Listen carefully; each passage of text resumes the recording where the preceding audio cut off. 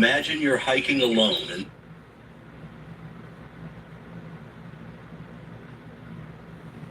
what's going on, everybody? Welcome here.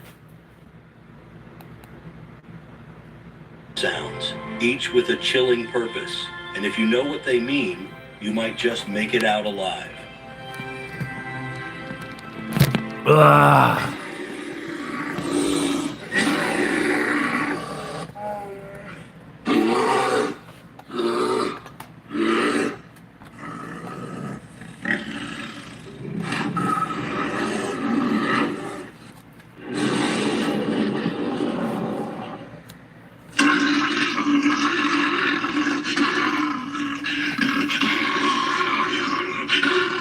What's up, Cliff? What's up, Paul Mills? Charlie Cook, how's it going?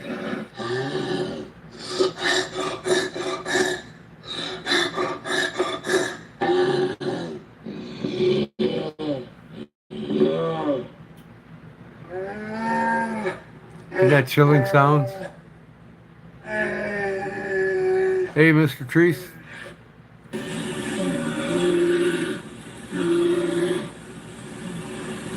Cliff Rott, what's going on? You are listening to the sounds of a brown bear in the wild.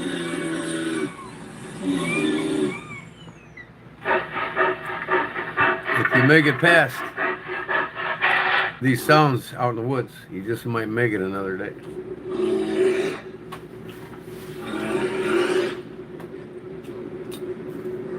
I'm trying to figure something out with sound effects.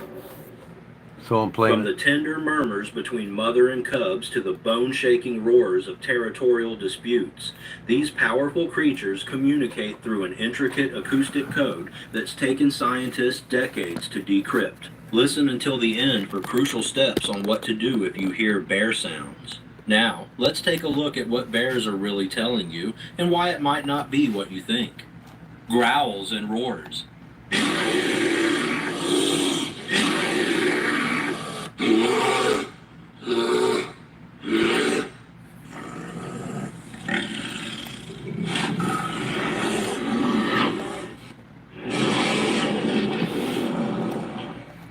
The most powerful bear vocalizations are growls and roars, which serve multiple purposes in territorial defense and dominance assertion. During confrontations, these intense sounds help avoid physical conflict. In situations of extreme distress or pain, bears emit powerful roars that signal their condition to others nearby. Male bears employ particularly aggressive roars during mating season to establish dominance and attract mates.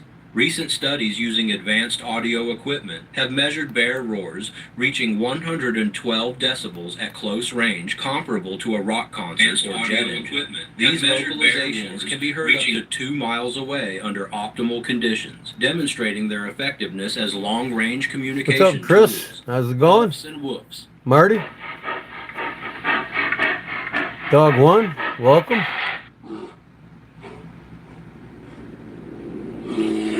Anybody's first time here?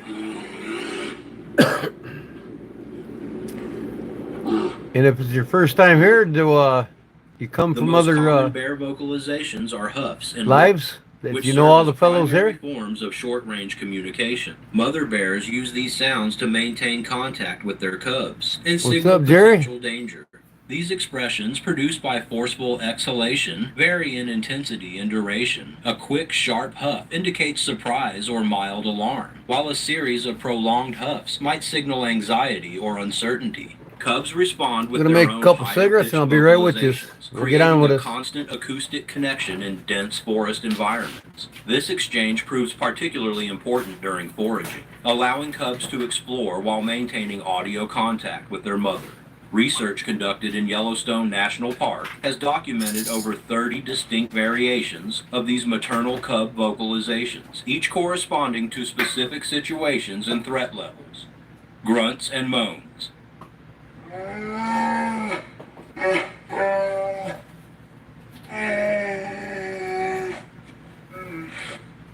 Bears Bears employ grunts and moans during close-range interactions, particularly when content or feeding.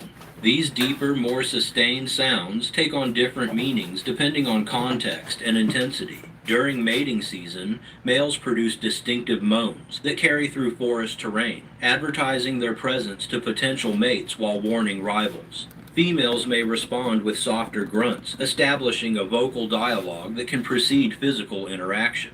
Scientific analysis using spectrographic technology has revealed that bear moans contain infrasonic components below human hearing range, allowing these vocalizations to travel several kilometers through dense forest. This discovery helps explain how bears maintain territorial boundaries in vast wilderness areas. Every sound a bear makes is a message, and misreading these signals could be the last mistake you ever make in the wilderness. That deep grunt you hear might be giving you precious seconds to back away slowly, while a low moan could mean you're about to walk between a mother and her cubs. The difference between a territorial roar and a warning growl could be the difference between having time to reach for your bear spray or becoming another wilderness statistic. These aren't just random noises. They're an ancient language that bears use to communicate their intentions. And for anyone venturing into bear country, understanding this acoustic code isn't just fascinating, it's essential for survival.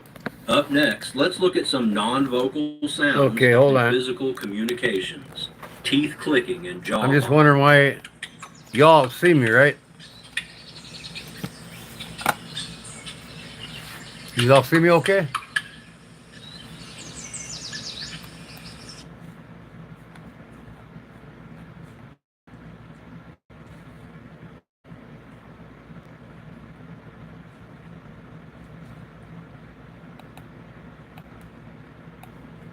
I am live here, right? Now, why is my camera breaking up again? I tell you what, man. I've got this thing. I'm logged in, I'm sure. Let me check.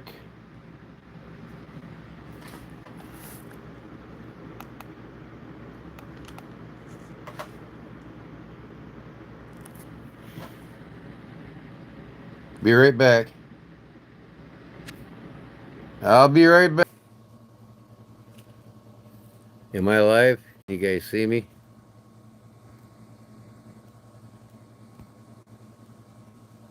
Hold on. I'm trying to get this going.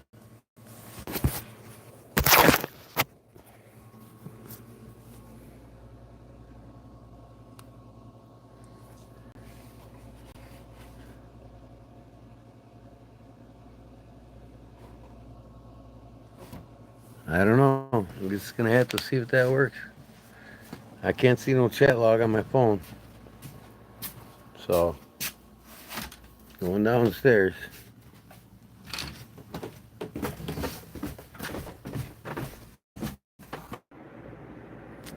I don't understand this, man.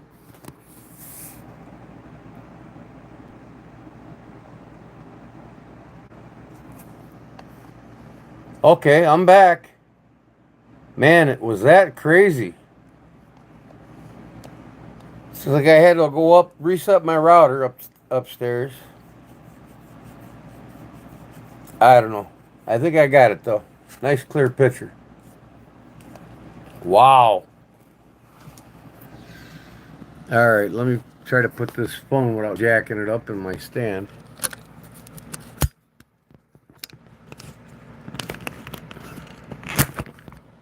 I need to get a new cell. I seen a commercial for one that rotates 360 degrees. It moves when you move. You guys see that one yet? And then I'm getting that mobile cam for my computer. Okay, what do we got going here now?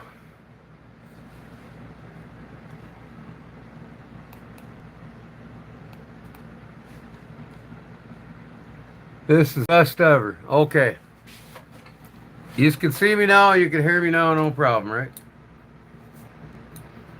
I got my computer, I just, for some reason, well, see what happened Mick, is I didn't turn off my Wi-Fi when I left the house the second time. First time I turned it off, I came home, I turned it back on. Second time I didn't turn it off when I left the house, but when I got back, it turned itself on. And it said connected. So I just, okay, I'm connected. I'm getting them wires, man. I'm getting that Cat 8 Ethernet cable, 25 foot. But I got some good news on my part, though. I've been retired 3 years. And I didn't know I had a supplemental retirement fund. Not my pension fund. A supplemental retirement fund. And it matures when you retire. But if you're not retired, you take a penalty if you withdraw it. And I didn't know it was there. I didn't know how much was in it. We got letters and it sat on my table upstairs for about 3 months. My wife said, when are you going to look at this again and call and find out about it? Well, I got 20 grand sitting. So, in my supplemental retirement annuity. So I called them up, got it all straight. 5 to 7 business days, they're sending me the paperwork. It's been 3 already. So next week, probably Thursday, I'll get the papers, fill it out, photocopy it, email it to them, and the money goes instantly in my account. My problems are all over. Hallelujah. The Lord's looking up for me. All right, I got to make a few cigarettes. I like 29,000. Yeah, see, they didn't start this program until 2006. And I got in the hall in 85. In fact, my father got out, he retired in the same hall. You know, I got in as under my dad in 85. He got in 1964. So my dad retired before they started the supplemental annuity. So my dad didn't get nothing other than his pension, but he's got a bigger pension than I do. So he don't really need it. It's pretty cool though. They started it in 2006. So anybody that's in our hall from 2006 to 26 will be 20 years now. Years into it. And I didn't know that 20 grand was there, so. Uh-oh. Phone's breaking up again. Oh my God. What am I going to do? What am I going to do? Well, I'm going to show you what I got here real quick before the phone pukes.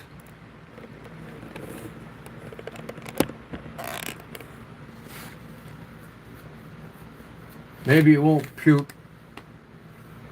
I'm going to turn the camera around too. If I leave it still, maybe it won't puke, right? So, I got another package in the mail today. And this one comes from Paul Mills. Let's give Paul Mills a shout out for our next giveaway. If you see the logo there, I'm pretty sure you know what it is. I'll open her up. This thing is a beaut. So give Paul Mills a shout out on this package here. Comes with a beautiful cleaning cloth. I think this is Concept, if I'm right. Artisan cutlery. Okay. Lifetime knife warranty. It comes with a card. Here's the specifications of what this is. Flicks open nicely, man. This thing is smooth as butter, boy. It's a frame lock. It's got titanium bolster and liners. Okay. It says right here, S35 model, lock type frame lock, blade hardness 59 to 61. Structure, it has ceramic bearings in it. Handles material is titanium. And this looks like a carbon fiber. like a marvelous look. Looks pretty sweet. And it flicks open nicely. Blade sets nicely. Well made knife. Someone's I'd rather have this than the bug outs. It's got that finger flick. And it's got a forward flick.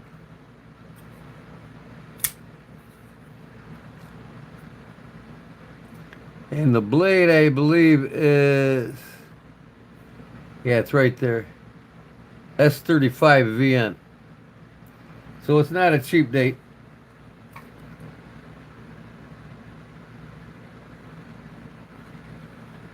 Artisan cutlery. Okay. The model is 184 3G. 1843G. S35 VN. Handled material titanium. When they say handle material titanium, it can't be this here, the scales. But the bolster and the liners is all titanium.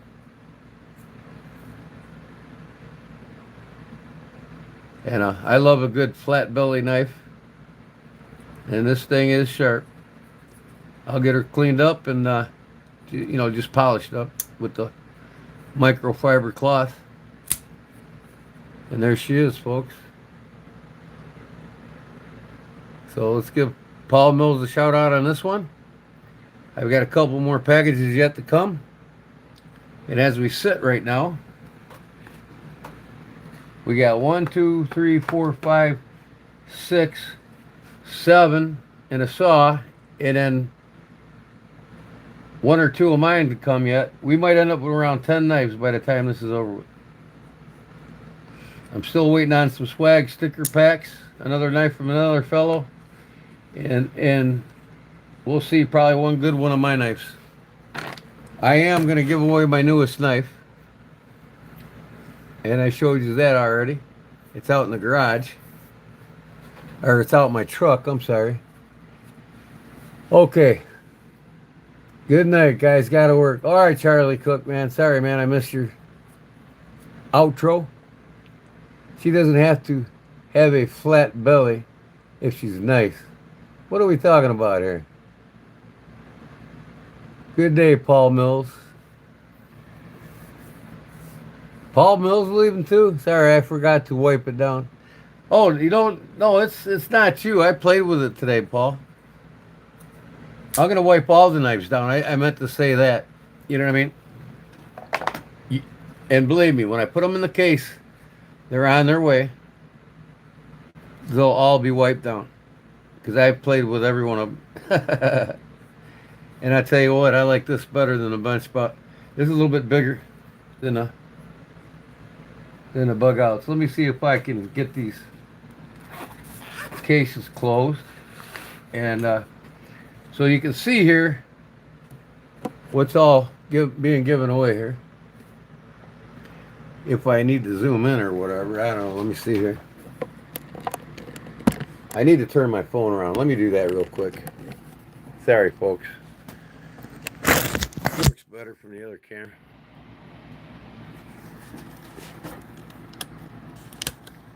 So I'm gonna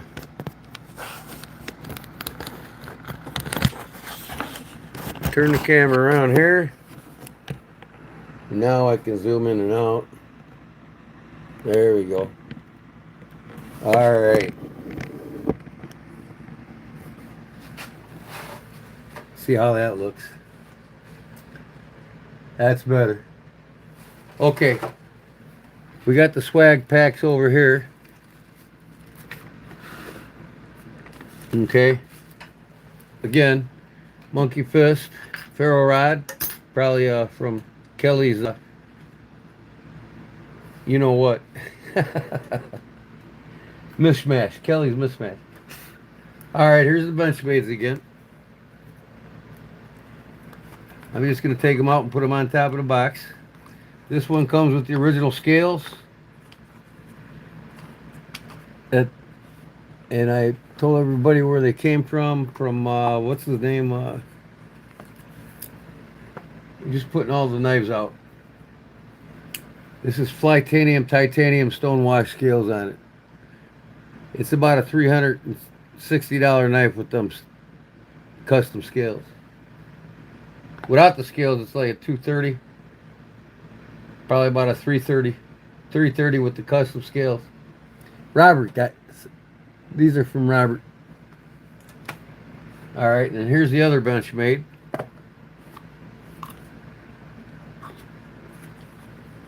And each one of these come with their own pouch as a typical. I got a sticker in each one of them.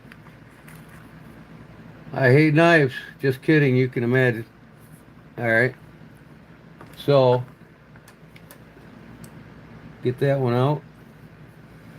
And put these back. I'll wipe them all.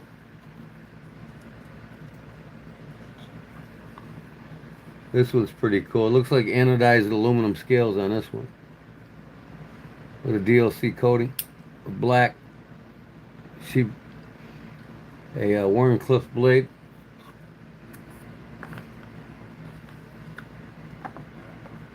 This was a drop point, by the way. Why do I keep doing that? Okay, and this one here is one of mine that I'm giving away. Ceramic knife. Comes with its own cleaning cloth.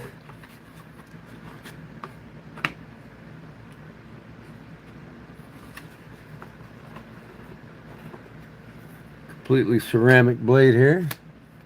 What up, Mr. Jim? Claude, what's up, buddy? Here's a ceramic knife. Do not drop it if you win it, or it will shatter on you. But they say you don't have to never sharpen these. But you can hone them and never have to sharpen them. Alright, that's in a beautiful aluminum case with a glass lid.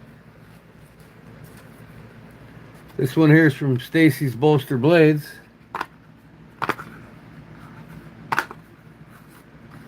What am I doing here now? Alright. This one's here's the Harns knife. Never heard of them until she sent it to me. So we'll do this, get this out of the way. That lid. Can barely see that thing, it's so dark. But Harns, handy for life, hardy for survival. Other than that, okay, we got blade steel, Zanvik 14C28N. It's got a finger flick up here, and it flies out. It's got a straight belly modified Warncliffe with a swedge on top and some jimping on it. And it's got a finger choil there and here. You can choke up on it. You can also rust your middle finger there, and this would be good for caping animals, really, to tell you the truth. It's a good old survival knife, outdoor knife. G10 handles with an inlay yellow, and the Hardens logo there on the pivot pin. Nice little flat clip there that don't look like it'd mar up your jeans too well. And then it's ambidextrous, either side tip up. Pretty cool.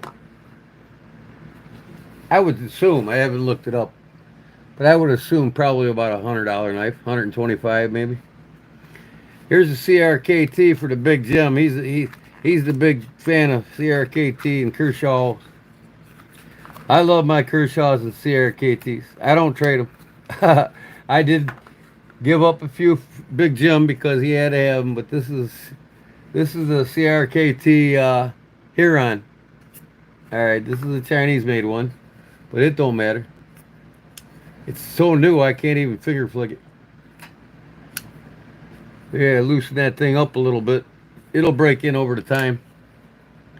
Again, modified Warren Hence drop point aggressively. It's got carbon fiber inlay that pops up off the top of the, you can feel that, off the G10 in desert tan or whatever color you want. with a Cerakote finish, stone wash finish on this one. Then we got that Mora, another one from Robert. This one, that one, and this one's from Robert, and so is this saw. Good old outdoor survival saw. That thing's a hog there. I mean, I think it was Cornbread that displayed that on the video. The Fiskars. Them things really eat up the log. I mean, he went through a 6-inch log with that. Cornbread did, I think. Yeah, there's a good variety. And we got the more. It's about a $14 knife. This might be the $28 one, though, because it's carbon steel. And I prefer a carbon steel. In fact, whoever wins this can have an option of having this or a stainless steel. I have a brand new stainless steel. If somebody wants to trade me, it's up to them. And then I don't know if Robert works for. Is he in the live right now? I didn't schedule, so probably not. I don't know if he worked for Snap-on or one of his relatives, but this is pretty cool.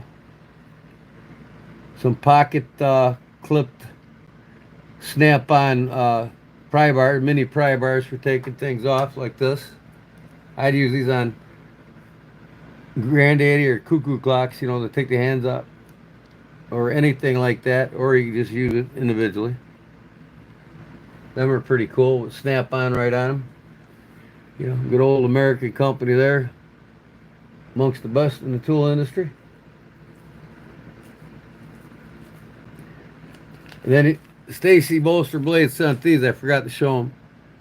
9mm cartridges with earplugs hot glued in them, and let me tell you something, they work excellent. Now, since I used them already, I'm going to keep them, but I'm going to make 6 pairs of them and give them away. In fact, I got this out on my table to do that, so I don't forget.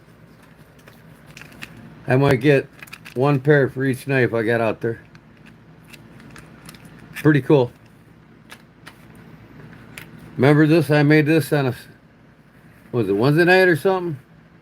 So you're putting your knife in. Let's try the bug out here, eh? Putting your knife in. That's kind of tight.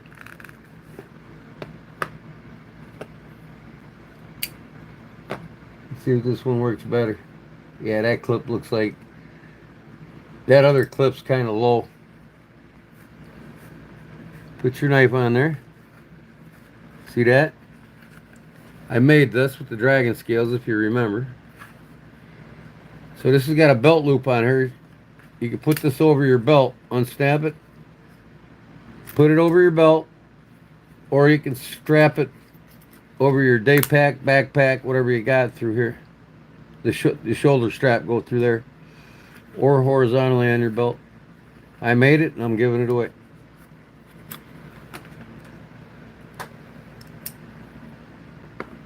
Alright. I don't want to take this out of the package. I'll let the winner do that. Y'all know what a saw looks like. Some little doodads. We got this here with EOS on it, I believe. If you all know what EOS stands for, please say a comment in the chat here.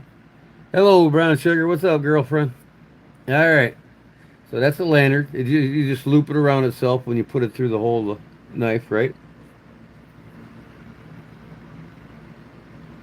Pretty cool. Probably go on a nice black and blue or just black knife. This is probably made by Kelly's Mishmash. Got about 7 to 8 feet of 7.5 foot of paracord here. You know, there's about a foot every inch on a cobra knot. So I'd say there's roughly around 8 feet here. Emergency situation. Could be a keychain. You got your ferro rod here and your knife striker. Good to have on your keys. If you ever get stranded in the woods, right? Then of course we got the 2 swag packs here from Stacy Bolster Blades with her stickers. What up, Derek? What the heck, do you, man? I got stuff to do tomorrow, so Oh, you keep me up till 5 o'clock in the morning. I'm gonna kick your butt when I see you. I'm only gonna be on till midnight. Yeah, right. Swag packs from Robert and Stacy. Stacy both for Blade stickers and you know Blade Walker and all them. And then Stacy sent these camouflage socks from Otosol. Okay, that's no. Where's that? Where did I see that other Otosol at? I think it's a sticker in here somewhere. Oh, and then I got a challenge coin here. This is Buy a Knife, 22nd anniversary, 2003 to 25 Blade HQ challenge coin. And then we got this pirate, the pirate head. See the pirate head here? Let me turn my damn light on here on my phone. Maybe I can get some light. There we go. It's a pirate head with a pirate hat on. Kind of like a snaky looking, dreadlock looking beard. Then we got this here, Look It Up, White Dawn, Log Jotter, Made in America, jotting notes down, camping, you know, whatever. So, pretty cool packages. And then, like I said, my new knife that I designed is going to be in here. So we got 1, 2, 3, 4, 5, 6, 7, and one of my new knives, 8. And if I have time, I'll try to make a traditional folding knife. But I don't know if I'm going to have time. So the drawing's going to be on the 1st. And when I go live Sunday, I'll be close. Real close. And the only reason why I ain't getting I probably could have gained 30, 40 more subs already had not my phone been figured out a week ago. Mick helped me out the last live, but I wish I could get that cable right away. But unfortunately, I'm waiting on money again. And I went today to look at a pontoon boat. I got a pontoon boat to start here.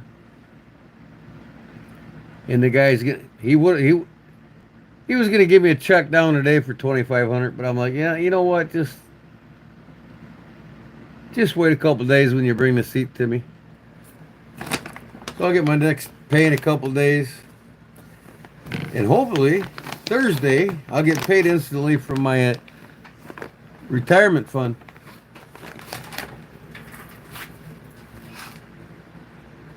I'm gonna make a couple cigarettes. I forgot.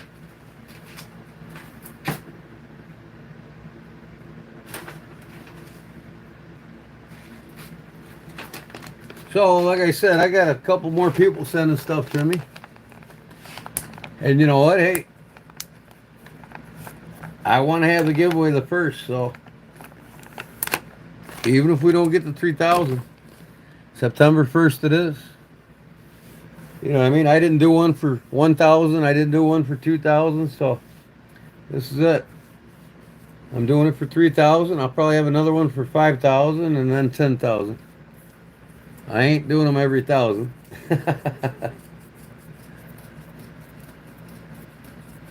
So I just wanted the 3,000 to be a banger. You know what I mean? You know what I mean there, Big Jim? Banger. Take what off the chat? Jerry, please take it off the chat. What are we talking about here?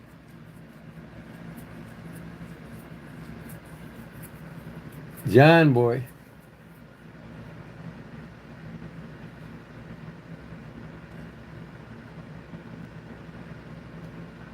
Now, I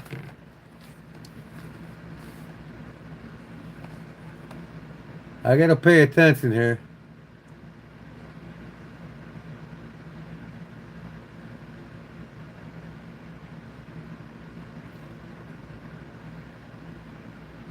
What's up, Wicked Blades?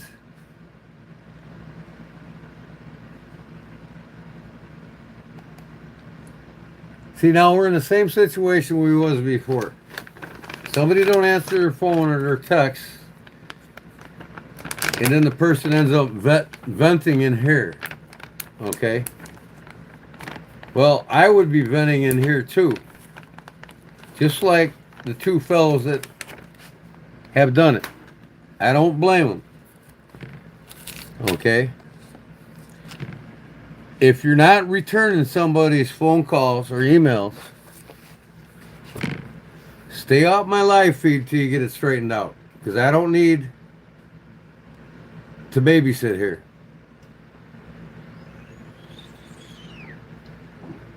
If you got some personal problems at home, stay off the live feed till you get them straightened out. The last thing I want is people mad on my live stream. Okay, so just get a hold of each other and drop it right now, right here. But like I said, the fellow that's trying to get a hold of him is going through the same thing Paul did. So straighten it out. Come back when you get it straightened out.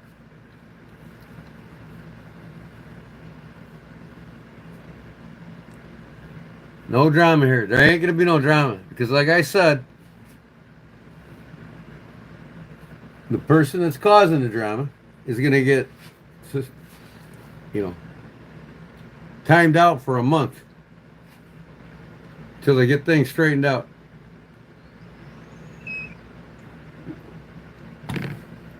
So, anyways, this is nice. I mean, it's very generous of all you guys. I'm very blessed to have you guys. I'm very blessed to be able to give an opportunity for you all to take part in this, and I can't wait for what the future has to show for me. And you can only get better from here. How's your evening going, brother? Let me see. Ooh, I gotta catch up with what everybody's saying here.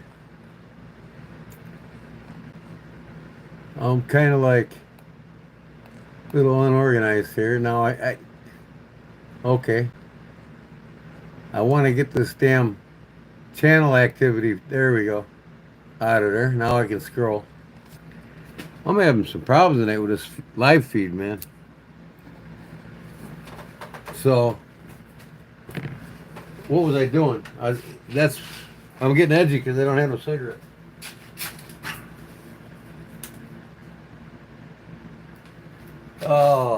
Okay. So, yeah, once again, guys, I told you about this already, and I'll tell you again. Don't have these in the presence of a cop, even at this length, without a hard ball in it. With a hard ball in it, that's a weapon. So, I am not responsible, whoever wins that, if you go to jail or if you get fined for having it. I'm just saying that. I'll give it away. And I might make a couple of them without a steel ball in it.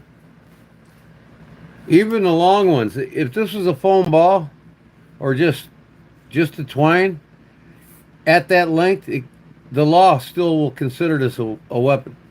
Even if this is a softball. But if the length is shorter, like say here, and I know the reason behind the long length, it's for survival purposes. There's like 18 feet of paracord here, 20 with the ball. 18 to 20. So you got 8 inches here, that's 8 feet. And there's probably almost 8 feet on this ball. Which is cool for survival. Leave it in your glove box. I mean, especially when you get pulled over by a cop. You got this in your keychain like that. If he sees it, good luck.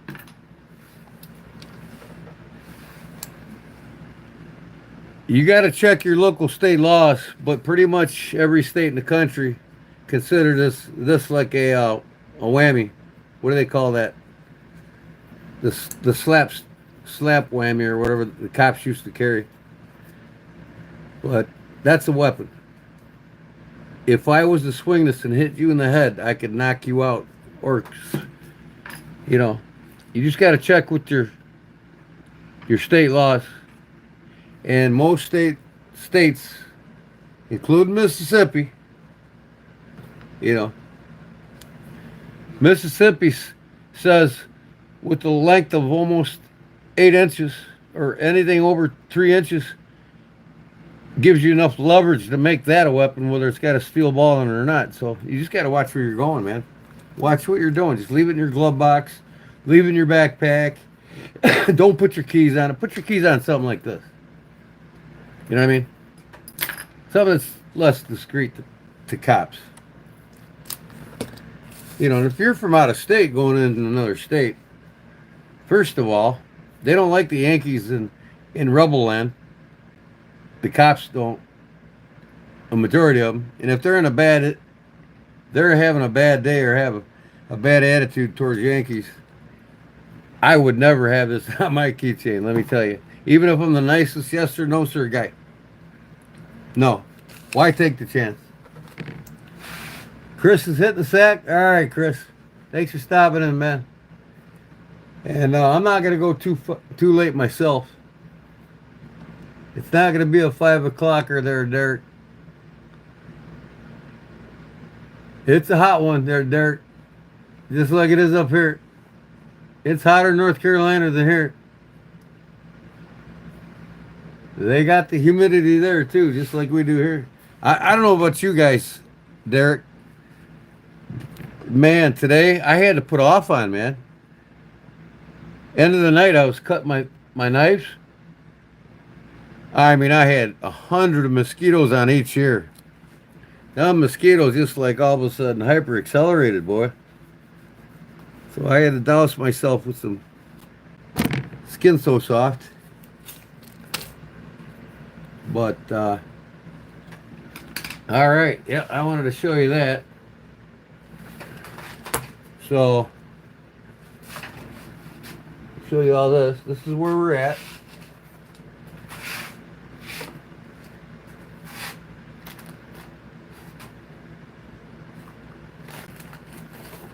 Put it all away again. Once again. This is a little Kaiser swag sticker here. Trying to keep everything together from what comes from who, because I want to mention where it came from and who made it and whatnot.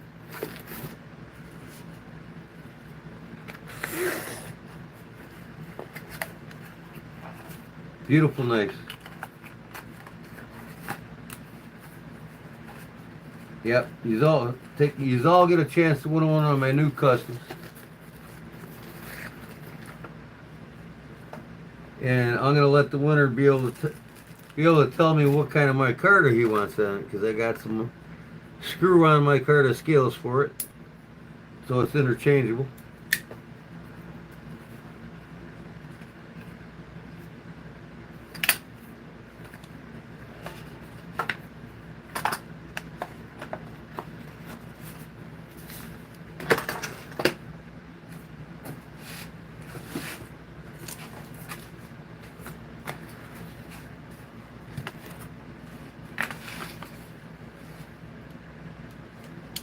Next package comes in, I'll show everything again.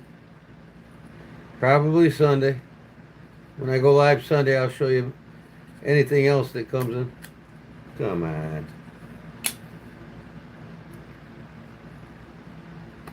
Are you kidding me? Open the box right, dummy.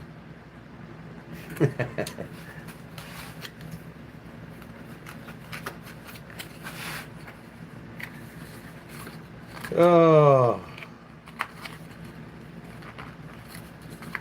So what came in though really new was what Paul Mills sent for y'all. Try to win. This one here has 35 VN.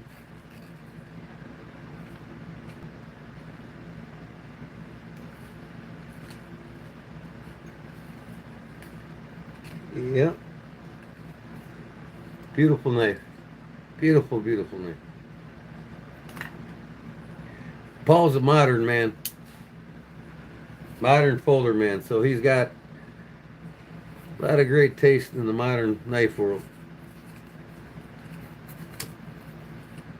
And I would assume S35VN ain't cheap, neither is the titanium. And this looks like a gold fleck carbon fiber type scale here. I would say this is probably around $180, $200 knife. I'm just guessing. I'm not a modern guy. But if I was to guess, I would say about 180, possibly 200. Paul can tell you, right, Paul?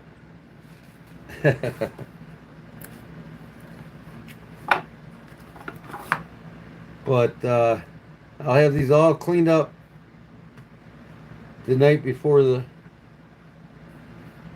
first. Last day of this month. Ready to go.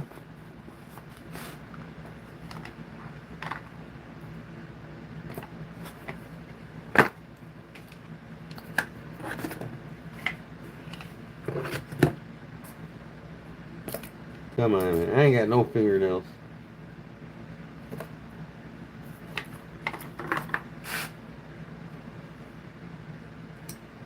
I like this one better than that mini bug out.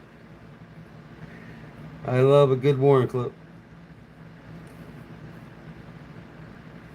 But they both got my two favorite blades on it. Drop point and Warren clip. That one other one might be a modified Warren clip.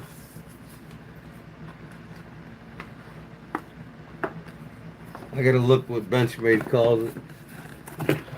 Every company calls their blades differently.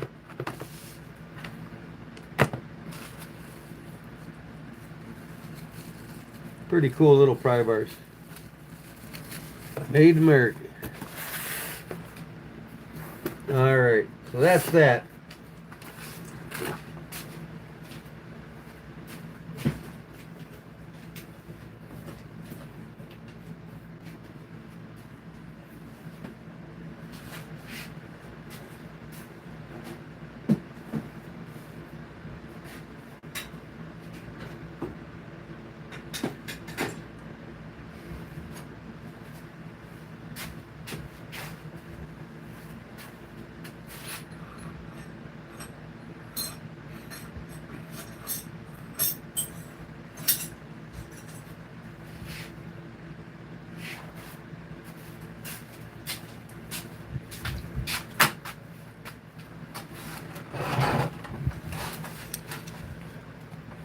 Okay. Can you all see that pretty good? This is carbon fiber ODE green Kydex. I don't know what knives I'm going to put it on, but I thought it was cool and got it. ODE green Kydex. Carbon fiber Kydex. I'm going to get some other colors. I'm going to get it in black. I thought I got the black. This is the ODE green. And then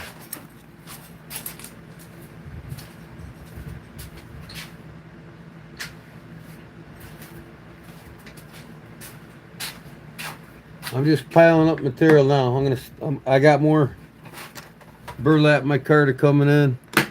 This is carbon fiber burlap, or I think that's what it said on the invoice.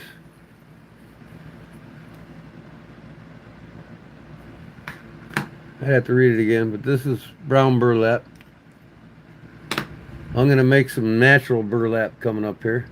I want to have some natural. And here's what I cut out today, folks.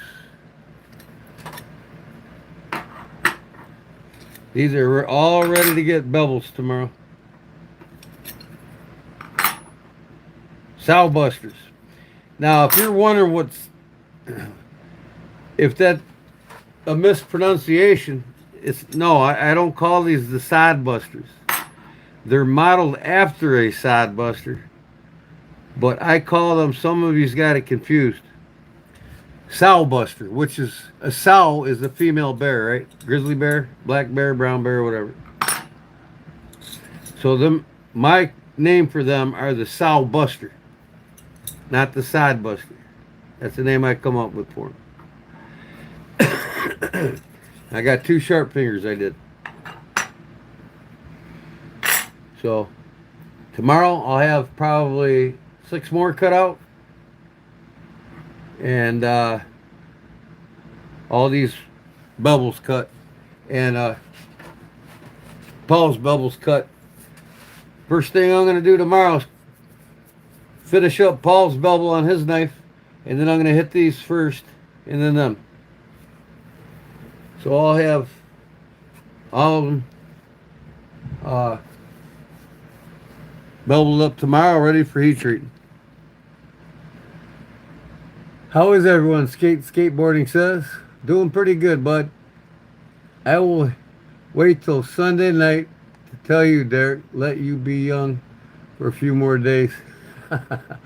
Come on, everybody. Don't jinx me. I'll get hit by a semi crossing the street tomorrow. It won't make it to my birthday on Monday. Oh, you'll make it, Derek. You'll make it.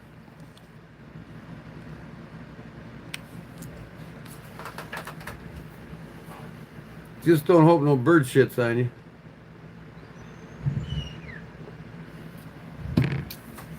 Sunday fun day with Derek's birthday at midnight. Maybe I'll send you some cake for the live stream. Yeah, there you go. Maybe I'll make a cake and eat it in front of you.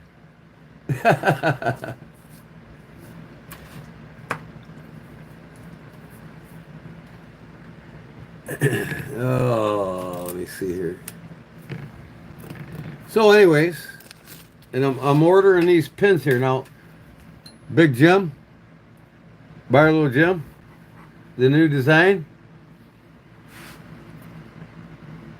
2 holes here. This ain't like the same size holes all the way through. They get bigger. 2 bit sizes bigger. These are the pin holes for the pins. And then this one's bigger than that one. These 2 are the same size, and then the middle one's the biggest. That's my newest idea. And every one of them's beveled on both sides. So now these get a full flat grind, just like a side buster. Here's your lanyard hole. So that's what they'll look like if somebody wants to buy them skeletonized. Of course, like I said, there's going to be lots of options with these knives. Cerakote finished in any color. You know, you're gonna click on my website what color you want, whether it's polished, you know, stone washed, all the options, with or without scales on it. So these are the pinholes for the scales, and that's for the lanyard, and that's what it'll look like skeletonized. See, I want to do my knives where people can afford my knife with a basic sheath and a lanyard on it, and they can build up from there. You can get 3 or 4 different scales to put on it. You know what I mean? Like the burlap micarta, you know, black carbon fiber micarta, black walnut, you know, other materials I'm going to start getting.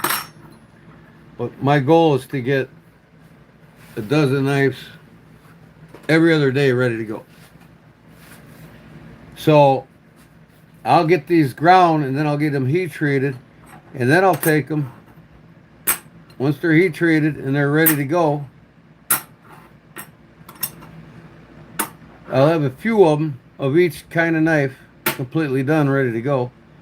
But as I go, I'm going to take a few of them and hang them on the wall when they're heat treated and ready to put handles on them.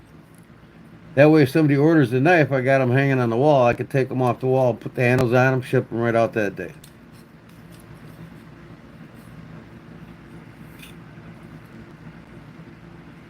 Jeff Jackson, what's up, bro? Never been to the bead?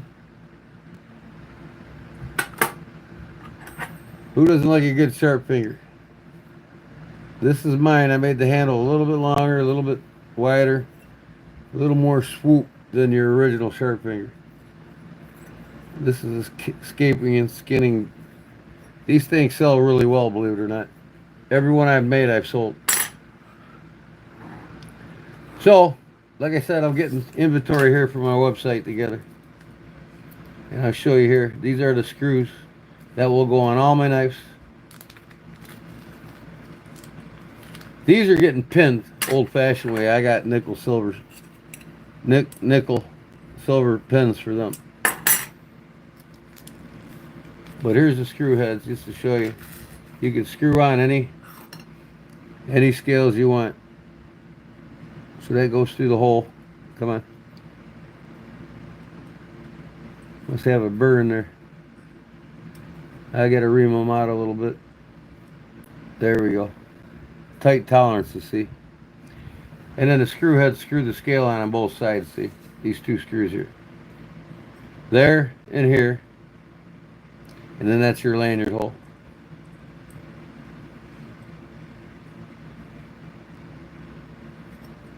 So you can build a knife as you can afford it. You don't have to pay $275 for the knife. You can start out at $125 with the basics. And by the time you buy 3-4 sets of scales, and maybe you want a spine carving on it, I would suggest you got that first. If you do want a spine carving. Or you'd have to send it back to me. But there'll be options. I mean, you can ask for the spine carving on the website. Skeletonized, basic. I mean, $50 more for the carving on the spine. You know what I mean? So it would be $175 with the carving. So there'd be options for my knives. Lots of options. It's going to be exciting to get all these on there and have stuff available for everybody. All right, Baptism is in the house. What up, Baptism? I buy it, please. Sid would buy my knives. Well, just wait till they go on my website in the next couple weeks. I'm gonna start filling that website up. I got the shop option on my YouTube channel underneath my header, so you can click on shop and go to my website.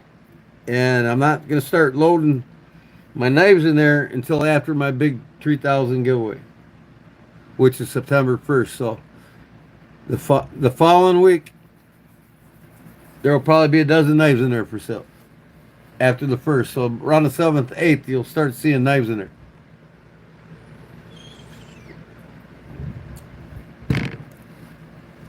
So, anyways, what the heck am I doing, man? I've been making a cigarette now for an hour and I haven't even smoked it yet.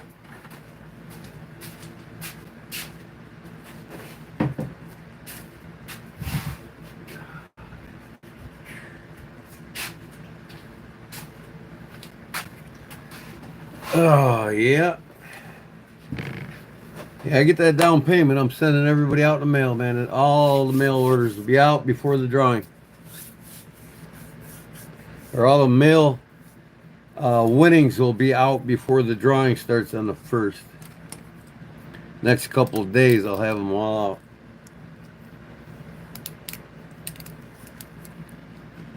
And then once I get my pension thing, I'm set. That's going straight in the savings account.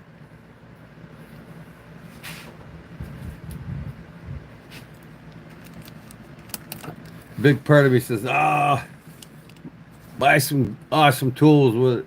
Well, you know what? No. I'm going to build the account up now. I got a chance to do it. I'm going to do it.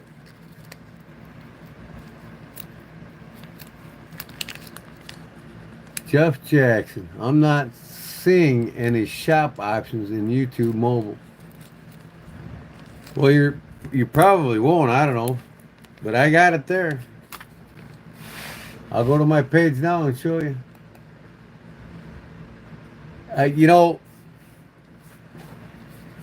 when these cell phone companies do technology, especially Apple can't do a lot of things Android can't, and I just don't get that. You know, smartphones, right? They're only smart as the idiots that make them, to tell you the truth. They just want you all hooked on the shit and get you to buy their latest, greatest gadgets and phones. And every year you got to buy a new one. I'm gonna start throwing them away and getting dollar store phones, man. But anyways, I'll go. Let me split my page here. Look at this guy here. Ooh, that's been on my computer a long time. Who's that bozo in the middle, right?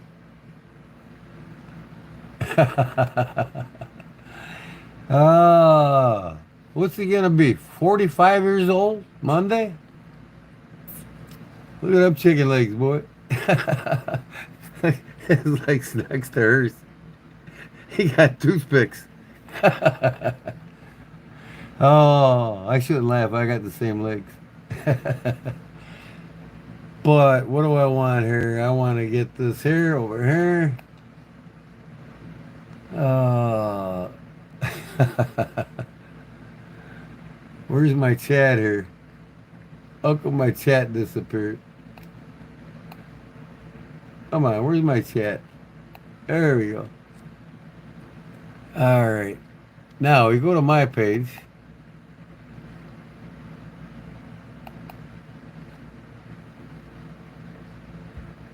Click on that arrow. Now what the heck's going on here?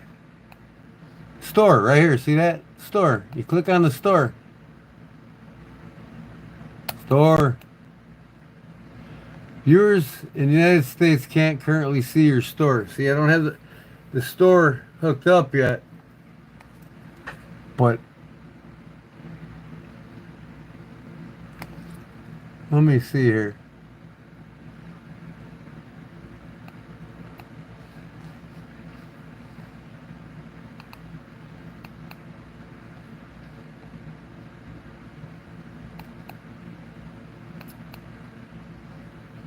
Yeah, it's store, not shop. At one time it said shop, but so let me see what's going on here. I'm gonna go to my analytics studio.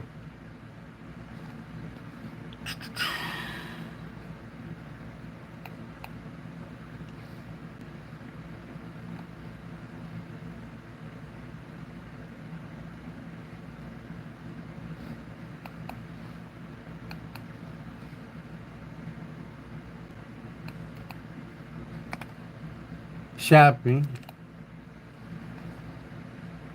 Okay.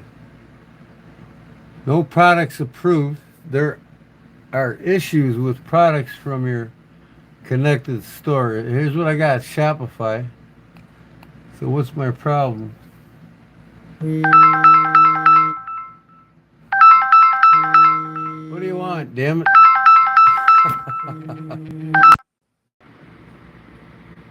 Hold on a second here.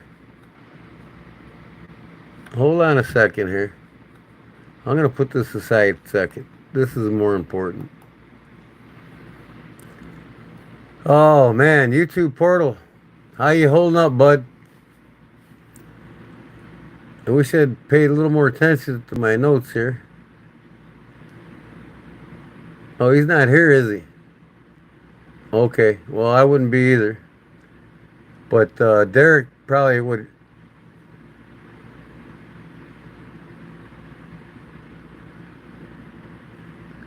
Okay. Oh, so I got you, Derek. Yeah. Well, hey, she's in a better place now, and like you said, they'll have their freedoms back again. It's the same way with my wife and my mother-in-law. So, anyways, our hearts and prayers go out to YouTube Portal's family and his loved ones, and may she rest in peace.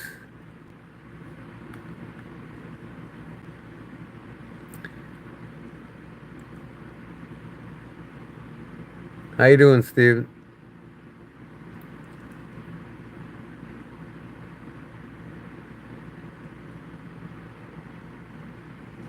Yeah, I mean Jerry, my mother-in-law, she got that MRSA, man. She was bed sores and MRSA and all that other garbage, man. And her heart just gave out from all the drugs. You know, try to tell them how to get healthy, and they just don't want to listen to it. My mom's going through the same thing right now. She's 80 years old. She's complaining. She's broke my back twice, and I'm so much pain, and I try to get her to eat healthy, and she just won't do it. I tried to get her to eat healthy 20 years ago before she even got in this condition. And now she's just a walking toxic pharmaceutical plant waiting to explode.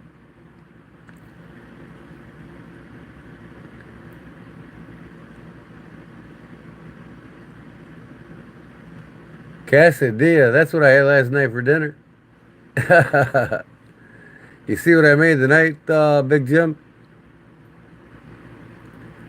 Oh yeah, country fried steaks with mac and cheese on the side.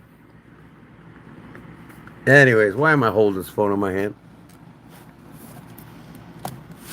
Let me put it in here. So yeah, does anybody got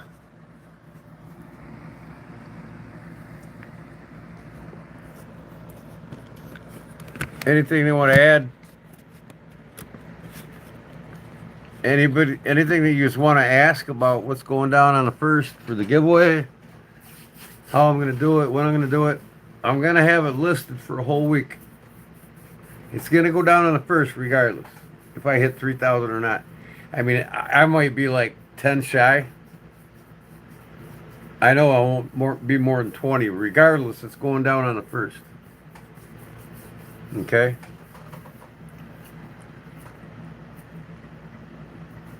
Yep, it sucks regardless. Yep.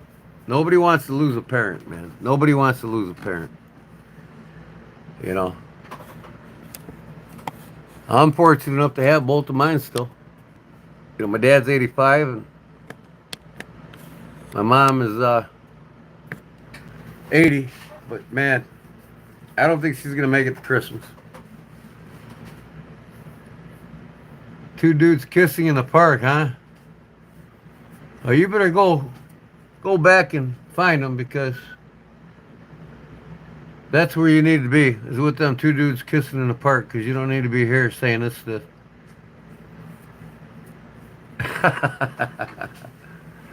Wow.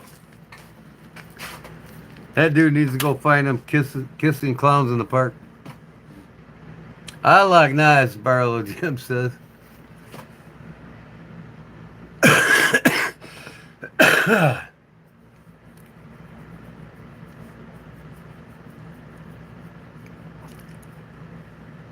How many gals are you having that night? Gals.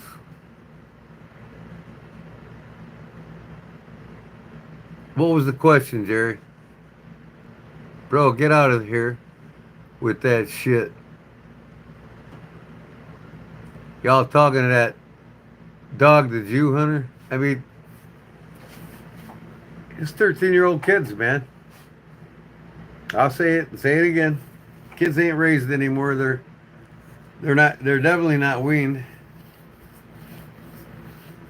I just feel sorry for this country. I really do. I'm glad I don't have no kids and no grandchildren. I'm happy. I really am. I got my dogs. They love me unconditionally. They don't badmouth me. They don't learn feminist bullshit that's being shoved down their throats.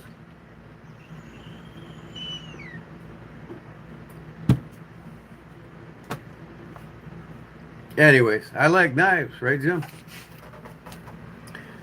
What knives are we going to talk about today? So what do you all think, man? Not bad for a few hours of work. 8 of them. And I think I'll wait before I put the grinds on them, but I'm definitely doing paws tomorrow. Because in a couple days I'm sending it out. Monday, everything's gonna go out Monday. So you all know what you've got coming from me. Expect to get it before the next weekend. Be all caught up and don't have to wait anymore. Especially when I get my 20K. That's gonna be, I told the wife half of it would start this living room, dining room down here. I gotta start moving everything over to the other house. Now, let me make my cigarette.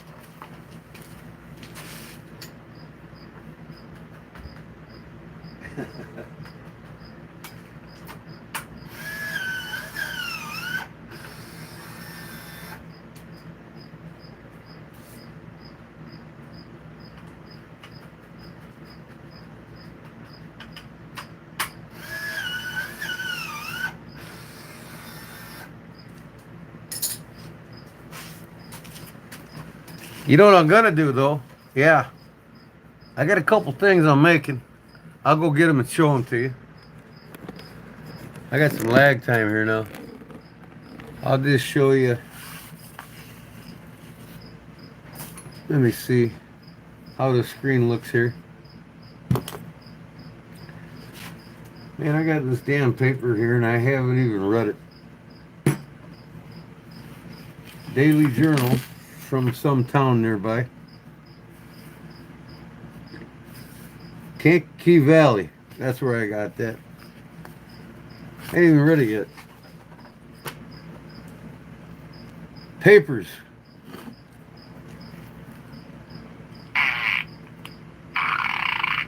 Oh yeah.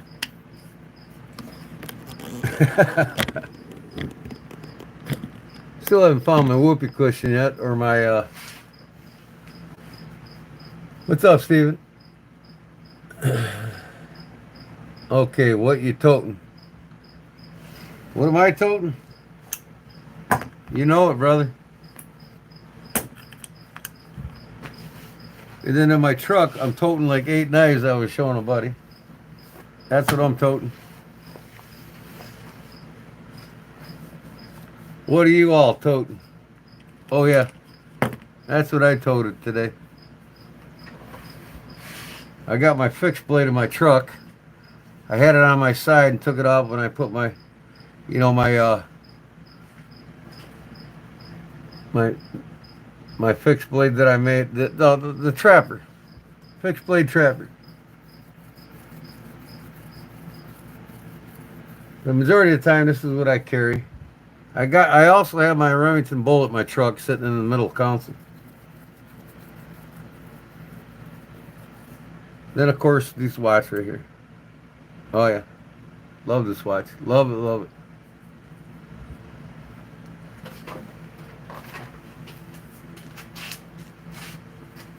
So that's what I carried today. That's what I was toting. What was you toting, Big Jim? Buck 110? Rose Crap Barlow? Rough Rider Warren Cliff Trapper. Fixed blade boot knife for Stephen Wimberly. Stiletto. Inks Timer and Uncle Buck. Oh, he's waiting. Stephen's ready for combat. Some people love carrying that shit. I used to have a boot knife all the time on me when I was younger. There ain't nothing wrong with it now. I used to have one of them original Gerber boot knives. Cold steel for life, Cliff Brott says. Always carry the same. I like carrying a cold steel. I'll don one at least once a week.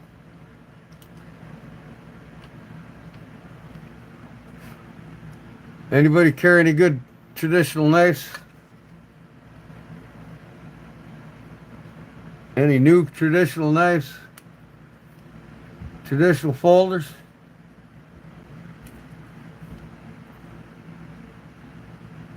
Who's the G-Man on there? What are you talking about, Cluck? The G-Man on Beast Blades tonight? Is that what you're talking about? Old Steel Concealed, yeah? Imposter? Hey, there's Robert Jones. What's up, bud? I just showed off the packages again. We got a new knife in from Paul Mills for the giveaway. S35 VN with titanium bolsters and frame.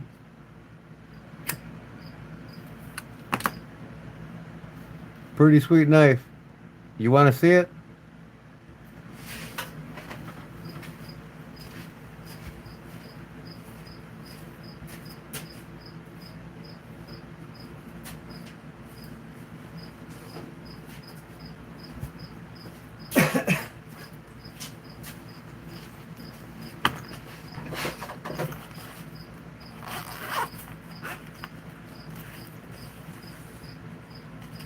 Here's the info card on it, specifications. Artisan cutlery. Nice little artisan washcloth there and some anti-moisture packets in here. There it is. Man, I like it. I might have to go out and buy one of these.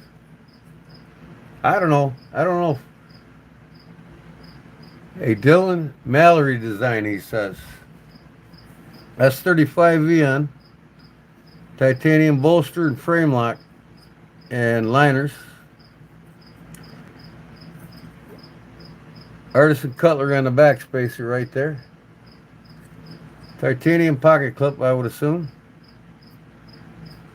This looks like carbon fiber with gold in it. Kind of like a gold speck. Clear and random carbon fibers in it. Pretty sweet. It's even got a lanyard hole. And it doesn't look like it's ambidextrous. Just tip up, right-handed. Ceramic bearings. It's got the thumb flick. Finger flick. I'm not used to these little knives.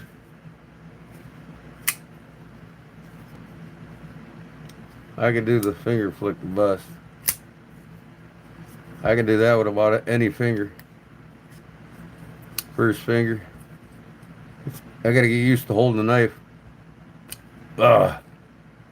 It's harder with the first finger. Yeah. First finger. Second finger. Third finger.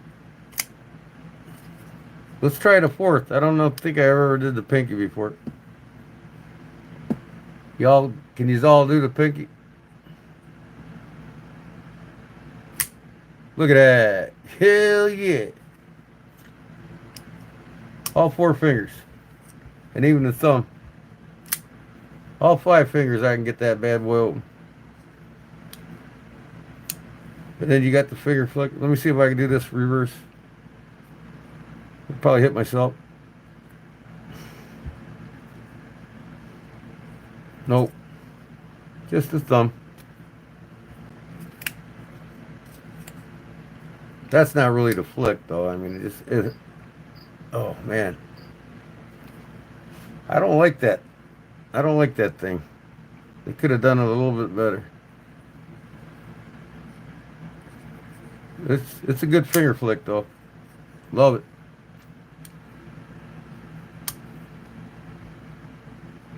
Tibbs front roll on top. Do front roll on top. Front roll on top. Can't do it. It's got too much of a detent in the blade. It doesn't want to move. If I get my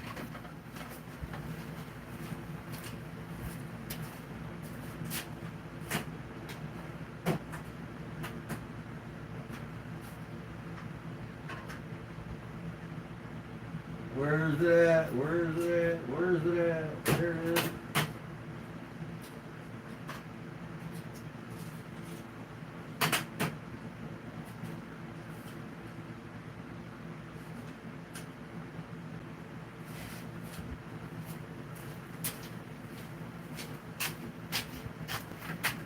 Get some comparisons here, right?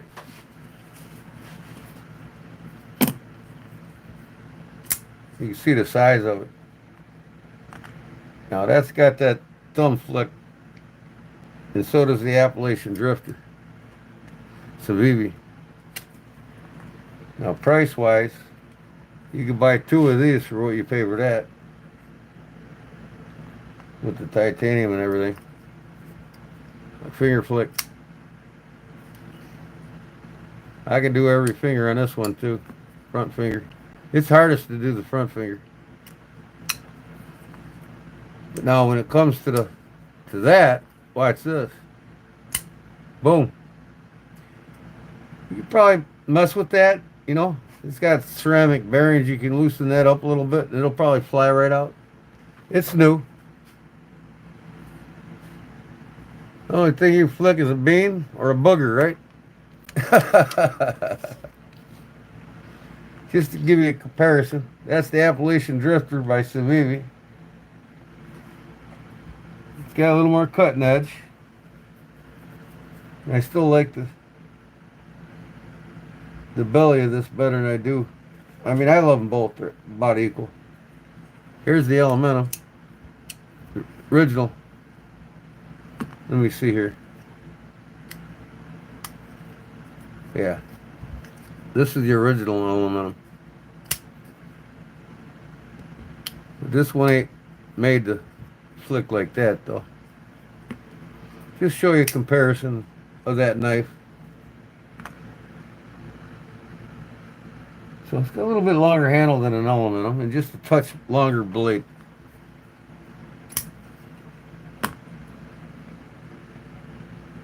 So the Civivi Drifter's probably close to it. Here's the petrified fish. Vector. The one I put the hamon on. You can see it's a lot bigger knife. Here's the one I just won from Darkwater.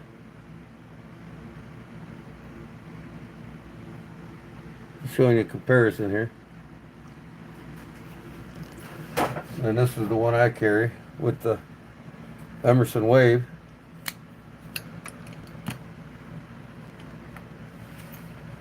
It's almost the same style. Look at that. Uh-oh. I think that's a knockoff of that. Might be the other way around. This has got more of a angular look. That's pretty close though, ain't it, Paul?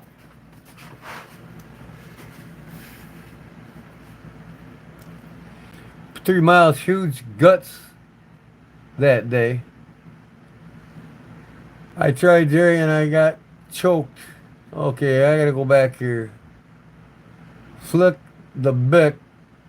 The Drifter is a sweet knife. I deserve some love. Oh yeah. You don't deserve that much love. I ain't never getting rid of that thing. Oh, you can get yourself one for about 49 bucks, I think. It's a good thing about Civivi, they're not too expensive. Watermelon Seed Spitting Championship here. Champion here. Oh, are you really there, Jerry? You left the name out. It's called the Knucklehead Watermelon Seed Spitting Champion.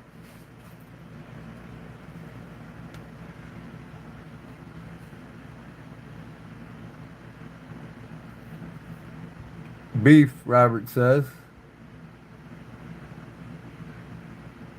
I need to practice doing something. We got flickers and spitters and bean flingers.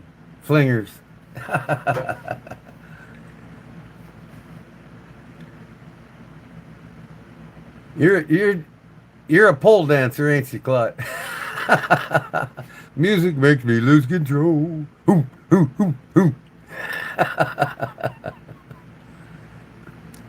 How many nights we laugh about that one on your porch, Claude?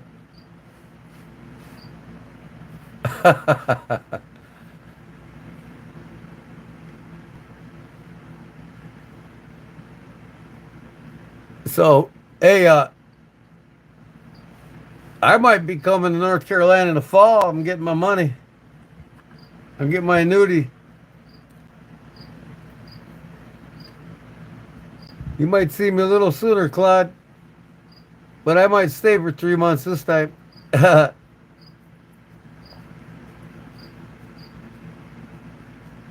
Hey, yeah.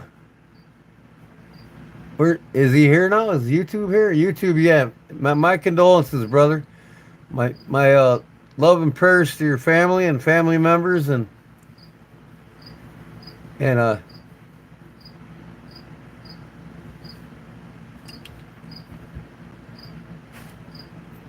much better place.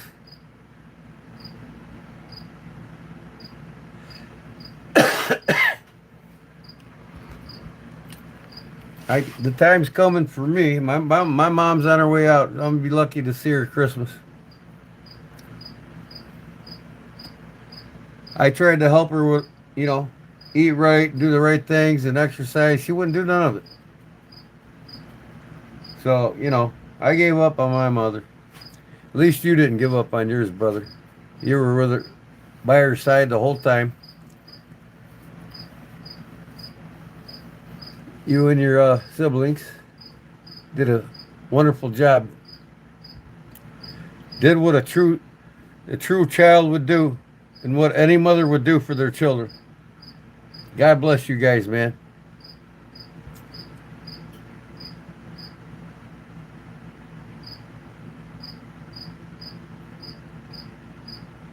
So let me see here. What else can I get?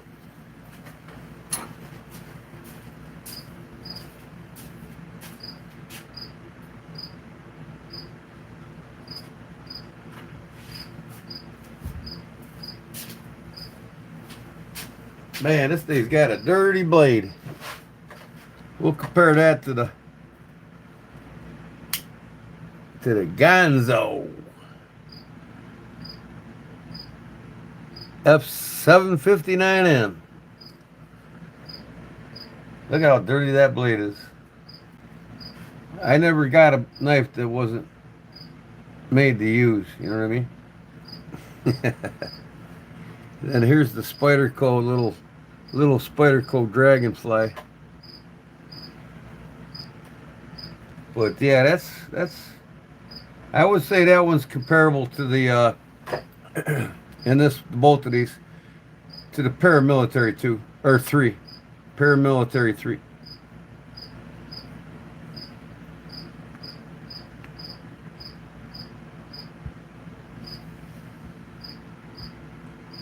She was a trooper. She's with her Lord and Savior. Oh yeah. I look at it this way.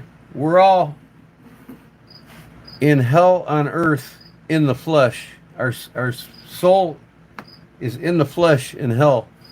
It's not until our soul leaves our bodies that we go to heaven, away from hell. So she's in a much better place. She's with all her previous pets and animals, and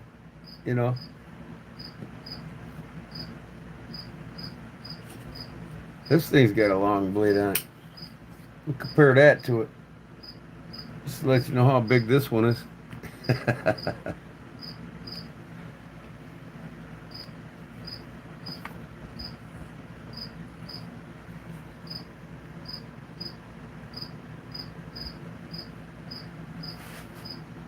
Who likes the Vector? Anybody got a petrified fish Vector? Remember I put the fake moan on it that one day I was live? It's got a finger cut out right here. It's a smooth operator. Of course,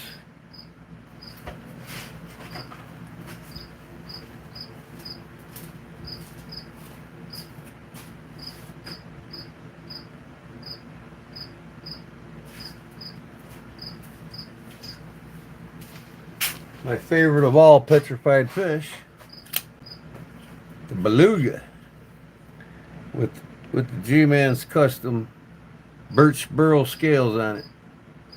One of a kind. They haven't made another one with it yet.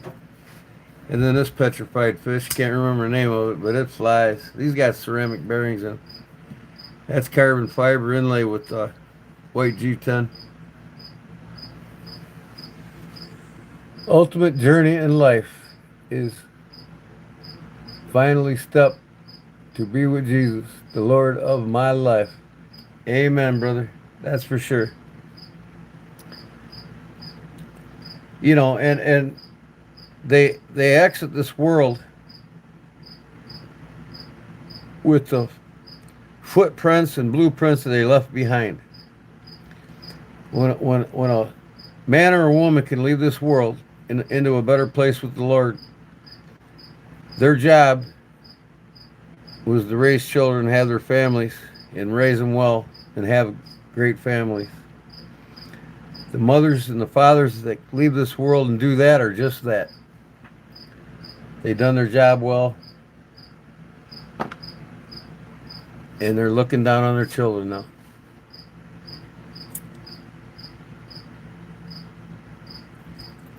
So, holy smoke, the petrified fish look stellar. Oh, these three here are my petrified fishes. I gotta buy some more. I want to get more. I mean, this one here was like 39 bucks. This was 54, most expensive one. And I'm yet to get, and I'm gonna put this same exact. This comes from Finland, Finnish burl, birch burl. It's getting rarer and rarer over there. I'm gonna get the fixed blade beluga. It looks just like this, but it's a fixed blade. And I'm gonna put these same scales on that fixed blade when I get it. I'll have a matching set. Question, Jerry says. Shoot, brother. So of all these knives, which one's your favorite? I must say this is probably one of my favorites right here.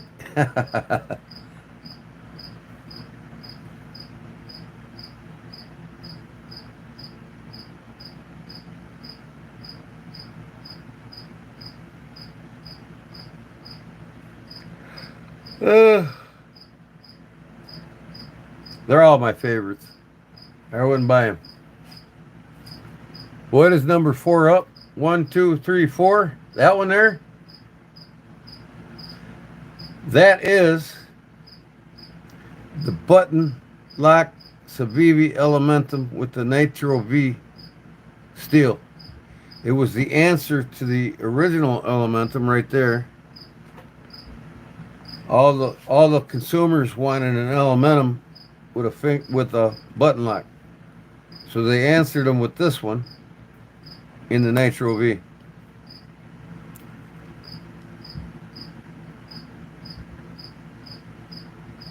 Marty Pro, you agree to what? What did I say? I can't remember.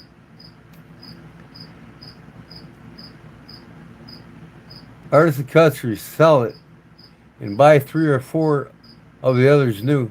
Oh yeah, like I said, you can get probably these 3 knives here and this one here for what you pay for that Artisan Cutlery. But there's guys out there that love the modern folders with modern materials. You know, they love the carbon fiber, Magna Cut, S90V, you know, and the titanium clips, bolsters, liners. You know, they love it. And a lot of them, that's all they buy. But, you know, it's usually guys that have a pocket that don't challenge what they choose or want to get. So anyways, I'm very happy to be able to give this away to one of you all on the 1st. Just remember, 8 o'clock, 8 p.m. I'll have it a week ahead of time posted, so you all get notified. But write it down. If you, in some reason you don't get notified, just be here or be square on the 1st. I'm not going to play no weight game on the 3,000 to come in. I mean, I'm close now. I might only need about 30 after this live tonight. It's a sweet knife. Now, comparison in weight, this is about as, if not lighter than this Appalachian Drifter by Civivi.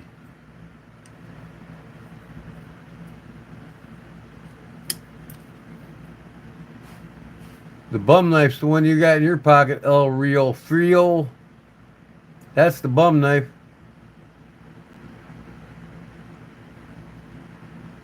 Gee, man, guy asked, do you have a ballistic? A ballistic knife? No, I don't have a ballistic knife.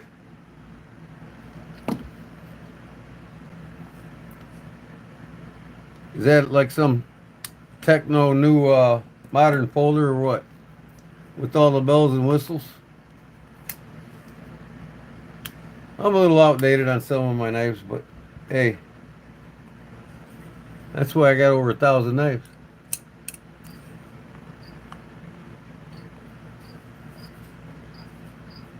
But I've been going on more on to the traditional side. Love the German knives.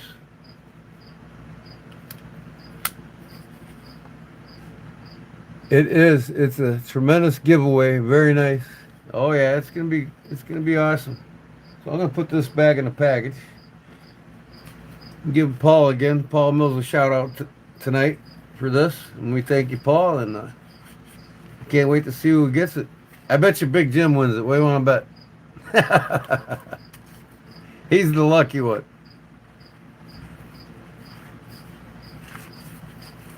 Him, Paul Mills, Brown Sugar. Who else? Who else am I leaving out?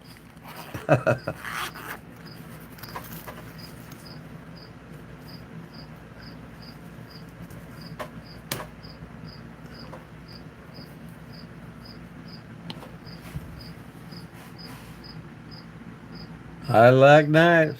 I don't care what kind of knife they're. Modern, traditional, fixed. You know, it don't matter to me. China, America, you know. Americans would buy more American-made knives if they just had, if the politicians wouldn't destroy the purchasing power of the dollar and make it more and more impossible to buy them every year. So the Chinese prey on the market, you know what I mean? And they step their game up in quality control. I mean, it's...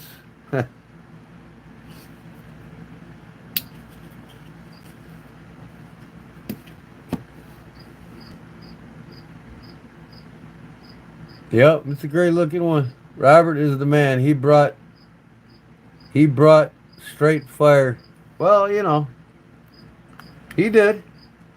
I think every one of these that make this happen bring straight fire, you know.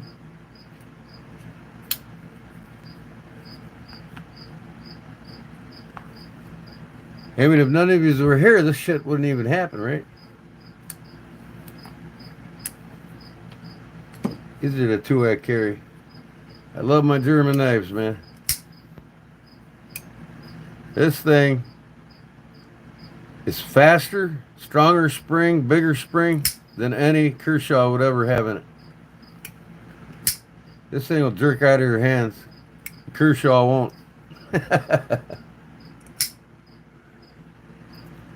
Gonzo knives rock. Yeah.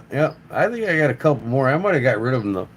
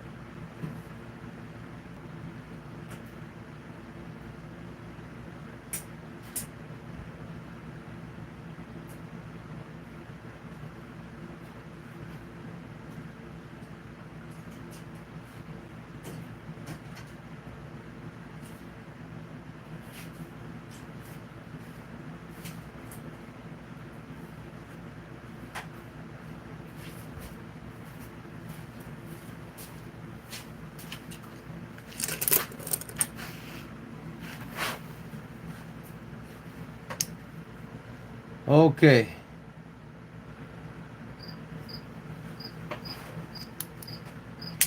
FB765. And I got another one similar to it somewhere. It's a black one. I can't remember. I love the ODE green. So I got 3 gonzos. I got to buy another one of them. And I got 3 petrified fish.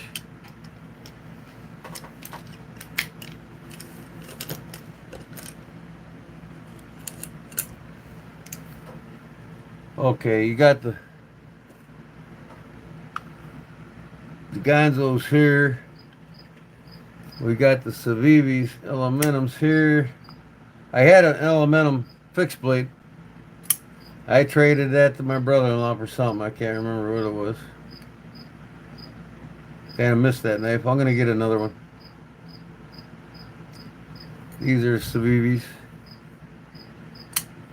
Next to the gonzos. Gotta put a sun cut in there. Owned by Civivi.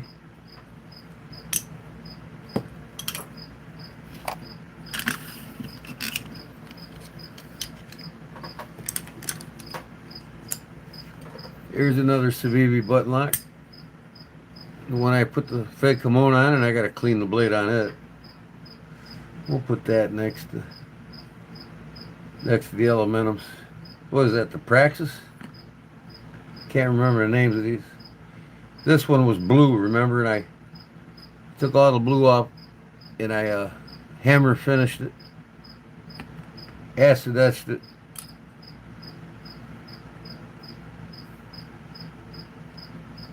Try to keep the bolsters all in line with each other. See which blade's longer than what.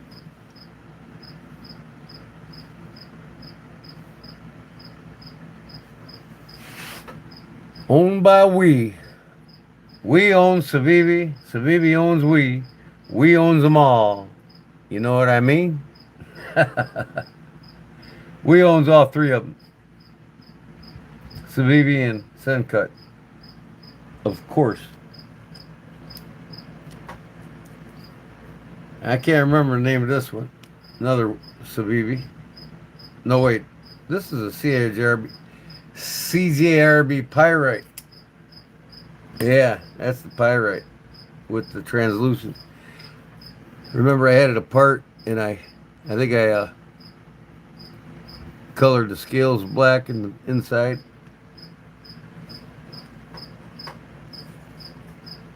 Here's pyrite. That's not the pyrite. Maybe it is. Both of these. No, I don't know. No, this is a Civivi here. I can't remember the names of these new ones I got. This one here. Y'all can help me out. Jerry hit the sack. Well, 2:30 about here. Y'all hang loose and keep cool. Peace. All right. We'll see you, Jerry. We'll talk to you a little later.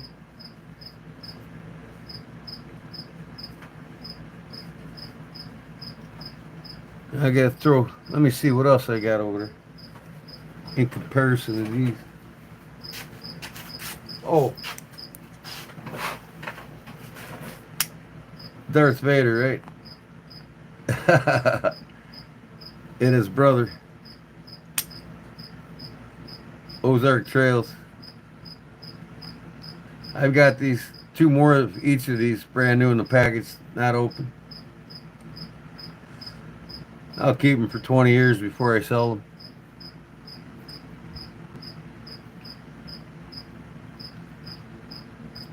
The bug out killer.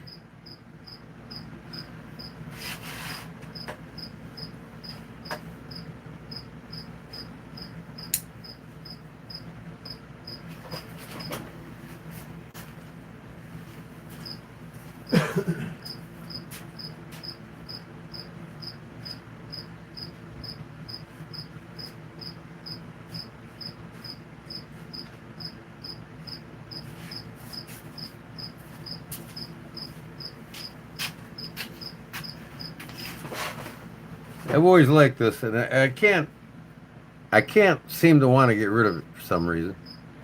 I mean, You can buy this at Menards. They still sell them there by Gerber. Man, what the hell's going? Oh, I got some kind of lock on here. Yeah, I got to push that lock in. Oh, is it frozen or what? Maybe it was locked. What the hell is going on with this thing? I think I locked it. Yeah, there it is. It's supposed to fling out there. Okay, I got you. You just barely touched that stud. Ow! I ain't got no fingernail now. And it flies. You push up on it and it flies out. This is spring assist. Yeah, there we go. I haven't used it in a while. You just barely push on that thing and it goes. And it's got a safety here. You push on that, it won't open in your pocket. It's heavy, man. I'd say this thing about 8 ounces. Gerber. But it was only like 37 bucks. Push that safety off. It won't deploy in your pocket.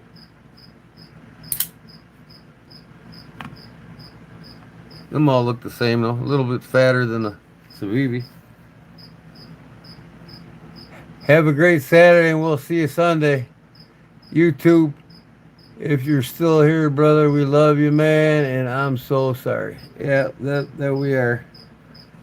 Thank you, Claude. Appreciate it.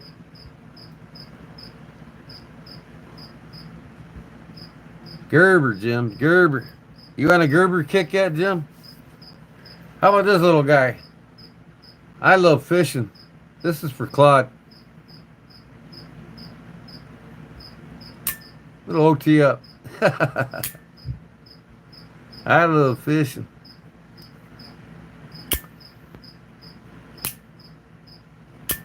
Little guy.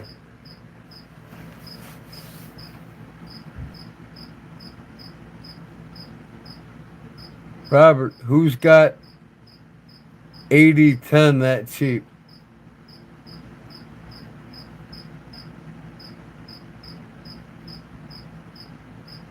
You got a few Gerbers? Yeah, I got a few older classic traditional folders too of them. Buy them. I'm sure you do too, Jim.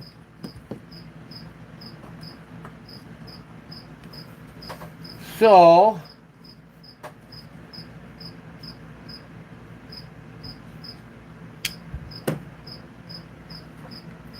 I guess I'll put all these away.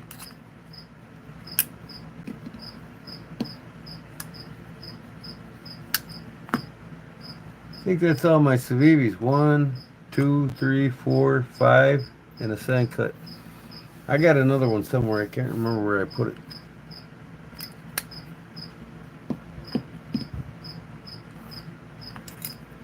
Yeah, this CRJB pyrite. This is the pyrite, and this is a pyrite too. They're both pyrites. One's got the Warren clip, the other's got the drop point. They made all kinds of different combinations of the pyrite.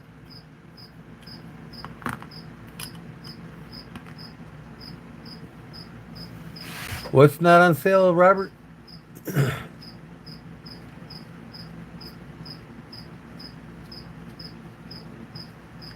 S35V Tonto. On what?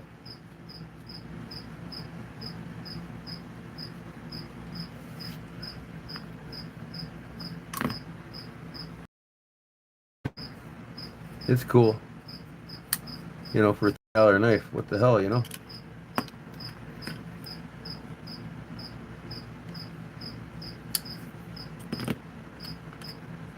I gotta start cleaning some of my blades. I'll have to sick my elephant seal on it. What elephant seal?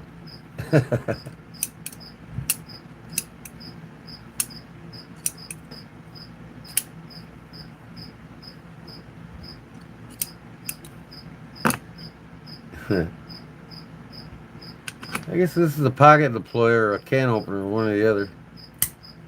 Bottle opener. You open a beer bottle with that.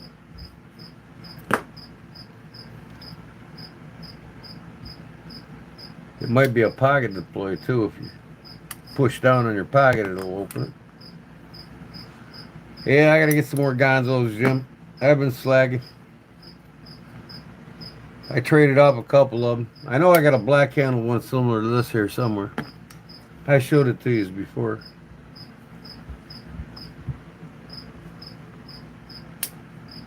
So what did Paul say? Tell him, Paul.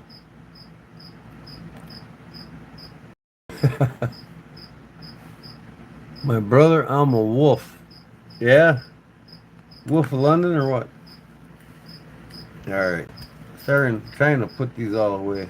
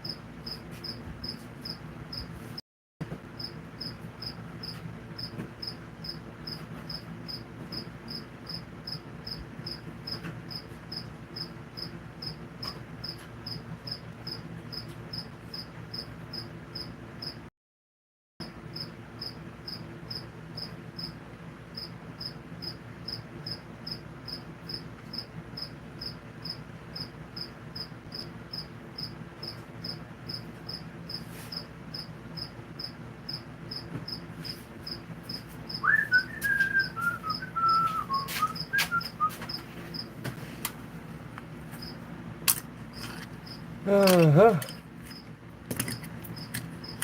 I love fishing. I love knives.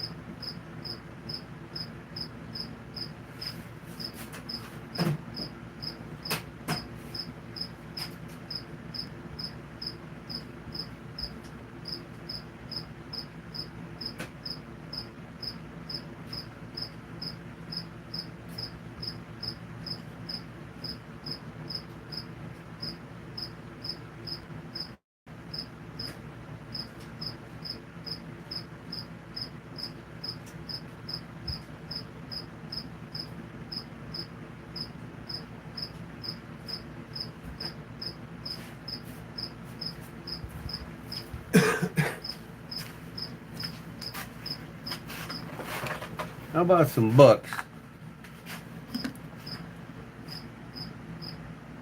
Man, it's 3D surround sound. My dog is going nuts. I thought that cricket was in the room with me.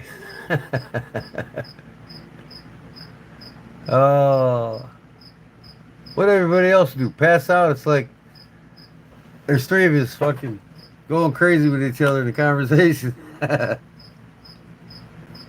Jim fell asleep again, didn't he? Portland, Oregon, USA. Another Gerber for you, Jim. Buckmaster.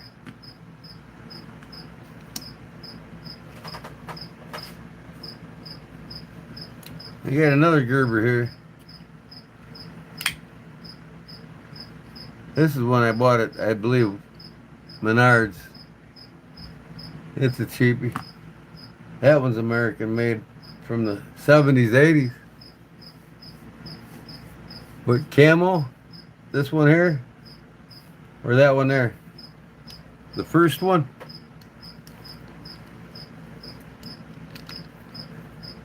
Here's a Swiss Tech next to the Gerber. The two Gerbers.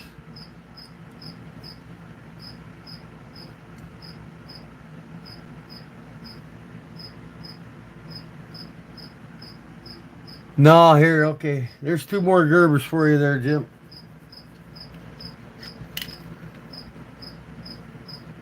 Here's a buck 112 slim. I gotta get a new clip for it. I got the clip. I just gotta put it on.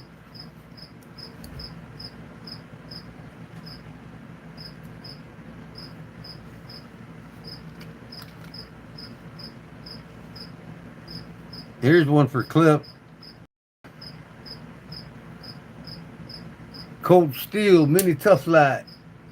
I had the blue one and I gave it to my brother-in-law. Little box cut. Cold Steel. I should bring that out with the Cold Steels then.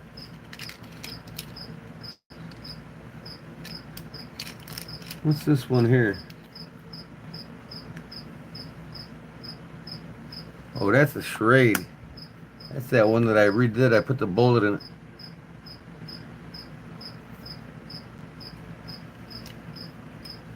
Oh, I like this. I like the Swiss Techs. I got to get the newest ones they got out now.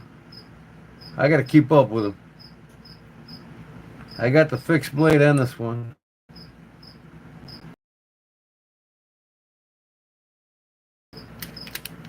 Here you go.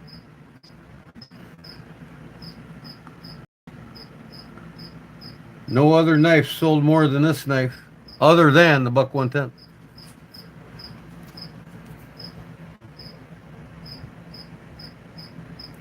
Uh-oh, I'm cutting out again.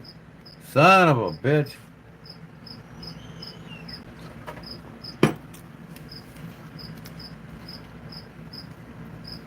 We got the Buck Bantams here.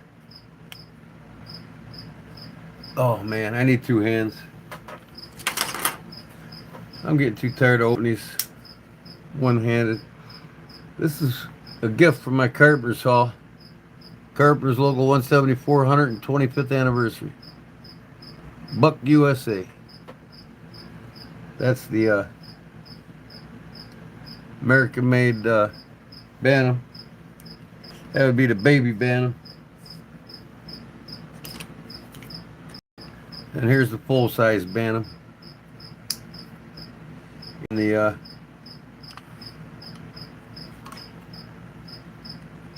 green orange camo. I bought that when I was at Claude's house, North Carolina.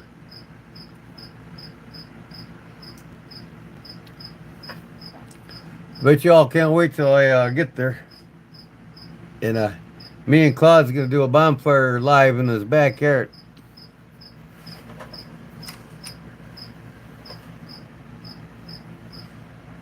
And I get to meet some of you. Here's the baby Bantam. So it's three different sizes of Bantams here. We got the big Bantam, the junior Bantam, and the baby Bantam. Yep. This one don't even belong in there. And here's a Gerber. The leak. I've had 6 of these at one time, Jim. You got one of them. My brother-in-law's got another. I think I gave one to my buddy that owns the knife shop. Now I'm down to one. I got every one that I got rid of, two, I modified them. But yeah, it was a Cliff. Cliff's the one that likes the Cold Steel, right? There you go. Hey, that'll, you can cut some serious, do some serious damage on arteries with that thing. Here's a nice little buck here made in America. I got this at the gun show last fall. It's the 824 tiny guy. That's aluminum iodized scales.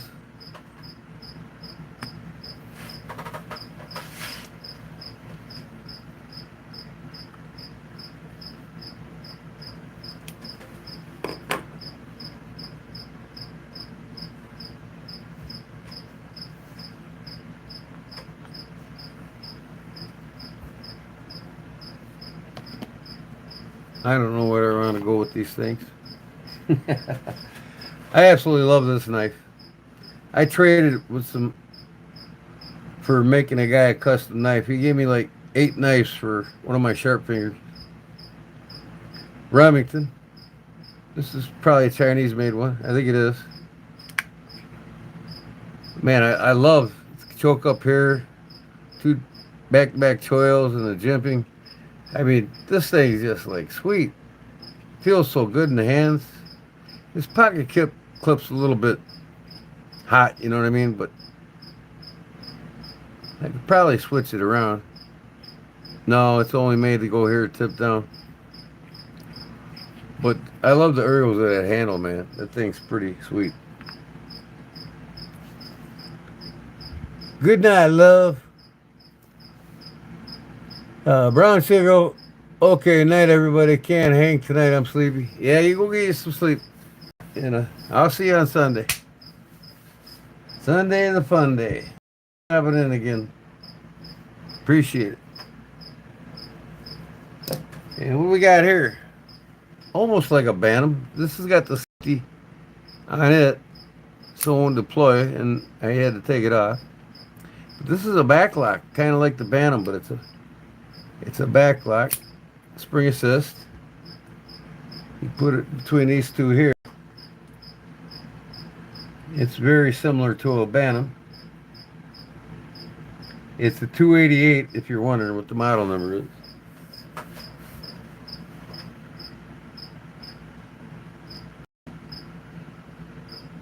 I've got a mosquito in here trying to fly around on me.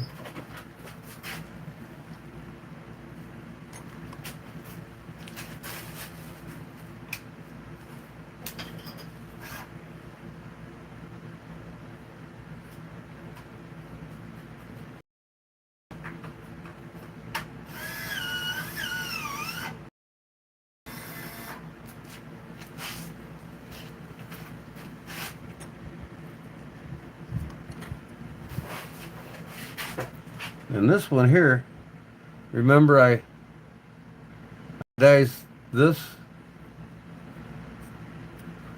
and then I had something a little wrong with the tip, so I kind of modified it.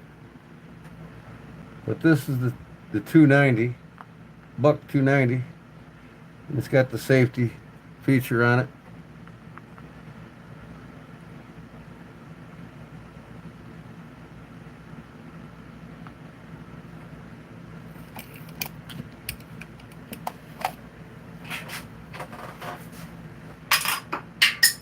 Darn it.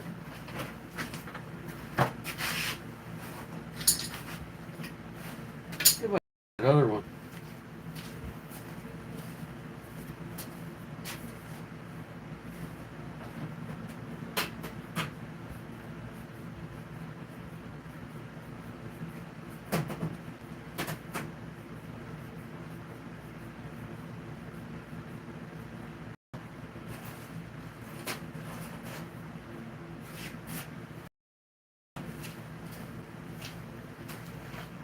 Okay, here's another aluminum one, buck one that I iodized, if you remember. And then I took the rosewood out and put purple heart in it. I iodized that green. Both of them green. Good night, bro. Who's going night? Brown sugar. I'm going to bed too. Robert Jones. Okay, man. We'll see you Sunday, brother. Appreciate everything you do for the channel and your support. And we'll see you on the Fun Day Sunday, buddy. Be safe and be cool tomorrow or tonight.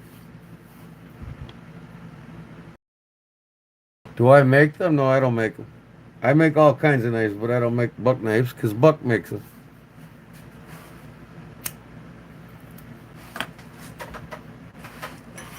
Here's what I make. Making right now. A couple of my different blades that I'm doing. Fixed sidebuster style blade. Sharp finger, serrated sharp finger style blade. But this has got a fatter handle and it's got a little bit more swoopy. I always change up ideas the way I like them.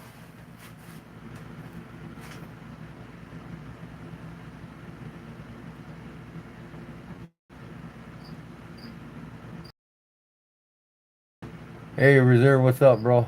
I just seen you came in, huh? Or you been here a while and haven't been paying attention or what? So,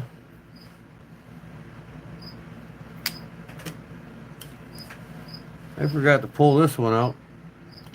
I got this from Louis, CRKT. Big old honker. When I pulled the pyrites out, I wanted to pull this out, but I didn't. That's a blade there. Yeah, I mean, YouTube will help you out with that, Squatch.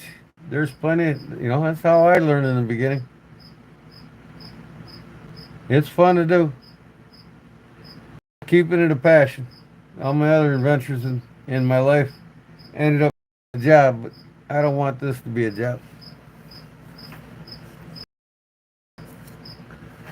Then I got two customs here. Put these away.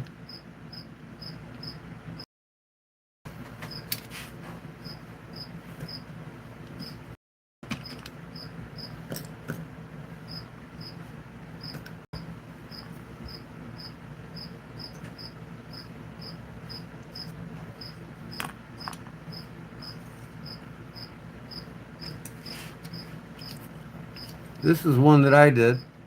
726 Spitfire, one of my favorite knives of all time by Buck. It was one of my favorites before the knife doctor was even thought about.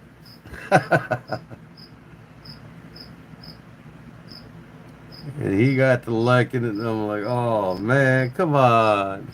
A Swiss Army knife? I got all kinds of them. I got one right next to me here. See that one?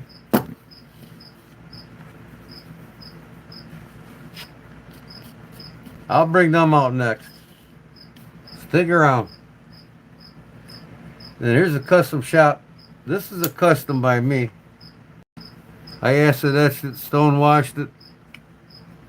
Same with the clip. Same with the back spacer or the rocker lock. And I carved the back. This was, what was it? That was plastic, and no, it was aluminum, green. So I had to carve it. 726 Spitfire, 722, I'm sorry. I think I traded my 726. I don't know why, but now this one's for me, custom. This is from Buck, custom. I bought this on eBay off a fella for like 100.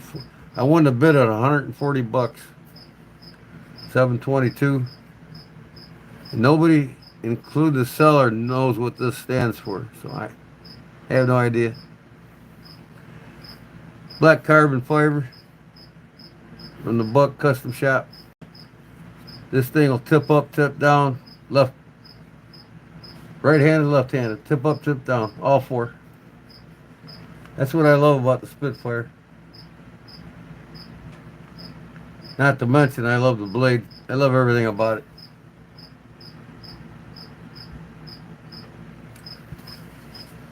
So,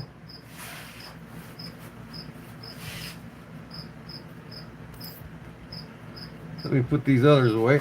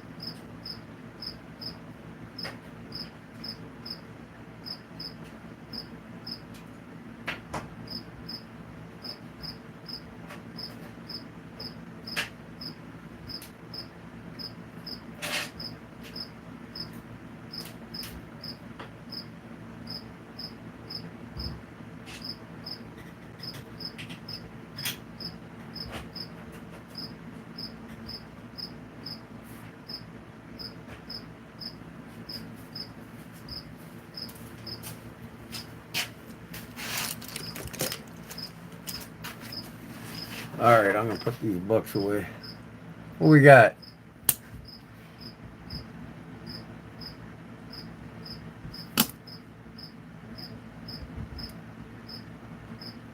What did that bozo say?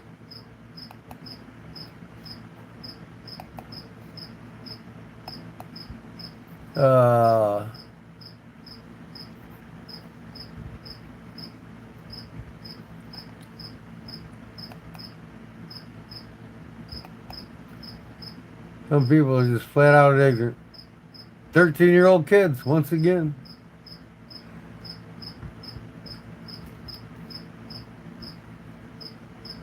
What are the blades made from? From what?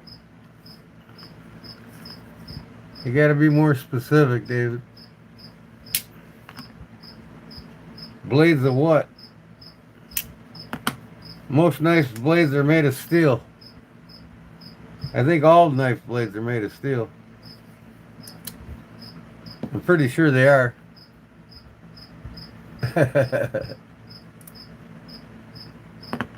I'm being a little sarcastic, I'm sorry. Steel titanium. There are some steel titanium. Well, they're titanium. Not too many people want knives with titanium blades, though. I sure don't. Magna Cut's a better choice. Put all these bucks away.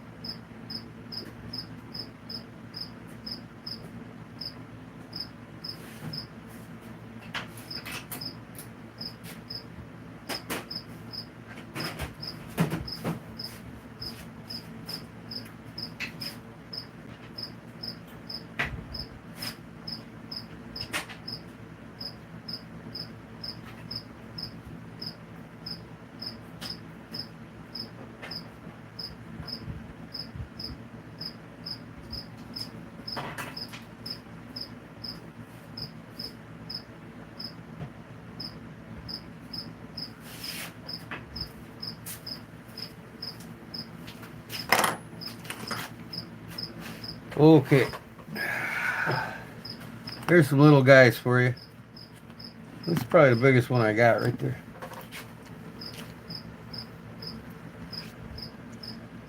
Most comparable one to that is the one I got from Claude when I was at his house last year. That there's, it's got a button lock on it.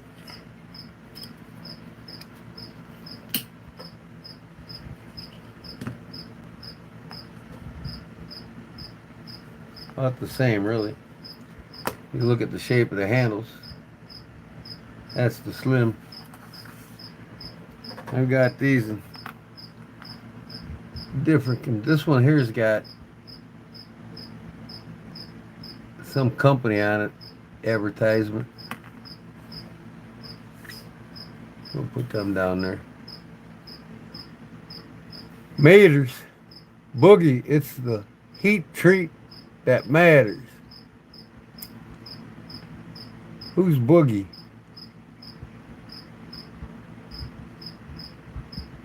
That's right, titanium's an alloy, it's not a steel. But you can get a knife in titanium, an alloy.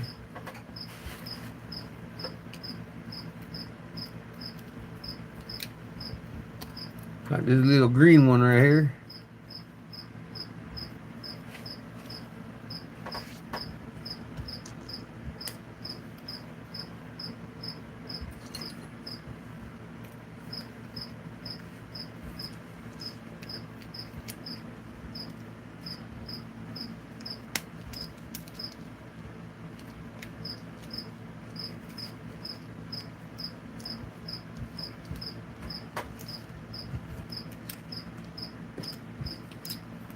Here's the hawk bill.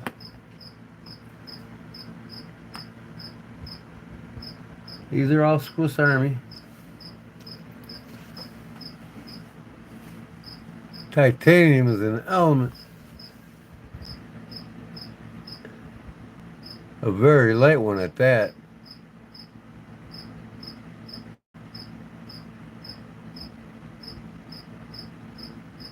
Right.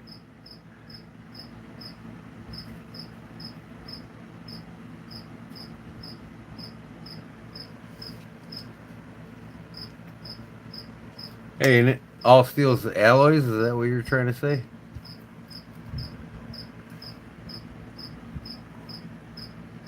Every alloy has a formula of different.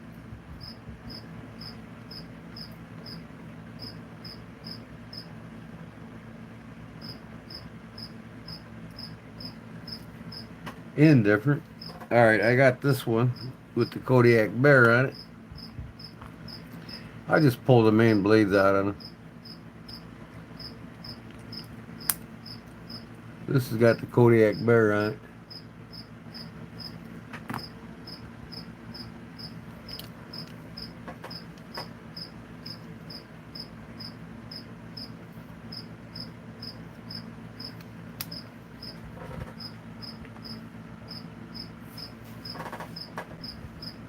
Officer Susie.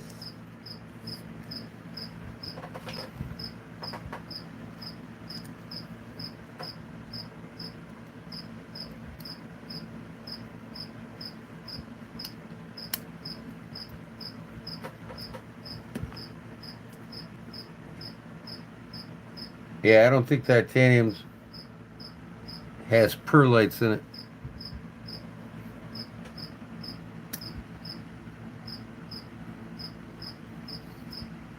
Less iron, yep. Less iron and void of perlites. And this one I did with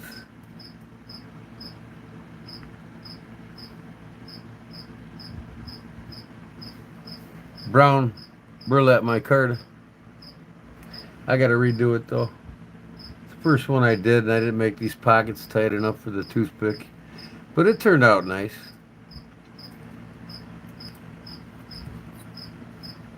Pretty fat one too.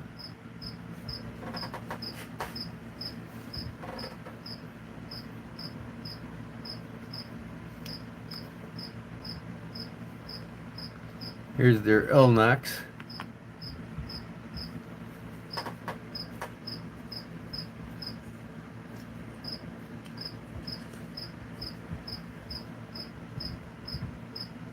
I thought this was a Swiss Army, but it's a spin-off copy. I think it's like a Chinese. What I like about it, it's got a hawkbill on it. What's this, a Highlander? High carbon steel. It's actually high carbon steel. That's what I like about it. It's more like a scout knife. Oh, this is USA. I'm sorry. Yeah. You got one of these, Jim? Merrimont. That's a big crane down in the south, Texas. But yeah, this is a high carbon steel from Colonial USA.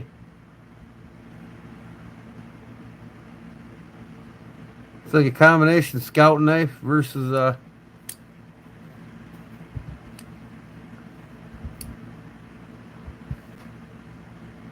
Victorinox style, you know what I mean? Hogbill. That's all high carbon steel. I'll be damned. I knew I had that, but I just couldn't remember what it was. I haven't opened it much. In Missouri for a couple years. Machinist and a taxidermy enthusiast. Well, average boogeyman. Do you know what a jackalope is? You ever hear the jackalope?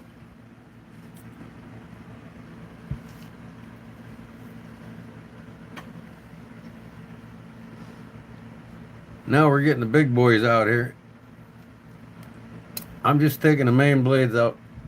Maybe a couple things.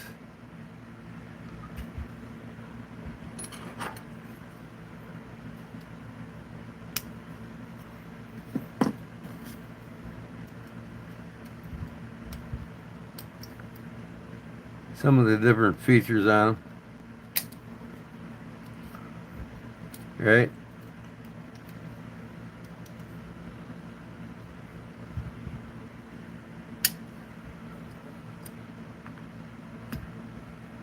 Some of the big boys here. I got a pretty decent collection of Victorinox, don't I? Fish boy skeleton. You made one? Yeah, well, my aunt is one of the co-founders. Her and another gentleman, they're the ones that invented it in Douglas, Wyoming. My dad's sister, she's a co-founder of the Jackalope. You go to the city of Douglas, Wyoming, there's a 12-footer in the main entrance of the park. Back in the 70s and 80s. By mid-80s, my aunt retired. Tumbleweed taxidermy in Douglas, Wyoming.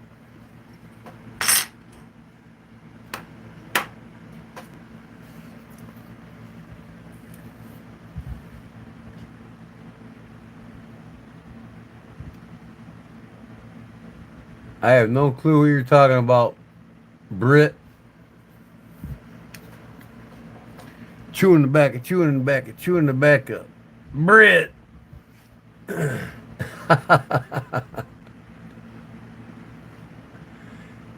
None good meat just has a good taste all by itself.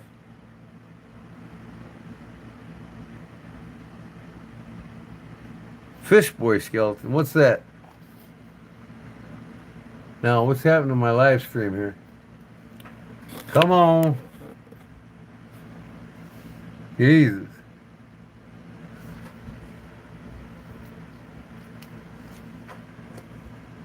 All right, here's the big boy. Look at the comparison.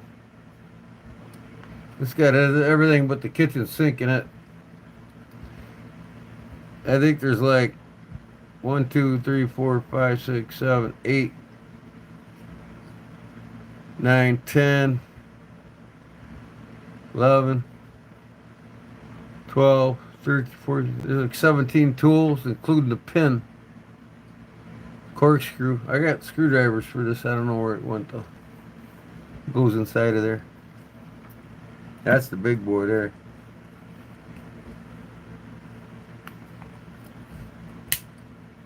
Magnifying glass for starting a fire. Oh, okay. The fish is a human rib, Cajun skull, and yeah, I remember that.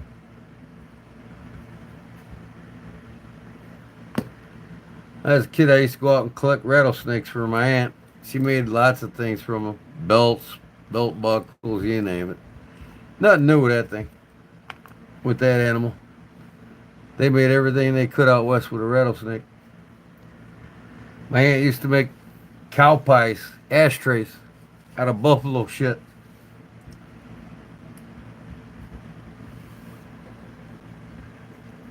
Now we get into the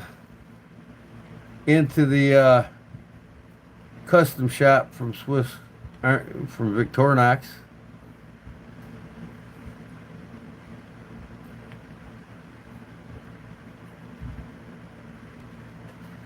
And I got this one for Christmas by my wife. I'm a third Irish, so I got the one with the clovers on it. And I bought this from the custom shop as well, separate. Pocket clip. You can get them for your Swiss Army knives. You just take that ring off of here, the ring off of here, and it screws through it. That's a walnut scales Swiss custom shop, and it's got the screwdriver in it. I think I took this out another one. I wanted to have it in here because I carry it in my pocket. And lastly, I got this one here, another custom shop. Swiss custom shop. And I made this Irish looking belt looped case for it. Goes right in there. It's got the clovers on it, Irish clovers too.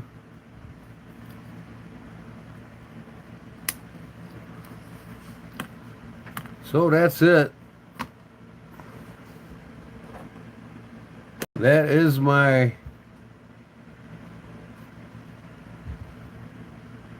Swiss Army collection.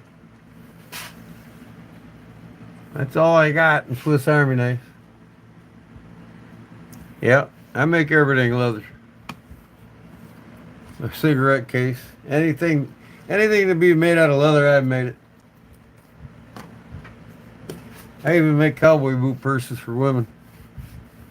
Put leather bottoms on them and shit. Now, out of all them knives, this is the best one right here. Ever made. Can you tell me where that's made, Jim? Thanks, Jim. You got him, buddy. Where's that one made, Jim?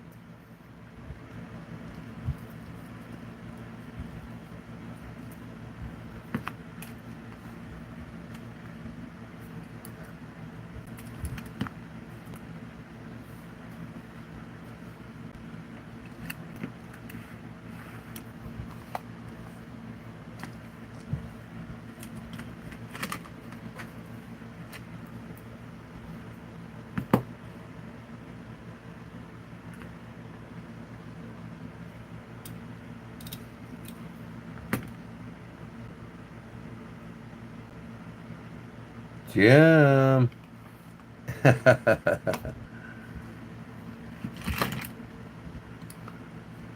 Yeah, I love this colonial. I had to make me a leather case for that one. That's more of a scout knife. Camp, like a camp king, a camper's companion. I just put it here with them. Trying to put them together by size.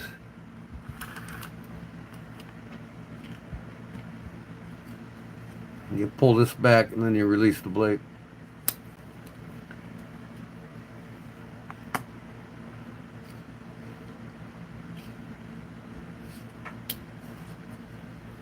German. What'd you say? Werner? No, it's not a Werner, brother.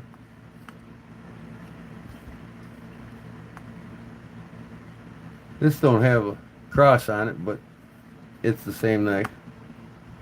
Just a slimmer version. Werner. You said this is a Werner? You got the German right.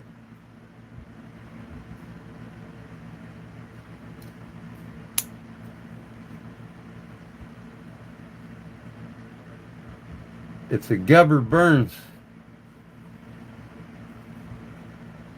This is the best one out of all these on the table. All handmade. Practically in mint shape. Pearlized cellulose plastic with white G10 liners.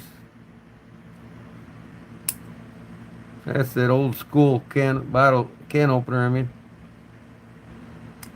Look at the can opener, bottle openers on us. No, that's not. That's a pen blade. Ross Free Otter, buddy. Made by the... it's the Otter brand.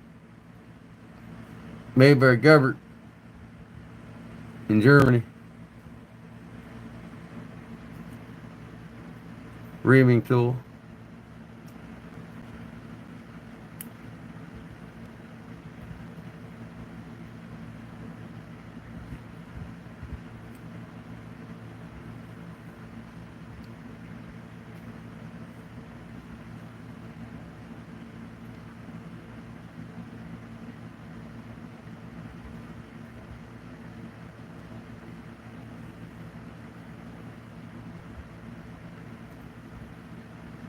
Paul Mills hitting the sack. All right, Paul, man. Thanks a lot, buddy. I appreciate it. And it's going to be great.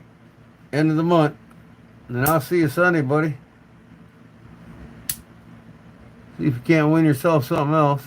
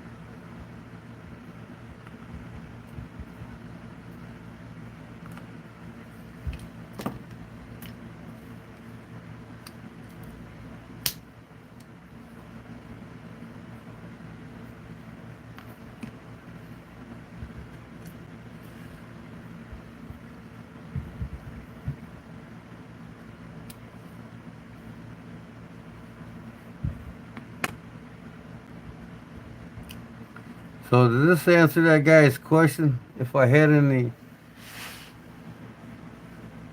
Swiss Army knives? Mick Ranger's still around. Phone's doing pretty good, bud.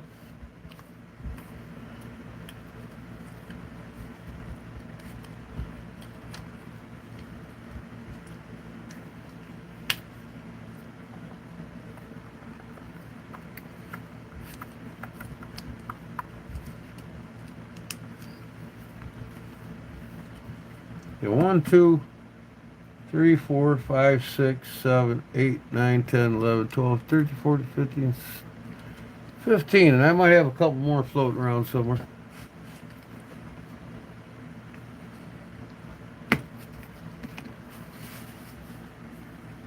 Be right back, Jim says. Otterbrand, Rossfree, Germany. Or rust free.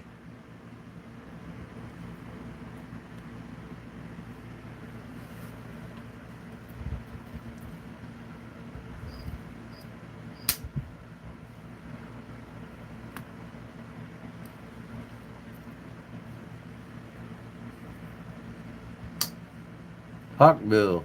I love this thing, man. Single bladed hawkbill. Take that and work in the garden with that. There ain't no... This is an oldie but goodie here, boy. There ain't even got a cross on it. This one don't have a cross on it either.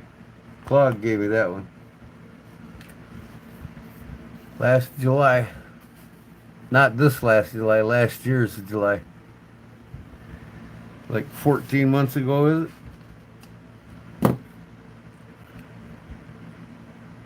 Man, I'm digging this thing.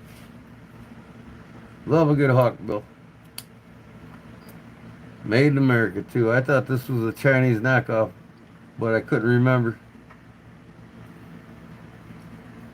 Colonial Scout knife.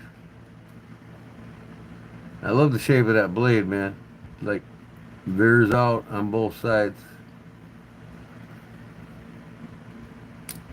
So I decided, I think I'm gonna make my next folding knife to go on my website.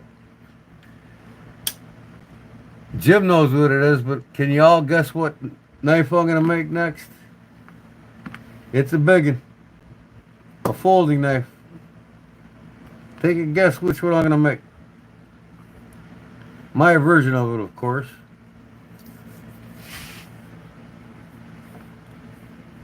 Oh, you know, we love Mick. We've loved them all our lives, man. Here's that mystery knife that I got. I gotta, maybe get a, can't grind that kick down. I don't know why that thing. Let me see if I shut it again. There, the spring's popping up when I do that. There's got to be something in there. But I didn't realize it the other day, but that's a bottle opener. I still don't have the name of this. It's too damn small to see it.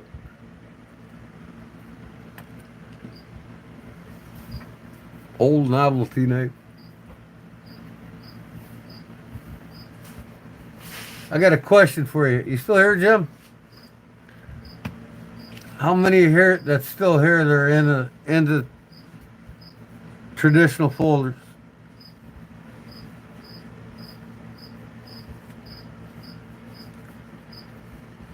It's a lock on the knife. It's a lock on that knife. There ain't no lock on this. What do you mean, Jim? Explain.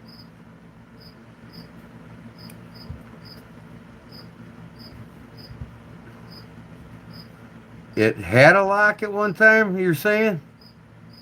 And it broke? I don't see it. Of course, I gotta put some light in there if I want to see it. You probably did. And you can't even make out the name on this thing, man. It's just a patent number. I have to look that patent number up, see who made it.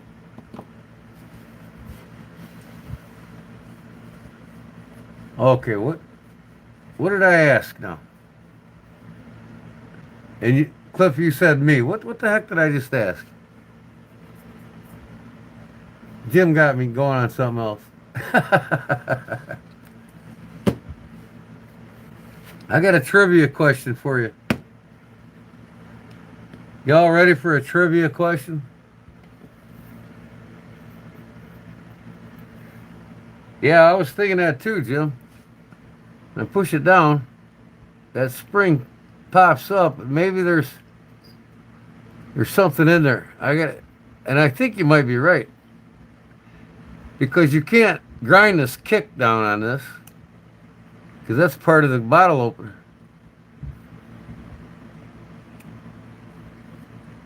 So I'm gonna have to work with it and see if I can't get it to lock down like you said.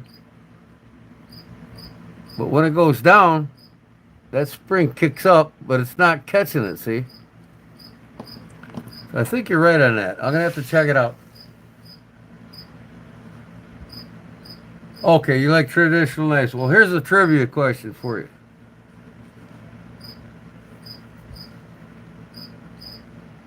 Who owned King Cutter knives?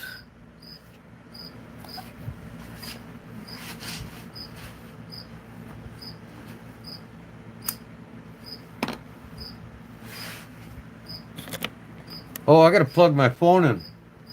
Hold on, guys. My battery's gonna die. Hopefully I get upstairs to get my charger before it dies. I'll be right back. Think about that question. I know you're all gonna Google it now. It's the lock. Yeah, it's probably too small, Jim, for the bottle opener. E.C. Simmons Hardware Stores? Who's E.C. Simmons? It was a hardware store chain, but it wasn't E.C. Simmons. It was before them, Jim. I'll be right back, give you the answer.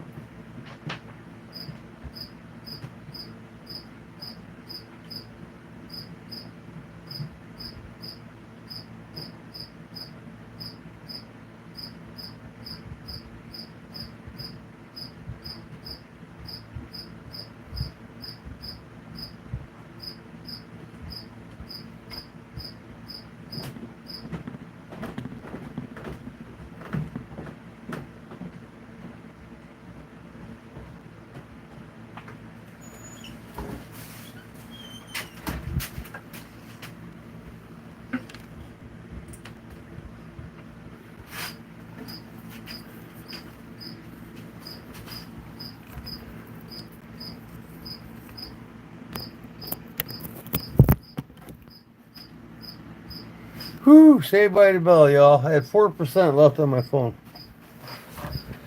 My charger was upstairs on my patio. Okay. Okay, Daniel says you have to hold the knife vertical when you press the blade in. The lock falls with gravity to catch the blade hook. Well, unlike this one or any other one, this thing was rusted together. I couldn't get it apart. Now, I still got to work it for it to function right or clean it out. I got to get in there and clean whatever's out in there that's stopping that locking mechanism from working. And I will get it eventually.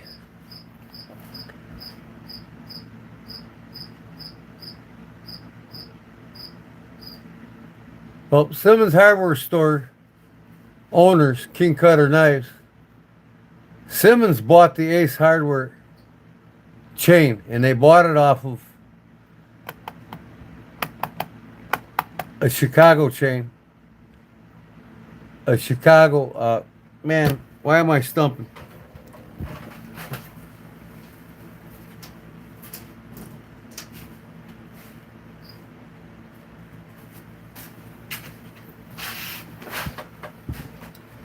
In 1957, Simmons bought this company, Hibbert, Spencers and Bartlett Company. Now, Hibbert, Spencers and Bartlett Company started the King Cutter brand. It was their brand. And it wasn't Simmons until after they bought them in 1957. Now, Hibbert, Spencer and Bartlett not only had the King Cutter brand, but it was New York Knife Company, Camillus, and there was 3 companies that made the knives for Hibbert, Spencer, and Bartlett, and they also made the King Cutters. But in 1957, Simmons come along and bought them. I know. The King Cutter was started by Hibbert, Spencer, and Bartlett. It wasn't started by Simmons. Here is a Hibbert, Spencer, and Bartlett knife from 1920. This is one that was probably made by Camillus for Hibbert, Spencer, and Bartlett out of Chicago. But they had a slogan. Camillus had a slogan, and so did King Cutter through Hibbert, Spencer, and Bartlett.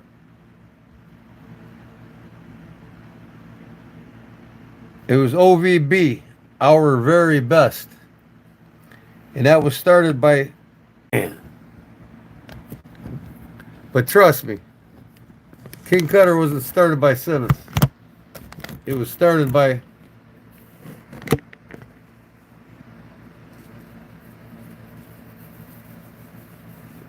maybe Simmons was the other company that made them for Hibbert, Spencer, and Bartlett.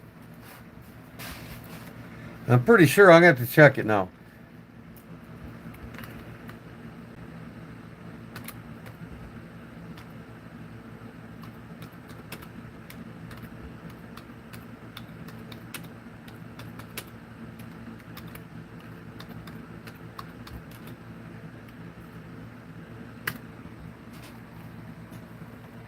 What am I doing here? I'm typing in midair.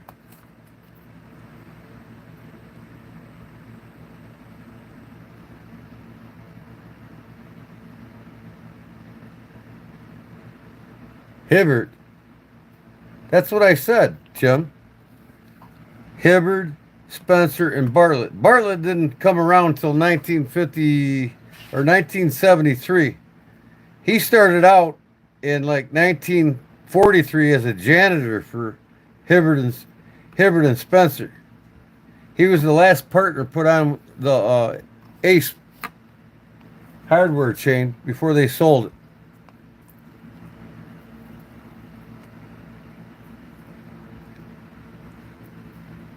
But Hibbert, Spencer, and Bartlett, they didn't make knives at all. They made they had everything made for them: hardware, their tools, sporting goods, hunting and fishing, and they were known for their pocket knives that were made for them. They didn't make nothing. They had it made for them. Maybe was it E.G. Simmons probably is one of the makers of Hibbert, Spencer, and Bartlett, but they own the knife company.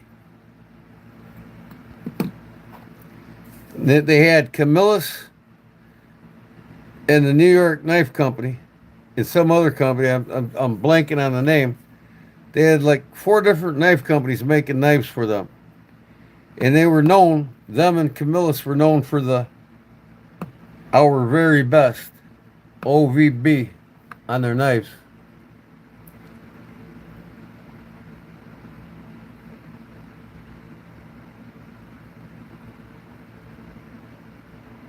Right. When do you think Hibbert, Spencer, and Bartlett started? I'm gonna go get my. I got it in my phone saved, not on my computer. The information on it, but King Cutter was Hibbert, Spencer, and Bartlett's. They owned the knife company, or they owned the knife. That was their bread and butter, but they didn't make it. They contracted probably Spencer out to make it. And I'm looking for my history on it that I got. I'm actually going to put it in my, when I find it again on my computer, I'm going to put it in my playlist. I got the complete history of Hibbert, Spencer, and Bartlett. So I'm going to look here.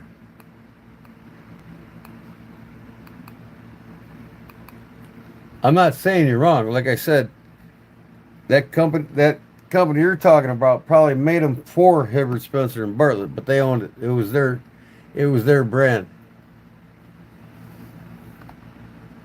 Not saying you're wrong who made it. I just can't remember what my history log says, and I'm gonna get it up now. Wait, if I can remember what I'm doing here.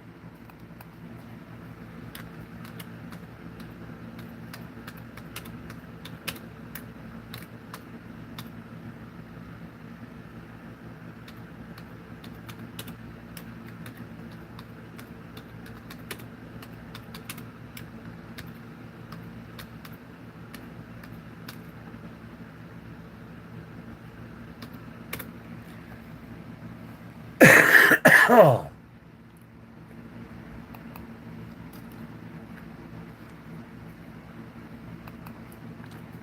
Where in the hell is my live stream at? Orientation is locked. What do you mean? My phone says orientation is locked. Okay, hold on, guys. I gotta get my facts straight here. I read it a couple times last week and last night. And where is my live ad here?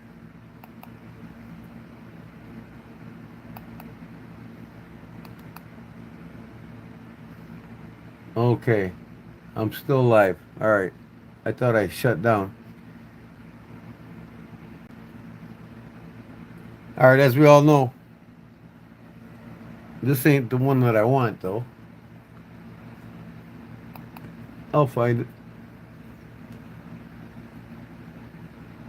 Hibbert, Spencer, and Bartlett was established in 1855.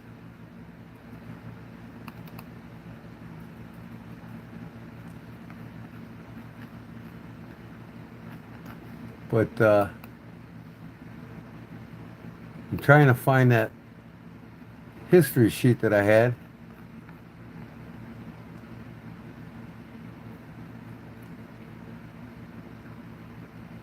That ain't it. Jason Thompson said hi. Well, hello.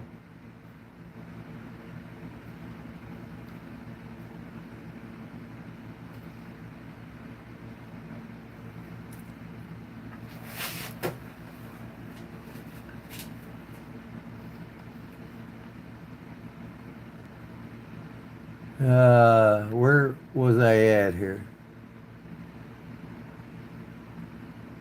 This ain't it either.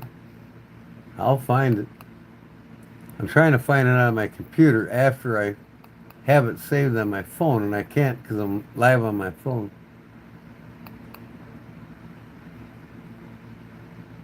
That ain't it either.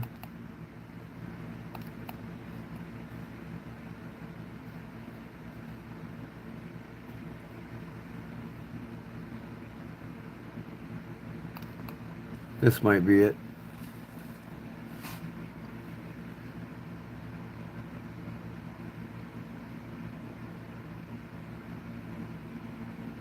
Okay, here's the timeline here.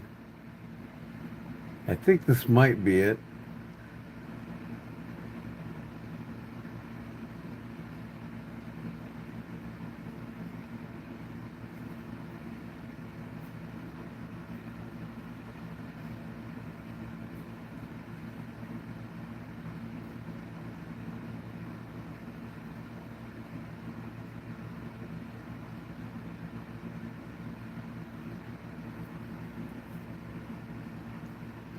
Some Hibbert Spencer Bartlett and Company trademarks include OVB, our very best, Hibbert Crusoe, Revenant USA, Universal Satisfaction Guaranteed, Ajax, Illinois, True Value, Standby, Lady Hibbert, and Chrysolite, enabled wear during 1883 to 1920. Sandusky Plane Company manufactured molding and plow planes for HSB. Marked A.C. Bartlett, Ohio, 1920. Stanley Tool Manufacturer engaged planes, HSB and Company, and marked them with OVB logo. In the later years, HSB and Company also HSB and Company also sold King Cutter razor blades and pocket knives, Marbles hunting knives, and Winchester. So that was their brand that they sold, but they didn't start the company. And Jim, you're correct on the actual company that started them. But they were known for them knives, and that slogan was theirs, our very best, and also was used.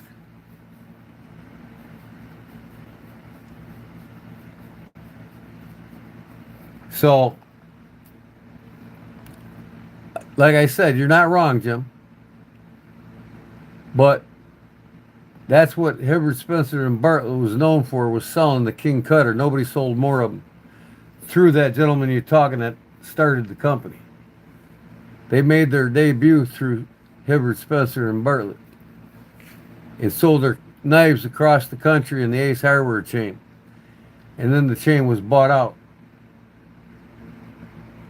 And I believe it was 1957 they were sold out. Might be 75, I can't remember. It'll tell me here. Hibbert Spencer Bartlett Company is leaving the hardware business. Okay, yeah. In 1962. Cotter buys Hibbert Spencer Bartlett hardware business, Chicago. So Cotter buys the Ace Hardware chain in 1962.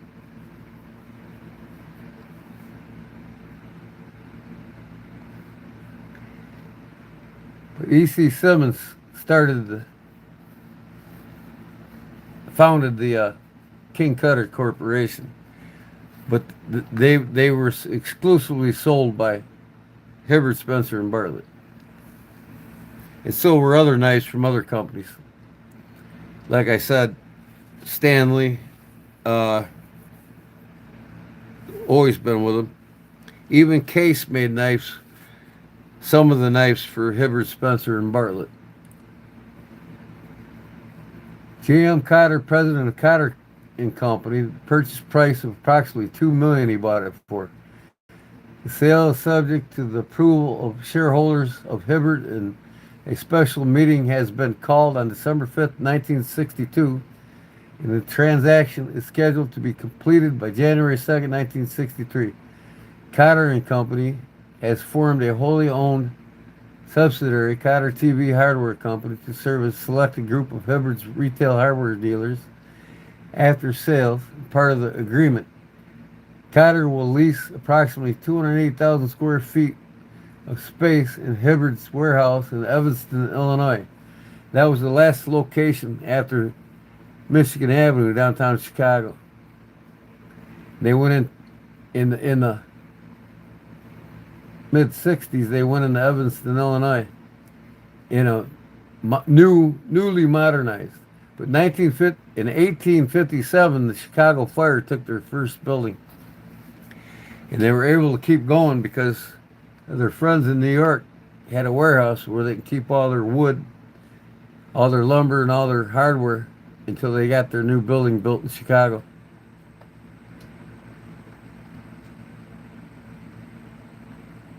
Burl cold steel, so my brother can see it. Yeah, I can. You know what? I was actually going to get them out next.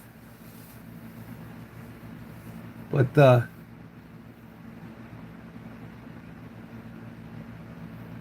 and that's exactly what I said, Big Jim. Hibbert, Spencer, and Bartlett. HSB. They never made a single knife. They contracted them all out. They were a chain,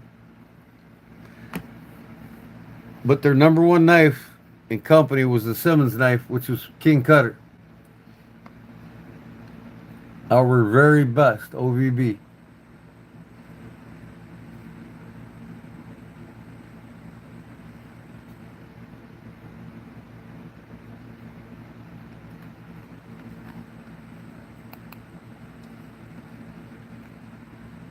You know, like I said, they had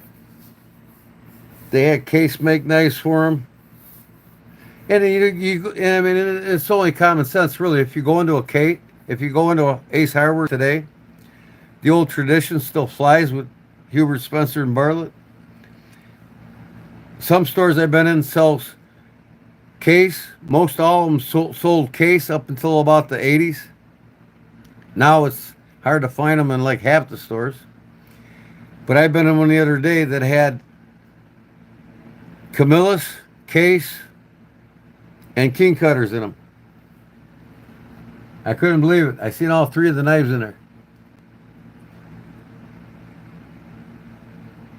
Sure.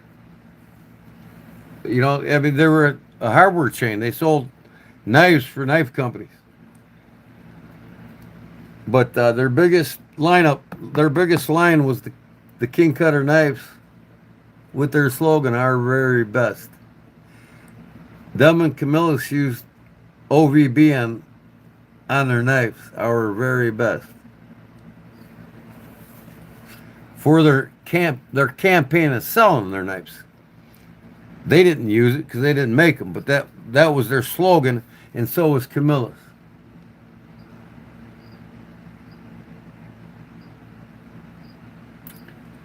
Jim, can you put some in your video so I can see them, please? But, and for this, I'm going to start a King Cutter collection. I don't know why I haven't yet.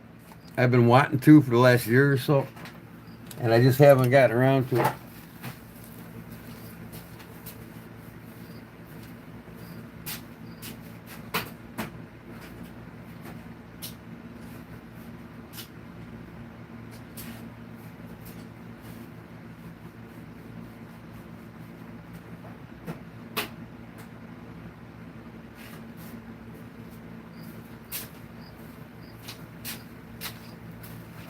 So these are since I'm from Chicago, I mean, this is my favorite knife by far right here. I just got it from Claude, and I'm on the hunt on eBay now to get some more. I want to start adding to them. I love them in the Chicago cutlery. Iconic Chicago, Illinois, right? Well, you just seen this one here. This is a little box cutter, the mini Tough Light.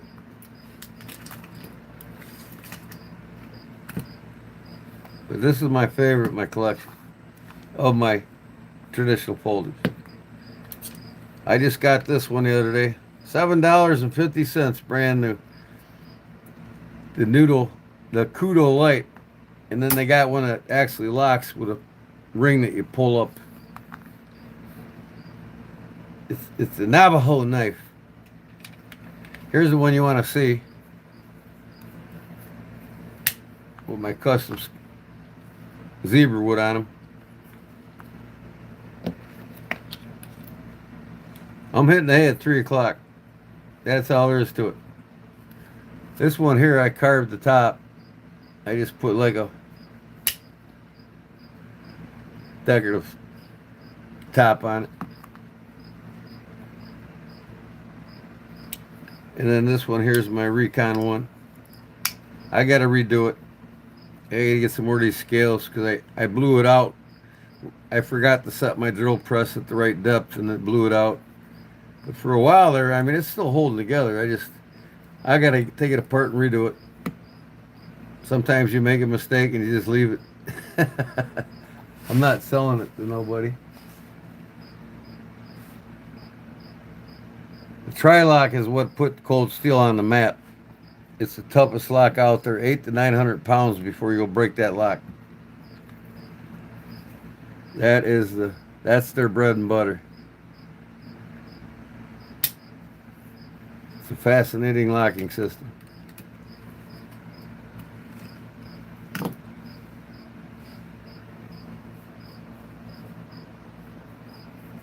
But yeah, the Tri-Lock put cold steel on the map. That's what got people into wanting to expand their collection with cold steel knives when they came out with that. But they can literally hang 800 pounds on it and it won't break. So they say 800 plus. I've seen tests up to 850.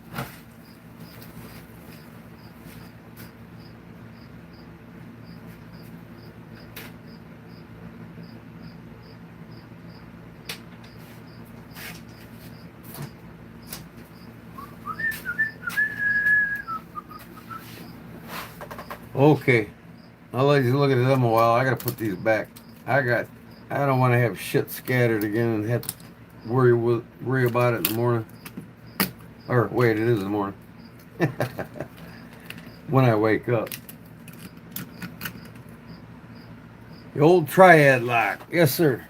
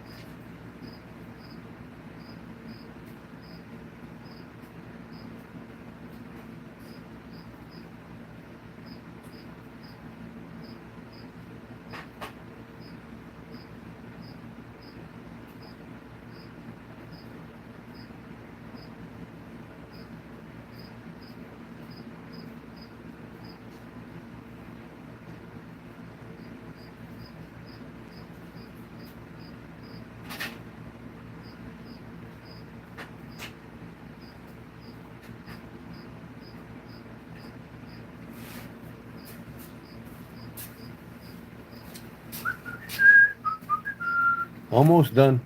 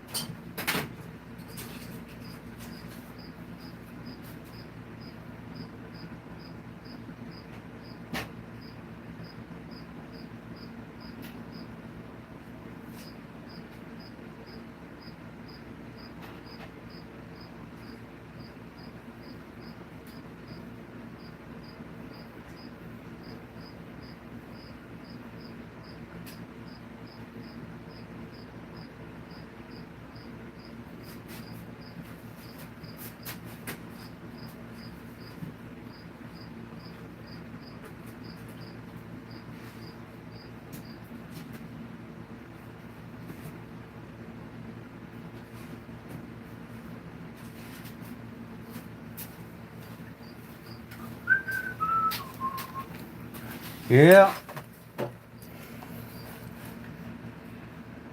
Uh,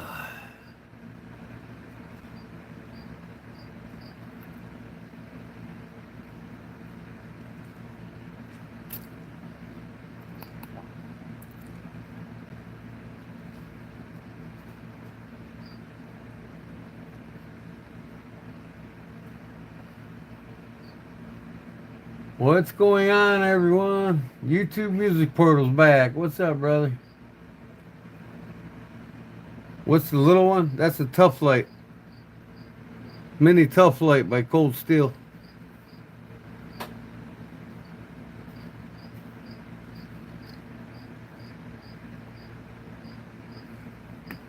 They got it in black and they got it in blue.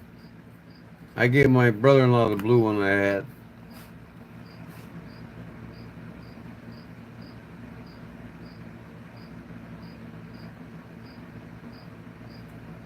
Uh-huh. I hardly ever get mine out because I'm too lazy to put them all back up usually. All right.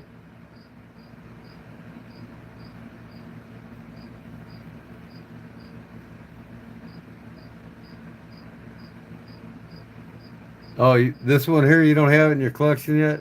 Yeah, no, I don't want to get rid of it. I'm going to get that other blue one back.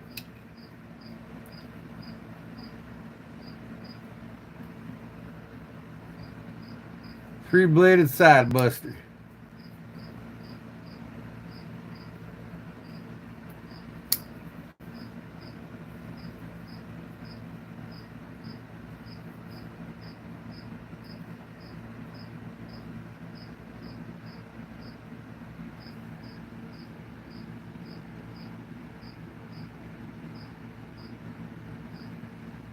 Handmade, 440 stainless.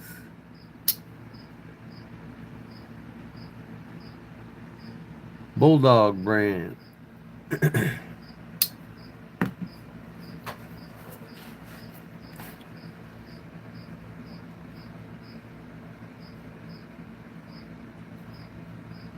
No, this ain't a case. This is Bulldog brand.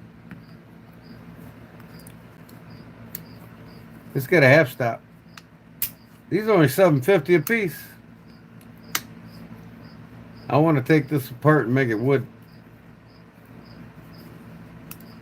Yeah, the Navajo knife is a Navajo knife. Known all over France. Portugal.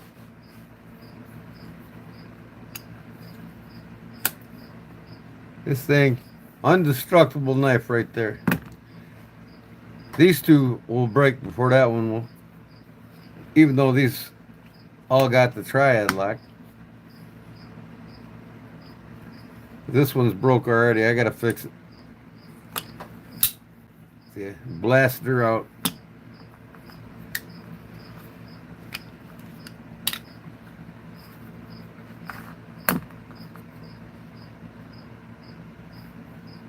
For Cliff, check Instagram. I'll have to put you guys on hold if I... Well, I could probably do it on my computer. Hold on.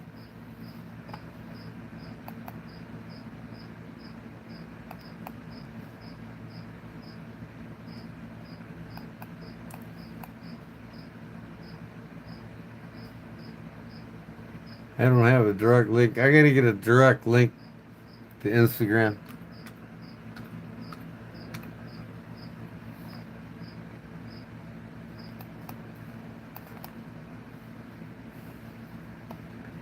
What the heck is this? Come on, let's go to Instagram here. Here we go. Here we go. All right.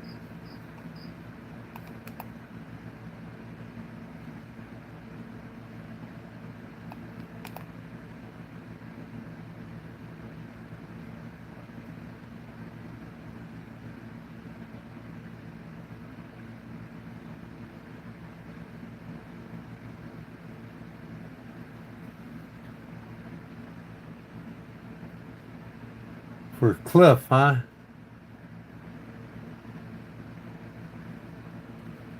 What am I checking? What you sent, Jim? Oh, it says it can only be seen on my phone.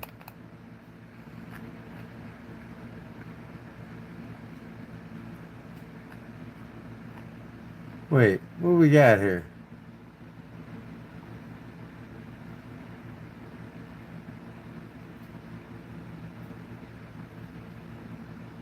Yeah, I can only check it on my phone. 'Cause look at it, it says here, only be seen on my phone. The photo can only be replayed once. Use the mobile app to view. So I gotta go to my mobile app. That means I can't show it to you on the computer.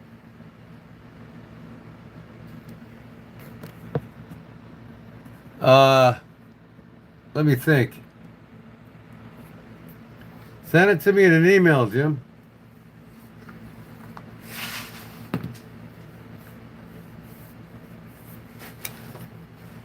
And I can show it on the computer.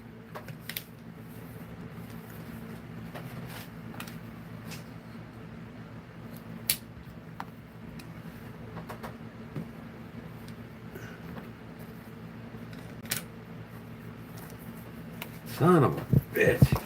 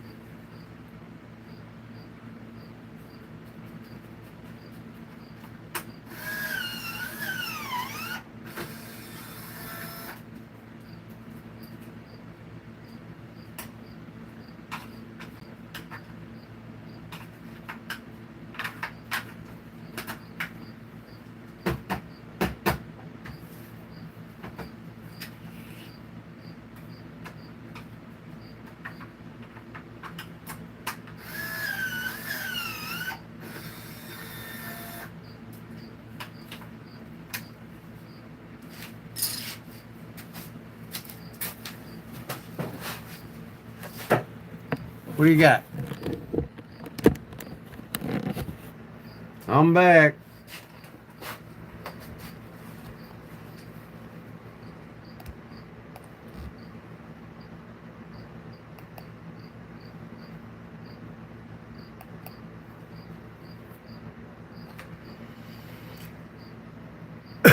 What's up, Cody?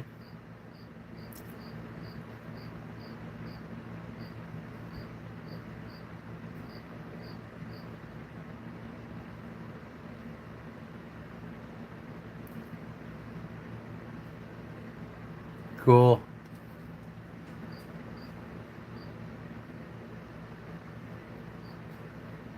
What do you do on here? Sharpening? What you asking? What I do on here?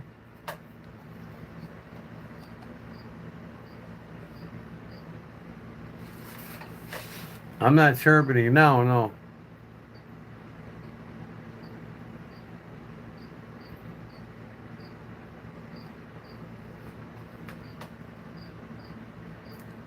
Good morning from the UK. What up, Dean? Are you in the knives, Dean? What you carrying today?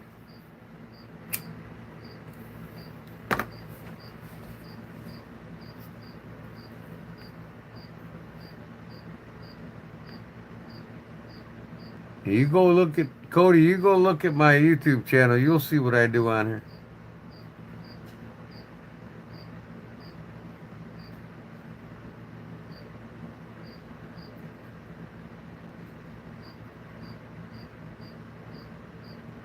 This is my cigarette machine.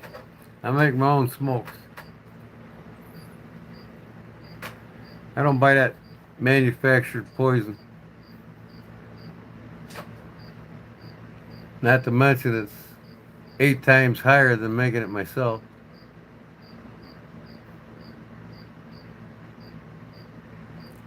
You got a Civivi Praxis? That's cool. I got one. I just showed it earlier. They're nice knives. I love the Civivi brand knives. They got some cool knives. And they come out with lots of them, man. There's lots of options, you know. It's kind of like Kershaw and, you know, Gerber. Affordable budget knives. Great knives.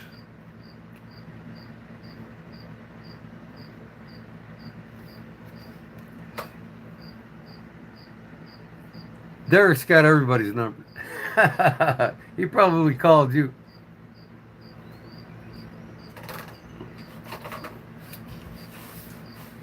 He calls me, man. We talk 3, 4 hours.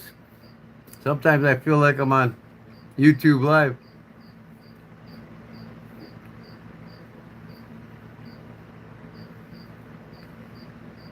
Send it in an email, Jim. Let me see if I can bring up my phone on here somehow.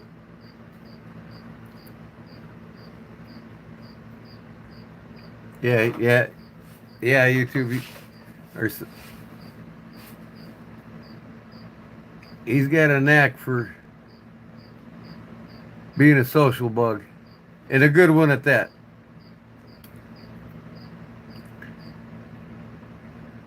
He can talk,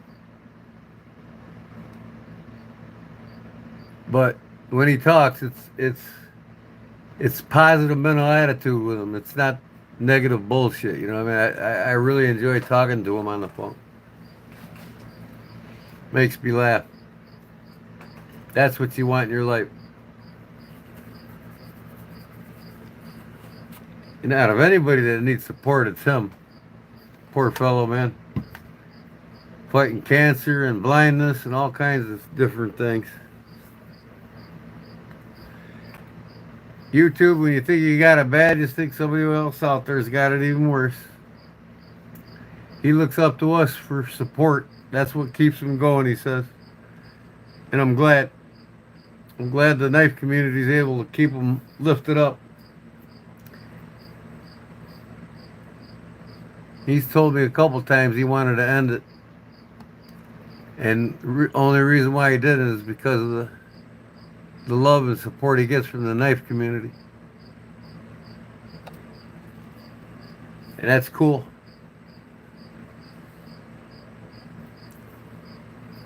Glad we can be part of helping them. Like we are for others in need right now, which means you sent. I must not be linked to my phone because nothing's popping up on my PC.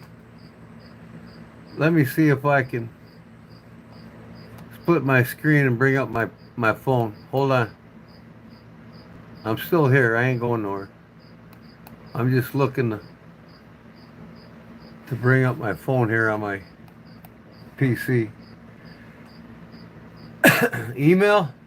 Oh, it's in Gmail? Oh, okay. There we go.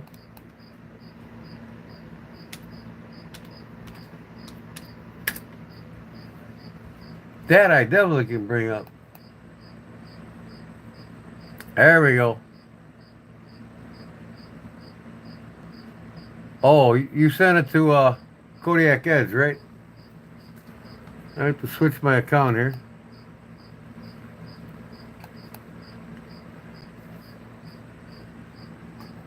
Big Jim, no subject, pictures. All right, we got you, buddy.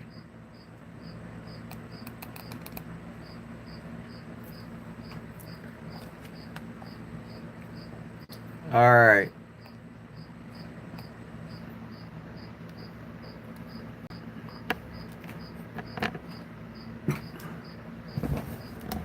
Make sure my phone's still plugged in here. Yep. There you go, buddy.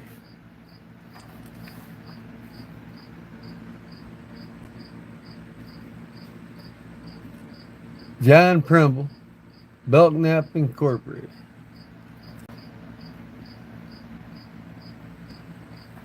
There's that one.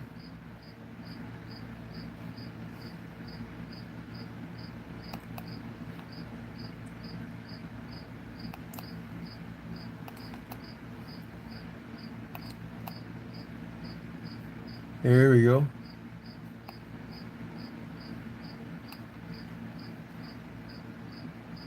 Is Cliff watching?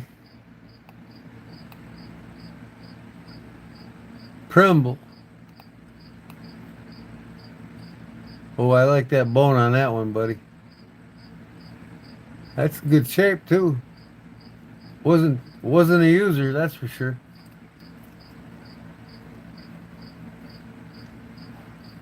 Let's see what else we got.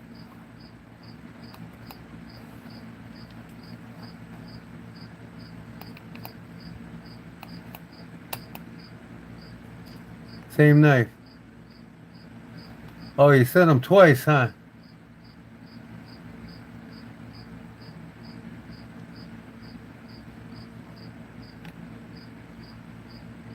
This is Camillus, you said, Jim?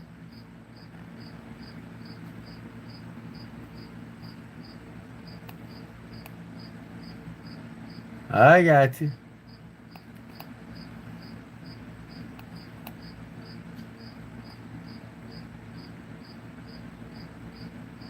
Belknap Incorporated. John Primble. Primble. Badge.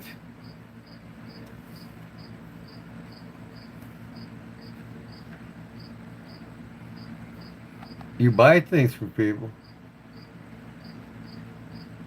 Yeah, we buy things for people all the time.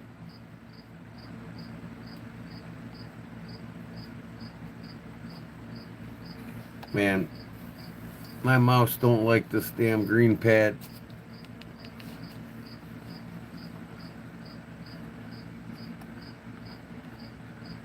Let's see what else I got sent to me. Hello, G-Man. Big Jim gave me your email address. Man gas.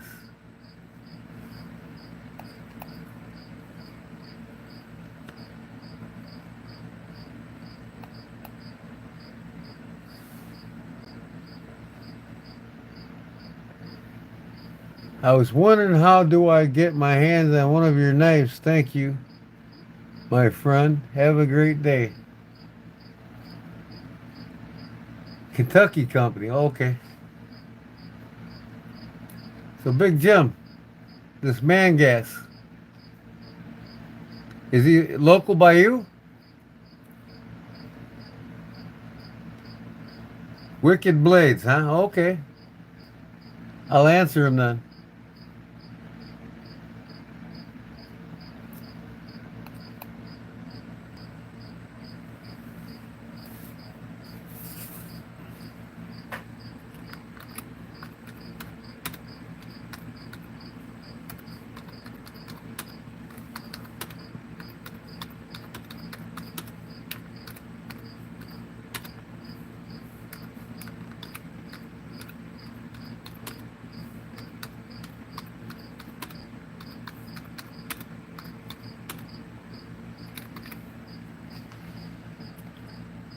Where the hell is it? I wasn't even typing anything.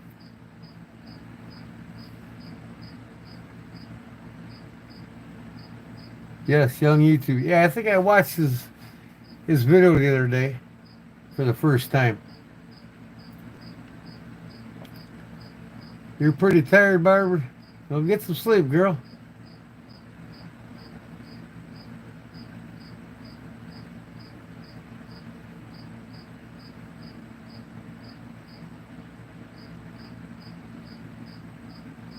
Good people. Yeah, he's a good person.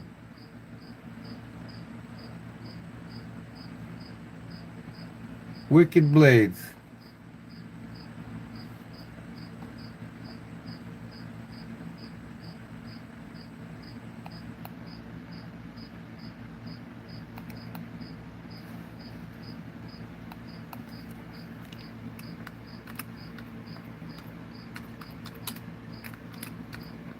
Let's all give them a like, guys, since we're here.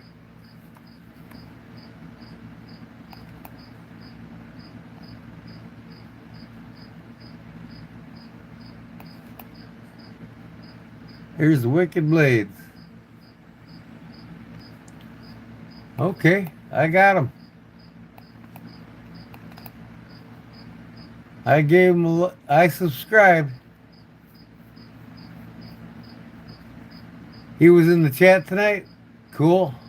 Yeah, I think I remember seeing him. Looks like a nice young fellow. What's he got here? 289 videos already. He must be doing them every day, huh? Well, he just broke 260 with me. Y'all get over to Wicked Blades and give him a subscription. Or grab a subscription.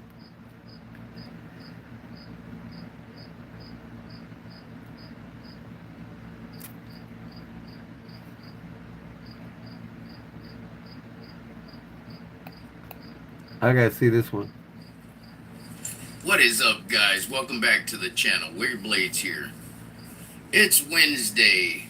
We're gonna do What You Totin' Wednesday and a mail call. We got a cool one here from Louie Bop. It's the Louie Bop. Mr. Louie at Arizona EDC. Let's get here. Here we have his channel sticker. Yeah. Arizona EDC.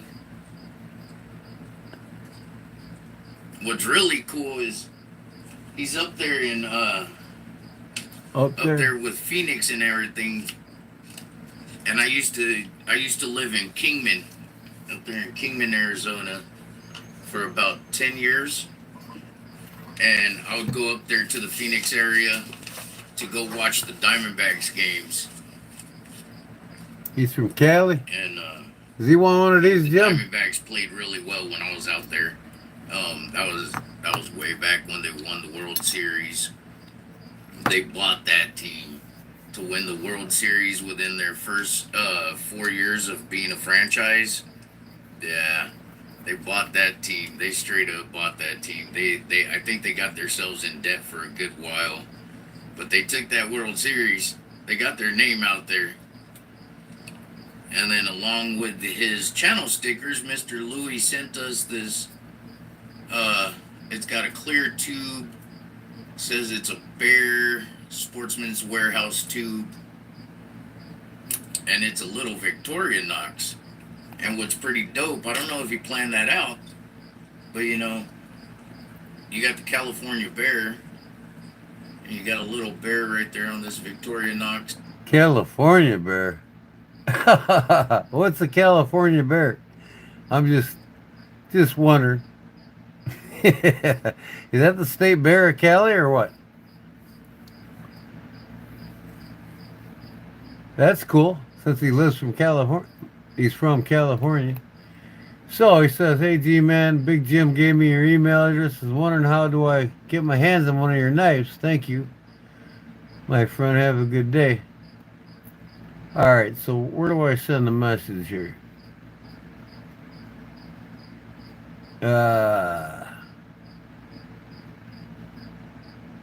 Reply. Okay.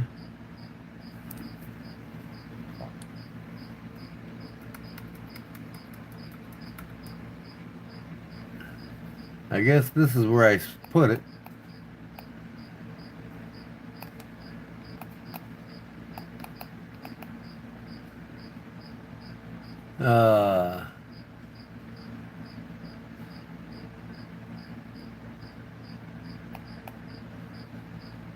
Here we go. I guess right here, I don't know.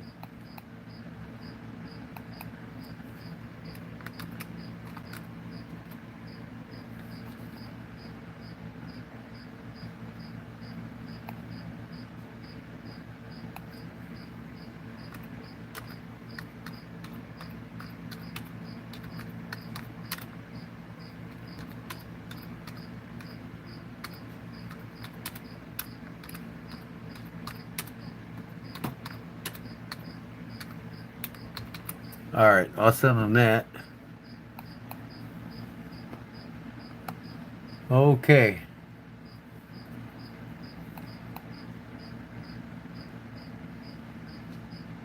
Golden Bear is the bear of Cali, huh? Okay, I got you.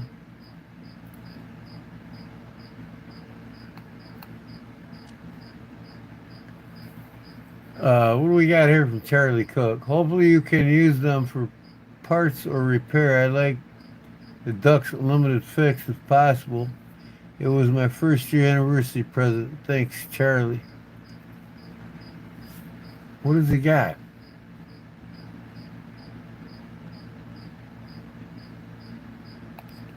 He sent me something in the mail?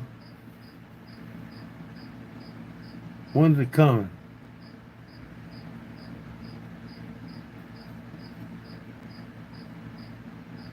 8/18/2025. That's when I'm gonna get it. Oh, okay. I gotta write this down real quick.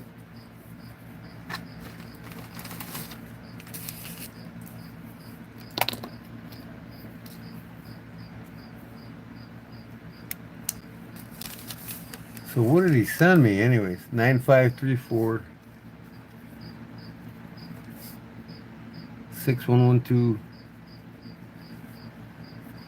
6522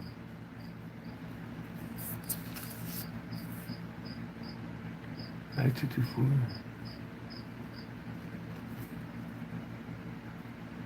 2968.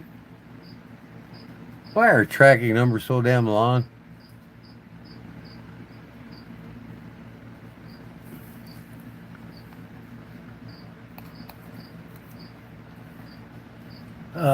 Hopefully you can. Okay. I'll call tomorrow, but I'll text you tonight so you have my number.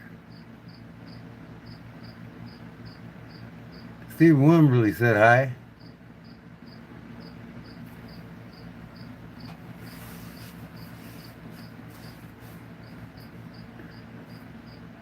Yeah. I got a box from CC today. Yeah? Cool.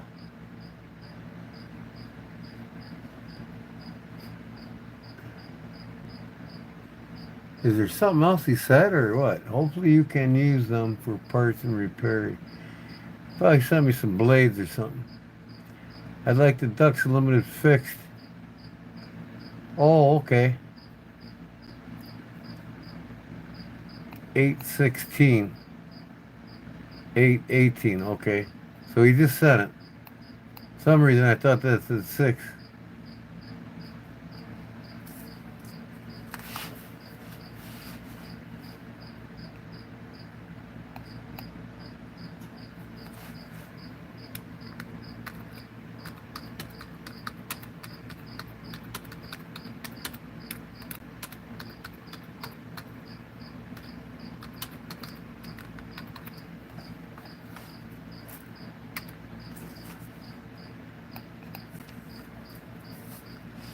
Okay, got that one.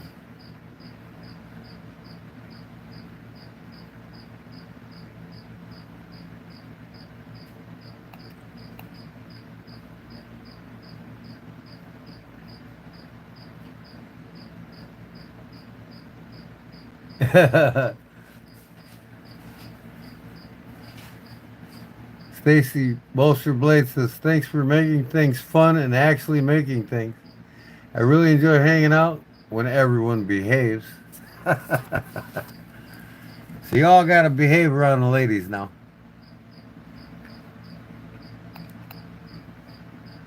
You good old Kentucky girl.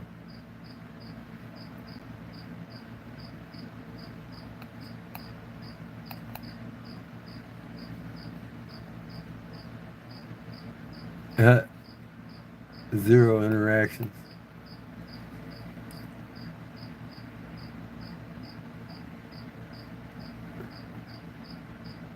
I know you do, Cliff.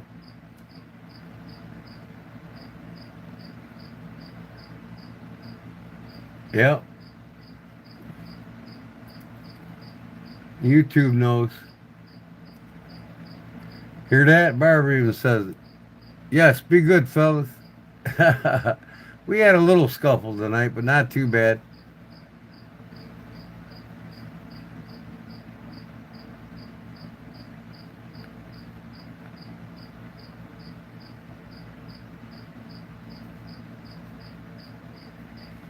Okay.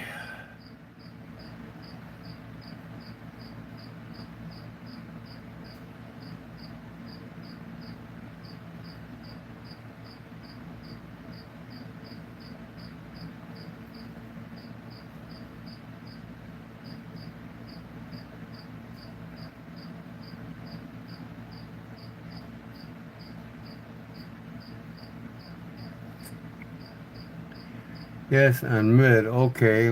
Now, where am I at here?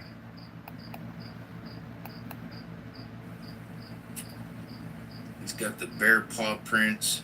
It says Sportsman's Warehouse right there. I believe, looking at this, it looks I like got that one on my truck. SD Classic. You got your little pin blade, and Victorinox always comes out pretty sharp, man. They right off the bat, they're pretty sharp. Victorinox. And then it's SD Classic. It's still the Nebo brand, but now we're running the Mini Larry 500. I put my Torchy 2K to the side for a little bit.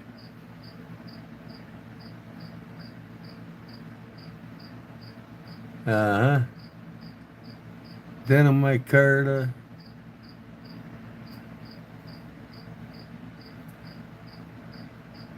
Yes, on mid-use to chat for personal reasons. That's not good.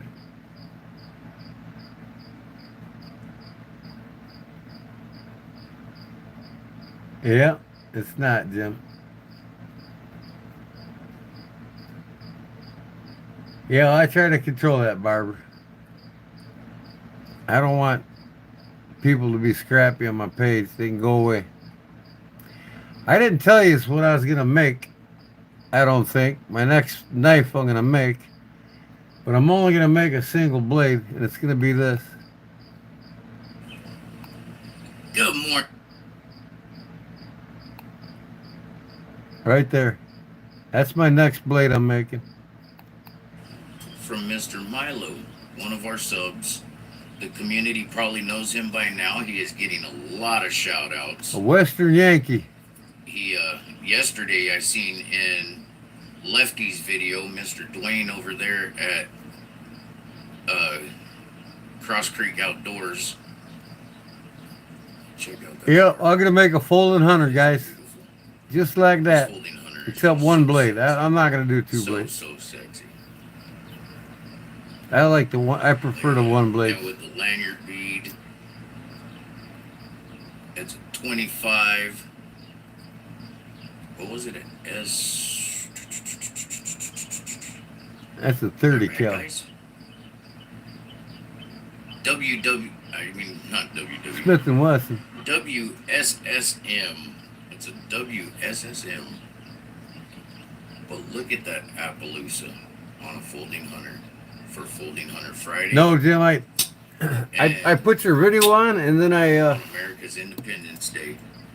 wife said, put the phone down, you're driving. And I didn't get a chance to watch it. I was going to watch it. Our independence. I Gotta come love it, home. guys. I come home and got busy right away on these knives. I mean, I got 8 knives cut out, ready to go.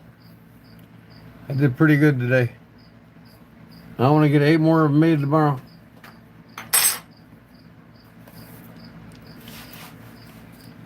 I'm going to start loading up my website. There's nothing in it now. That way, so people can't really buy anything from it. But I'll have it loaded up by the end of this month. Not loaded up, but I'll have knives in it by the end of this month. Folding Hunter blade delete. Yeah, you took one of the blades out of yours. You were saying something you was going to do that. That's the one you were trying to use the razor blade to cut the blade out, or the pins out. But you got it done. I'm going to have to watch the video first thing when I wake up. I always watch YouTube when I wake up.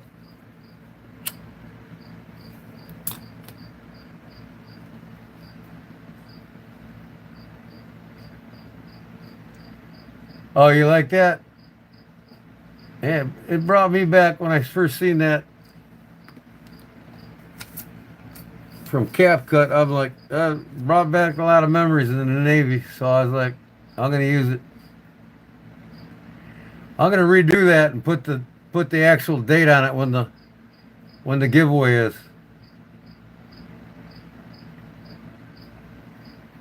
I rode in several of them choppers. Hueys.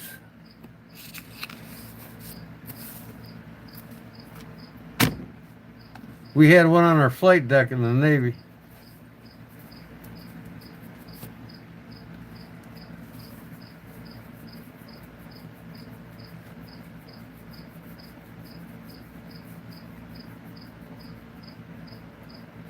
Bell ringers. Yeah. Your husband too? Yeah. That's cool.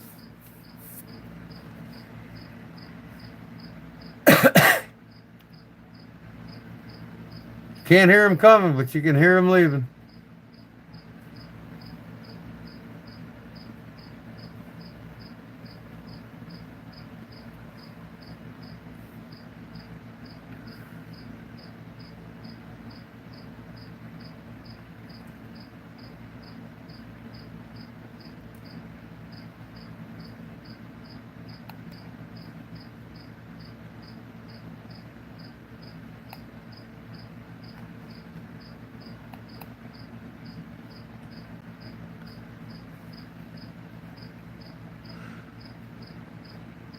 Uh-huh.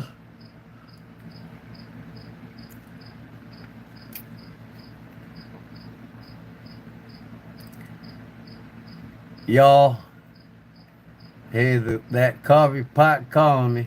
All right. I got 53 likes tonight. 21 are watching now. Y'all come in and say hi and subscribe to the page and get in where you fit in this knife world.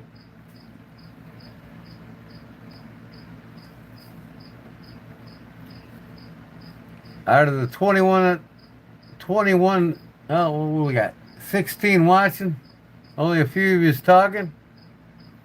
They're going to lose out the first if they don't get in where they fit in now on these live chats. If they want to win one of 9 different knives, get in here and say hi. Jim's video? Okay, yeah, that's a good idea, ain't it? I'll go home here. It'll be the first one to pop up. Watch. Look at that. Got big plans all through September, October, and November. I'm not gonna call it the final tour, but I gotta start from the beginning. That's where I started in the truck, Jim. all right, everybody, how y'all doing? Big Jim, Big Jim coming down here back at the ball. Casa de Barlow. Welcome to my home. We all know I made some changes. I've cut it back. I'm gonna try to do 2 videos a week. I'm not really certain on which day they're gonna be. I really like folded hunter / fixed blade Friday. Y'all know I'm real big on shouting out these other channels, and that'll probably continue, but I'm not really prepared for that today. I don't have the stickers and all. I mean, basically the table where I work right here has been transformed. It was a sea of pocket knives. I mean, I still got boxes and stuff sitting around here full of knives, but most of that has been exchanged and moved, and now there's tools on the table. By changing what I do and how I do it and when I do it, it's given me much more time. I've completed several projects around the house here that needed to be taken care of. I believe I have enriched my life by doing what I'm doing. And like I said before, man, I'm not going away. I'm going to keep making content. I'm going to keep messing with my pocket knives. The next, let's say, 3 months are going to be an epic time in my life. You know, I've got big plans all through September, October, and November. I'm not going to call it the final tour, but I'm planning a vacation in November, and there's no surprise what that's going to be. I'm trying to get my health better to where I can enjoy those trips. Those trips are going to, unless something happens in my life, and you know, I pray for that not to happen every day. I will be where there's at least 3, maybe 4 pretty epic events that's going to be the, I don't know how else to say it, I feel like a rock band, but going to be the last tour as far as. What's that, Barber? I don't understand. Going to events. But I mean, I've been planning all year. I had 2 goals this year, and that was to improve my health and to try to make it to Ellaville, Georgia. And but to get the health part right, or to get to the Ellaville part, I had to get the health part right. Now the health part is good.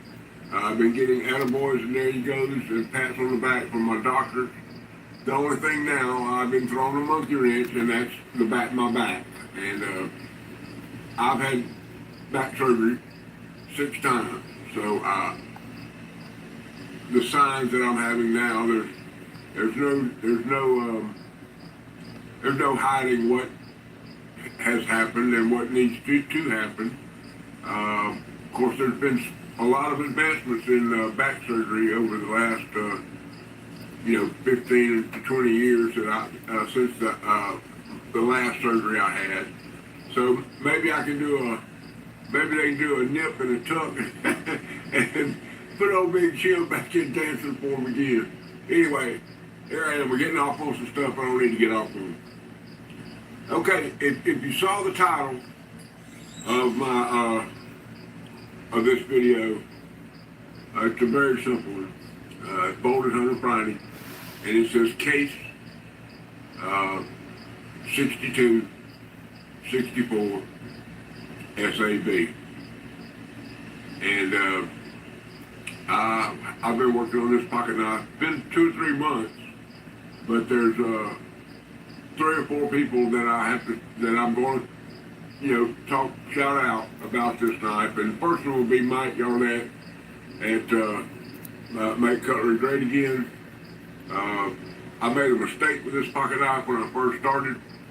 I couldn't get it open. The knife would not open. So being old school, I put it in some vinegar. And when I pulled it out of vinegar, the problem started. Wasn't a problem, but as this video progresses, we'll get to that. But first of all, shout out Mike Garnett he's a beast, guy. I mean, I know I call Stephen Jeffries the beast, but Mike Garnett he's right there. I gotta give me some more of that Bolster blend. His channel description is in my description page on every video. You can go down there and highlight it and click on it. His journey through the leather knife family Christian world is worth your attention. Okay, I got a little note of, man, y'all know I gotta have a thing, okay? So the first thing I'm gonna call this the news section.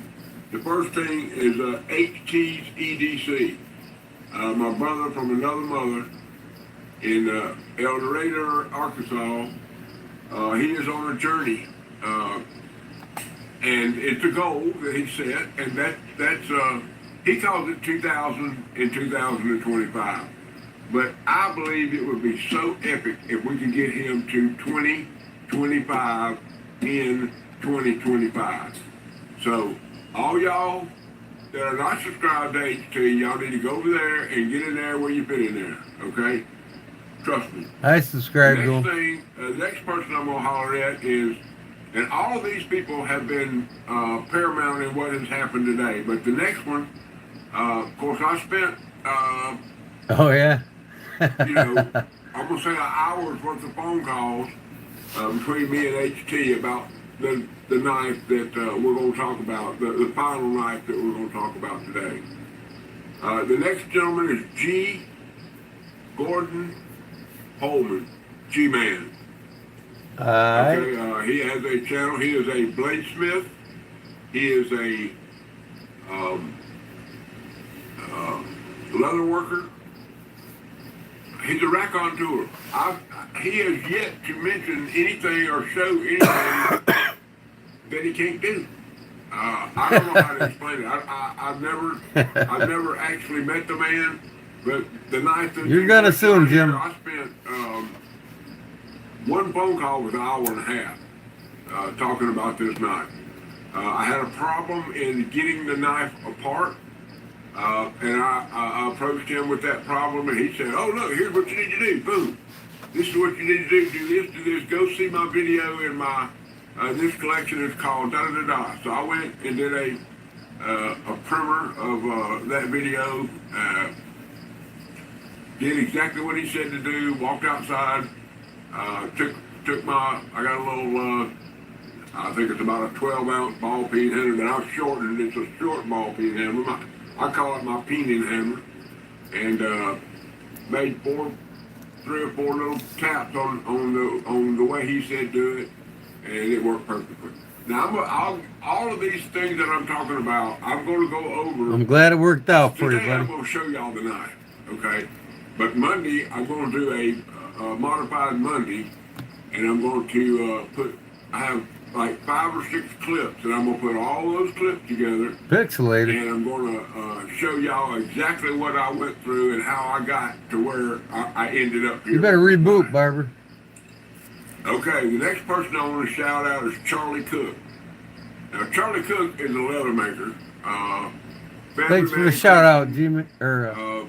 Just a great Big fella. Jim. Very supportive of my group, very supportive of me. But he's been doing some shorts, guys, and I'm going to tell you what, man. This stuff is epic. He puts the music together.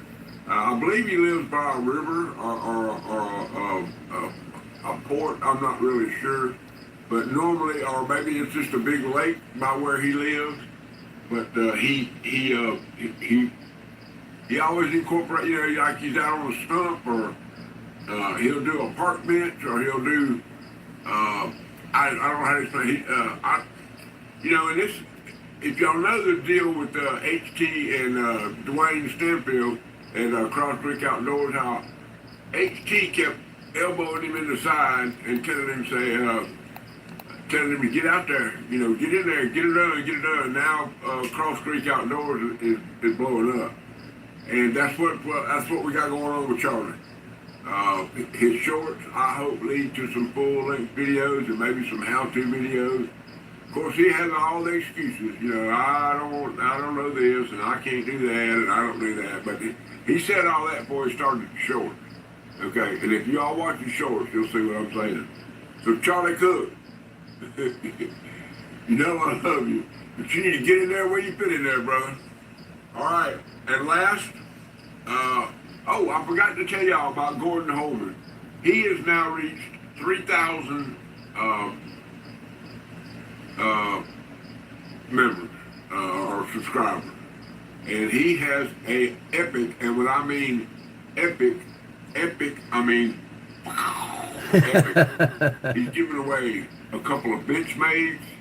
One of them is a custom with fly titanium scales. He's got. I'm sending him a box that's got 5 or 6 cutters to give away. Big bunch of stickers, not mine. I'm gonna send a few of mine, but I got all kinds of stickers Jim. I've been collecting that really have no meaning to me. It's because of you guys. This is gonna be awesome. That he can throw in for whoever wins. Everybody, but I think he's giving away 2 or 3 places. So y'all need to go and subscribe to Gordon Holman. He basically does lives. He loves to get on there and show you. He'll make a slip and then give it away. He'll make a knife and then give it away while you're watching. I've got 2 or 3 of them that I won. Now, as the membership rises, it's getting harder and harder to participate, but that's fine. He's got all the guys that come in. You know, there's a whole crew of guys that don't do anything but subscribe to your channel and try to win your giveaway. So, but y'all need to go check out Gordon and subscribe to him. All right, last. Thanks, buddy. Appreciate it. Stephen Jeffries. Like I said, it's all because of you guys. Stephen Jeffries. That's SJ Relics and Restoration. And I've made comments about Stephen Jeffries on several videos, and me and him, we interact. Every time we hook up, the phone call is usually, the first time we talk for an hour and 40 minutes. And ever since then, it's getting, you know, we visit maybe once a month, but we're always texting back and forth and all that kind of stuff. And, but yeah, he's got a 800 subscriber giveaway that he's doing. And I want y'all to go Cool. over there and check Stephen Jeffries out at SJ Relics and Restoration. He's giving away a case, number 54 Trapper Red Bone. in red jig bone, epic pocket knife. The brass For pin. sure, for sure, epic pocket knife, trust me. Stephen Jeffries at SJ Relics and Restoration. There's one more thing I want to, you know, every time I talk about Stephen Jeffries, I always try to, you know, make sure that I get my point across about him. Did I tell y'all that Stephen Jeffries is a beast? Get in there where you fit in there. Alright, now what I'm going to do is I'm going to pause this video, I'm going to set my stuff up and get it to where it's all lined up and I've got it ready to go. And then when I come back, we're going to go through, I have 4 knives. Two of them have, but it's only 3 technically, because they have the second one we're going to go over has an A and a B. And so it's one knife, but anyway, you'll see. And we'll go over those 4 knives, and then we'll get on out of here, and y'all can, maybe we'll get out of here before it's a 45-minute video. But anyway, I'll be right back. Okay, the first knife we're going to talk about is something I showed y'all the other day. And I basically am going to show this to y'all because I want an opinion from y'all in the comments. Y'all, I love it when y'all comment. I try to respond to every one of them. If I don't respond with a typed out thing, if you see a thumbs up and a heart, that means I've read it and I paid attention to it, and I take everything into consideration. But I showed y'all this knife the other day. This is a modern, okay? And it's a beautiful knife. Now, when I got this knife and showed it to y'all, it was, I don't want to call it sticky, that's the wrong word, but it just didn't deploy the way that I thought it should be. So what I did was I took this screw right here. They knocked that knife out of the park better than the company that made the original. And I loosened it up until it showed that it was loose. And I put 2 drops of Brother Rex Wiseman's, he calls it, I can't remember what he calls it, some kind of juice, joint juice, okay, which y'all can get from Rex Wiseman. You reach out to him and let him know you want some, and he will hook you up. It's his own personal formula, and it's great. But anyway, this knife has a couple of deployment methods. The first one is you can flick it. It's a flicker. It has thumb studs on both sides, and then you can just epic fail. But anyway, look at that blade. That ain't a drop point. Okay. Now the second way you can deploy it is with the lock. It's got a lock button. A lock. But anyway, and then you'll see. Watch it. See how that blade moves. See how the blade moves out when you bring that deployment. So you simply just hold the knife, pull the thing down, and there it is. After I oil this thing up, man, it is smooth as butter because it's on ball bearing. So basically, what I did was lube the bearing. But look at the flopping. Y'all like that? Man, that's unbelievable. Bearings are the smoothest deployment in a knife, really, technically. Anyway, my question to y'all, if y'all would leave something in the comment, does this knife qualify as a folding hunter? First of all, it's 5 inch. There's no doubt about that. It has, it's probably 5.5 inches. And that's definitely, it's a spear point, drop point. I believe you can get in there, get your finger up on it and do the work you got to do. I ain't cleaned a lot of deer, cleaned a few, but not a lot. Has a little jimping right there on the blade. So my question to y'all, and the reason I put this one in here is, would you or do you consider this to be a folding hunter? Okay, now the next knife, and there's a little story that goes with this one. And y'all got to hang in there with me because you guys fall asleep? There was a time. Jim, you're not putting them asleep, are you? The early 80s, where old Big Jim. Where's that coffee at? Probably somebody y'all didn't like. When I went by the moniker Jelly, everybody called me Jelly. You haven't taken one drink of that coffee yet. I worked in a stud mill. We made plywood and 2x4. And I worked on the slasher deck. That's where they put a whole log, rolls out onto a deck, and falls over into a log by a chain. And it's cut into certain lengths, and those are sent through a debarker, and then they're kiln dried, and then cut into 2x4. Well, that's back in the day where every man in my life, or every person, or person in my life. Oh yeah. Well, old Big Jim liked to be a little different, so I went and bought me I needed something else. I had a 30-30. Y'all remember when you used to hang you guns up in the back of your truck? That's before all the pinheads would bust your window out and steal your guns, or they split you. You had your double sliding window. So when you had your friend girl in there for a seat with you could open up them windows and get a little cross ventilation in there where it wasn't so hot in there when y'all was riding around. Man, I have to fucking pause it to get me some coffee to stay awake. Call that making a 2-joint loop. We take off and go north and cut all the way around through the county.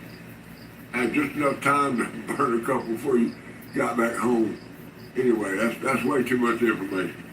But anyway, I bought a scope to go on a 30-30 rifle I had, and the name of the company was Tasco. And whenever I purchased this scope, I just got a simple, I think it was a 5-power, maybe a 6-power scope, single. Where the hell did you get that buggy's hat? Down here, there ain't a lot of long-range shooting. You don't need no 270s or 25 caliber, 25 off. You don't need much of that around here. So most of them ain't gonna be much more than 100 feet. That's why the old shotguns are usually prevalent in deer hunting around here. So anyway, I purchased this scope, and when I did it was a combo kit, and it had a knife with it. This is the very knife I'm gonna show y'all. This one right here. This is a Casco chrome vanadium black wash blade. Bucky's. That sounds the same. They have a shield on both sides. The shoe side has little, the antlers are gold. Okay? Now, when y'all see this blade, I broke this one a long time ago. When y'all see this blade, y'all gonna probably laugh at me. But you can see how it's not down in the well, and that's fine because this has basically just been in the closet in the locker for a minute. But anyway, great pocket knife. Decent pair of onions. But you can see there that the blade tip broke, and I've sharpened it several times, but this was a utility knife, and it's been out there. Grind that kick down, Jim, at the ricasso, and that knife will go all the way into the handle. Recently, it's been out there on my workbench, and I use this knife to fix the case knife that I'm going to show y'all in a minute. But anyway, just a folding hunter, you know. Well, one of these popped up on old eBay. Evil Bay is my brother. Evil Bay. And I put it in my car, or put it in on my watch list, and it's been sitting there and sitting there and sitting there. So finally, after 3 or 4 or 5 months, the guy didn't make an offer on it. So I messaged him and told him, I said, he had it listed for $39.95. And I told him, I said, sir, if you take $30 for that knife, I'll buy it right now. And he responded back to me and said, send me an offer. And I said, why don't you just change the price? I said, I'll sit here and watch it. You change the price, and I'll buy it immediately. And he did. He went on there and put it at $29.95. I pressed the buy, and therefore, I now have 2 of these. This one came with the sheath, which has long been gone from me.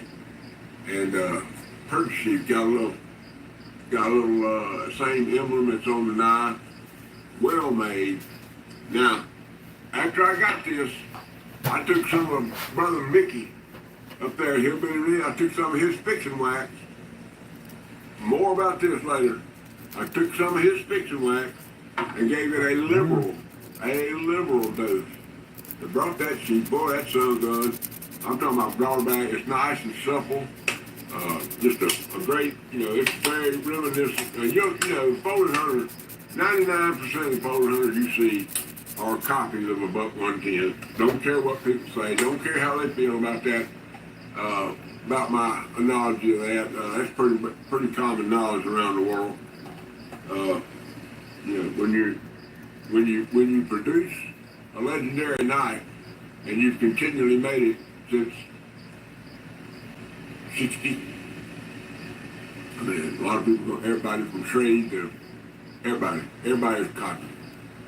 Anyway, here's what we got. Ain't that thing pretty? I don't care who you are. Got that Coca-Cola wood in it, I guess. I don't know. Some kind of laminate. But anyway, I took the shield out of that other one. This is the pile size shield right here. Yeah.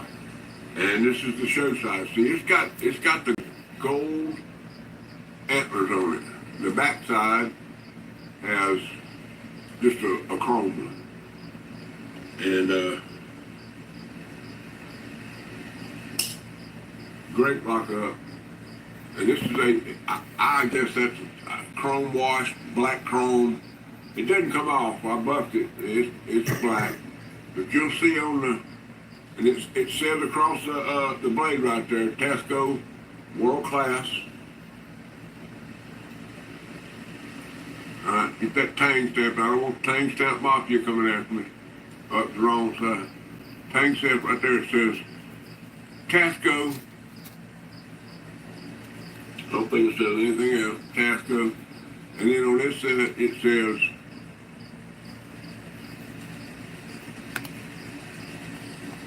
.440 vanadium stainless. And then I don't know if y'all can see that or not, but let me get it where you can see it.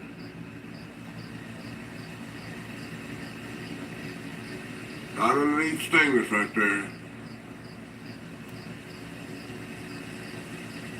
It says Japan. So this knife was manufactured in Japan from .440 vanadium steel, and it's just an absolute beast. Okay, now I probably got one of them big rolls. When you roll it up, you gotta tie it together. Probably got 50 folded 100. So this one will be stored in there. I love it. Haven't really got around to putting that keen edge on there yet, but it's coming. All right. Now, and I just realized I made a mistake, but you know, when you got your bucket hat on, in my world, got to be a buck knife hanging out somewhere, and I got one. And I've shared this one with y'all before, but I'm gonna show it to you again because Here he comes. I believe it's worthy of a second showing. Of course, we're talking about buck knives, and you know when I showed you this Tasco, we might as well put it against this knife has a model that is a favorite, and I got one, and I'm gonna show it to you. Well, I got several, but I'm sitting here rubbing this thing. This thing is beautiful. I'm talking about this is when the bucko meter starts bump, you know how it bumps against the needle. Bucko meter. This is a 2007 Buck 110.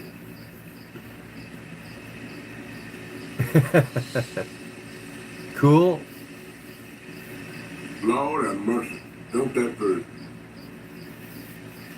Y'all can get one of these.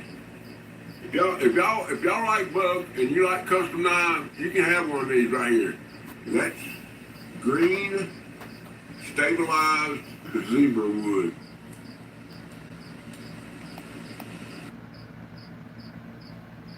It's tiger maple, Jim. Maple wood, tiger stripe, tiger maple. Okay. I'll put it on the card I send to you.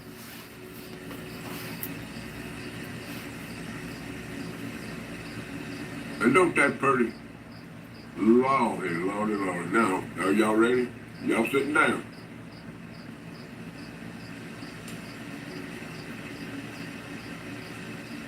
One of my better carb jobs, that's for sure. Sure, I'm gonna make sure y'all get a look at that. That is a vine carved back spring. Unbelievable. And like I say, this is 2007. Buck 110. Make sure we get the time stamp in it, The arrow. One day when I grow up and become a real knife tuber, I'm gonna get some proper lighting. Maybe y'all see them too. I mean, I got one of them I don't know, Walmart bulbs up there in the old ceiling fan. Ain't even got no fans on it, but it turns off and on every time I hit the button over there, so that's the main thing. Anyway, Gordon Holman made this. Me and him did a little trade. He sent this to me, and we didn't trade for this. He just sent this to me as a, you know. I got what I want. Thank you. But Thanks, buddy.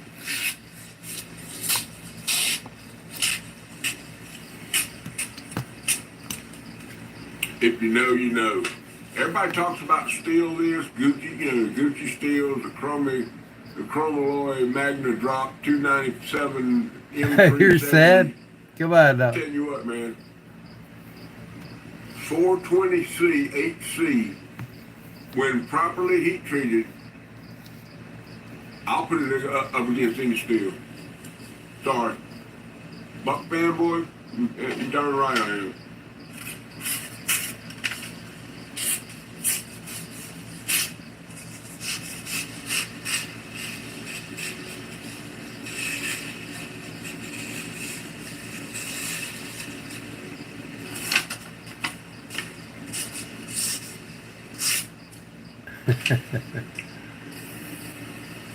If you know, you know. Huge shout out to G-Man Gordon Holman. Y'all get over there. 3,000 subscription giveaway is going to be epic. I'll be there. You should be there. All right. Now the knife that we're going to talk about, this is a case. It's a 62, 64 folded hunter. Now, if you're case knowledgeable, you can break that number down. You know that 6 is going to be your, it lists, everything from stag to jigwood in the 6 category of the thing. The 2 stands for 2 blades, and the 64 is the pattern number, which is the folded hunter. Now,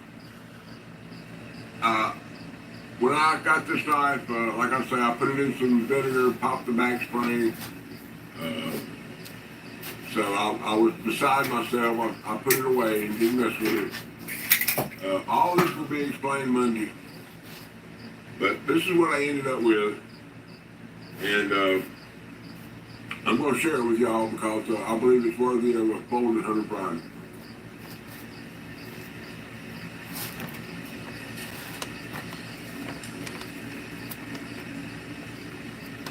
Looks good, buddy.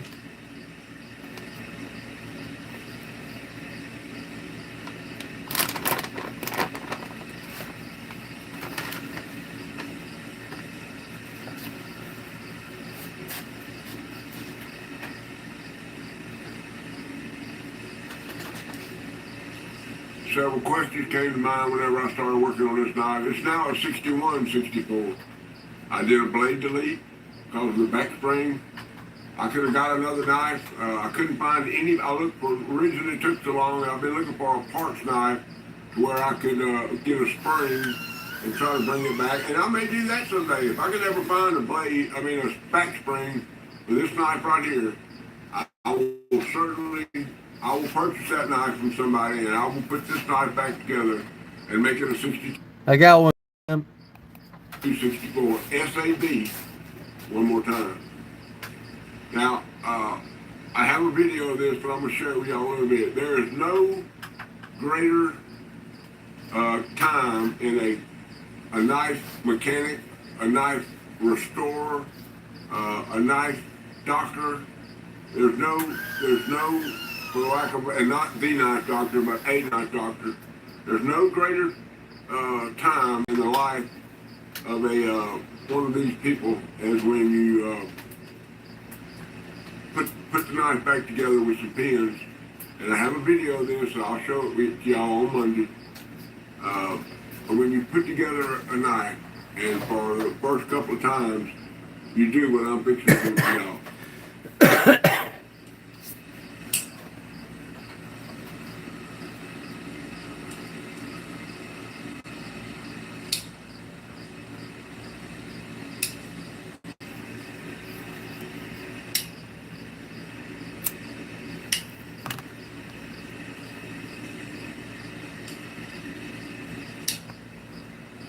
Awesome job, brother.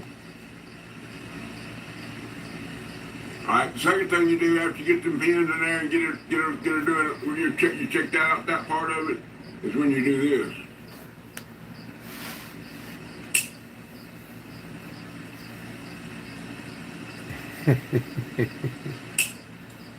All right. Now there's a couple things that about this restoration is first of all, I had to decide what I was going to make, so I made a user. I turned this into something I could tote if I want to. But there's 2 things that I didn't count on. First of all, the back spring is it's got a lot of corrosion. A lot of corrosion. And if you look at it, it has, you would think that it has a lot of gapping. See all the gaps in there? But that's because the material is gone. I'm pretty good, but I can't put material back on something. Okay, and I ain't saying I'm real good. I'm good. I'm sufficient. All this is smooth. You can't feel none of them pins. Now this had a piece of something very, very hard. I don't know what it was, but it was stuck in that hole, and this hole's gonna come back in just a second. But it was stuck in that hole for some reason to keep it. I don't know why, but it was stuck in there. And that hole is very crucial in this knife as far as dating it. But man, don't that pretty? Look at that wood. Man, that's just, it don't mean. I ain't gonna have no trouble putting this in my Howard Bentley vertical my scout carry slip. I'm gonna put this sun gun in there. Might even get me one of them old mag locks HT talks about all the time. But Lord, don't that pretty. Anyway, but it's all lined up. Just have some gapping. I wish I would have realized that before I put it back together. But I mean, I realized it. There wasn't nothing I could do about it. What about the centering? Big Jim got her centered.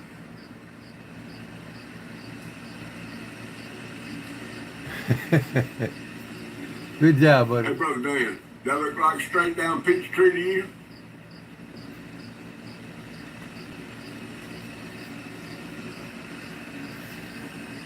I'm gonna say I'm satisfied, guys.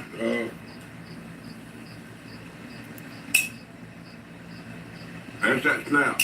Now, if you'll check out the tang stamp, which I'm fixing to show y'all, you'll check out the tang stamp. That's case XX USA underneath, and there's no dots. Okay, so.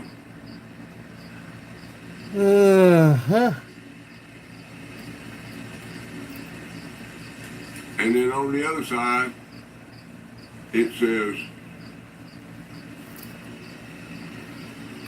let me get it in there. It says 6264 SAB.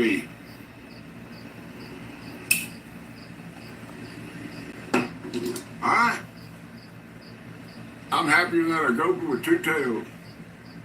I couldn't be any better. Been an epic week. Got a lot done. I want all y'all to know that I love each and every one of y'all. I'm glad y'all are a part of my channel. I love welcoming y'all into my home, Casa de Barlow, to discuss knives. Didn't do a pocket knife this morning for y'all because I've been doing this video, and I probably won't do anything else today but work on my eBay store, which I got a lot accomplished in my eBay store. And but I'm glad y'all were here.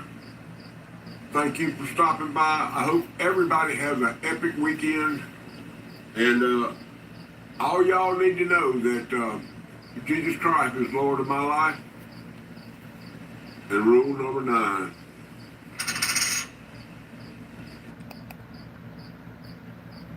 Get in there where you fit in there, boys and girls.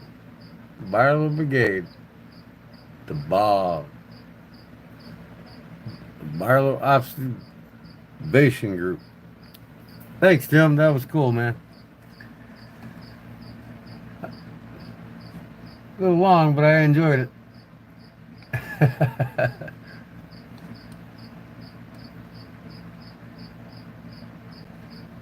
Yep, I'm going to call it a night, Jim. Love you too, brother. I'll give you a holler in a day or so. Call you up and bullshit with you.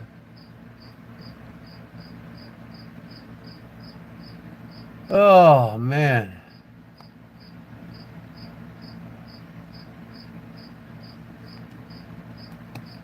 Okay.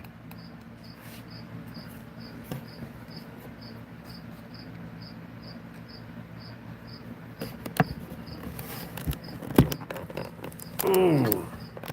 Who's left? Barbara's still here? How about Cliff? You still here? Cliff? He wanted to see it.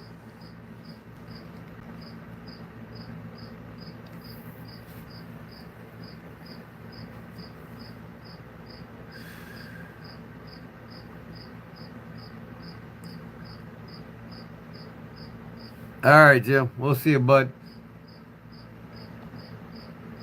Heading to bed. All right. Me too. All right, guys. We'll see us tomorrow. Sunday fun day. Till then, I forbid you peace. Rule number 9. Always carry a sharp knife. All right. Later, guys.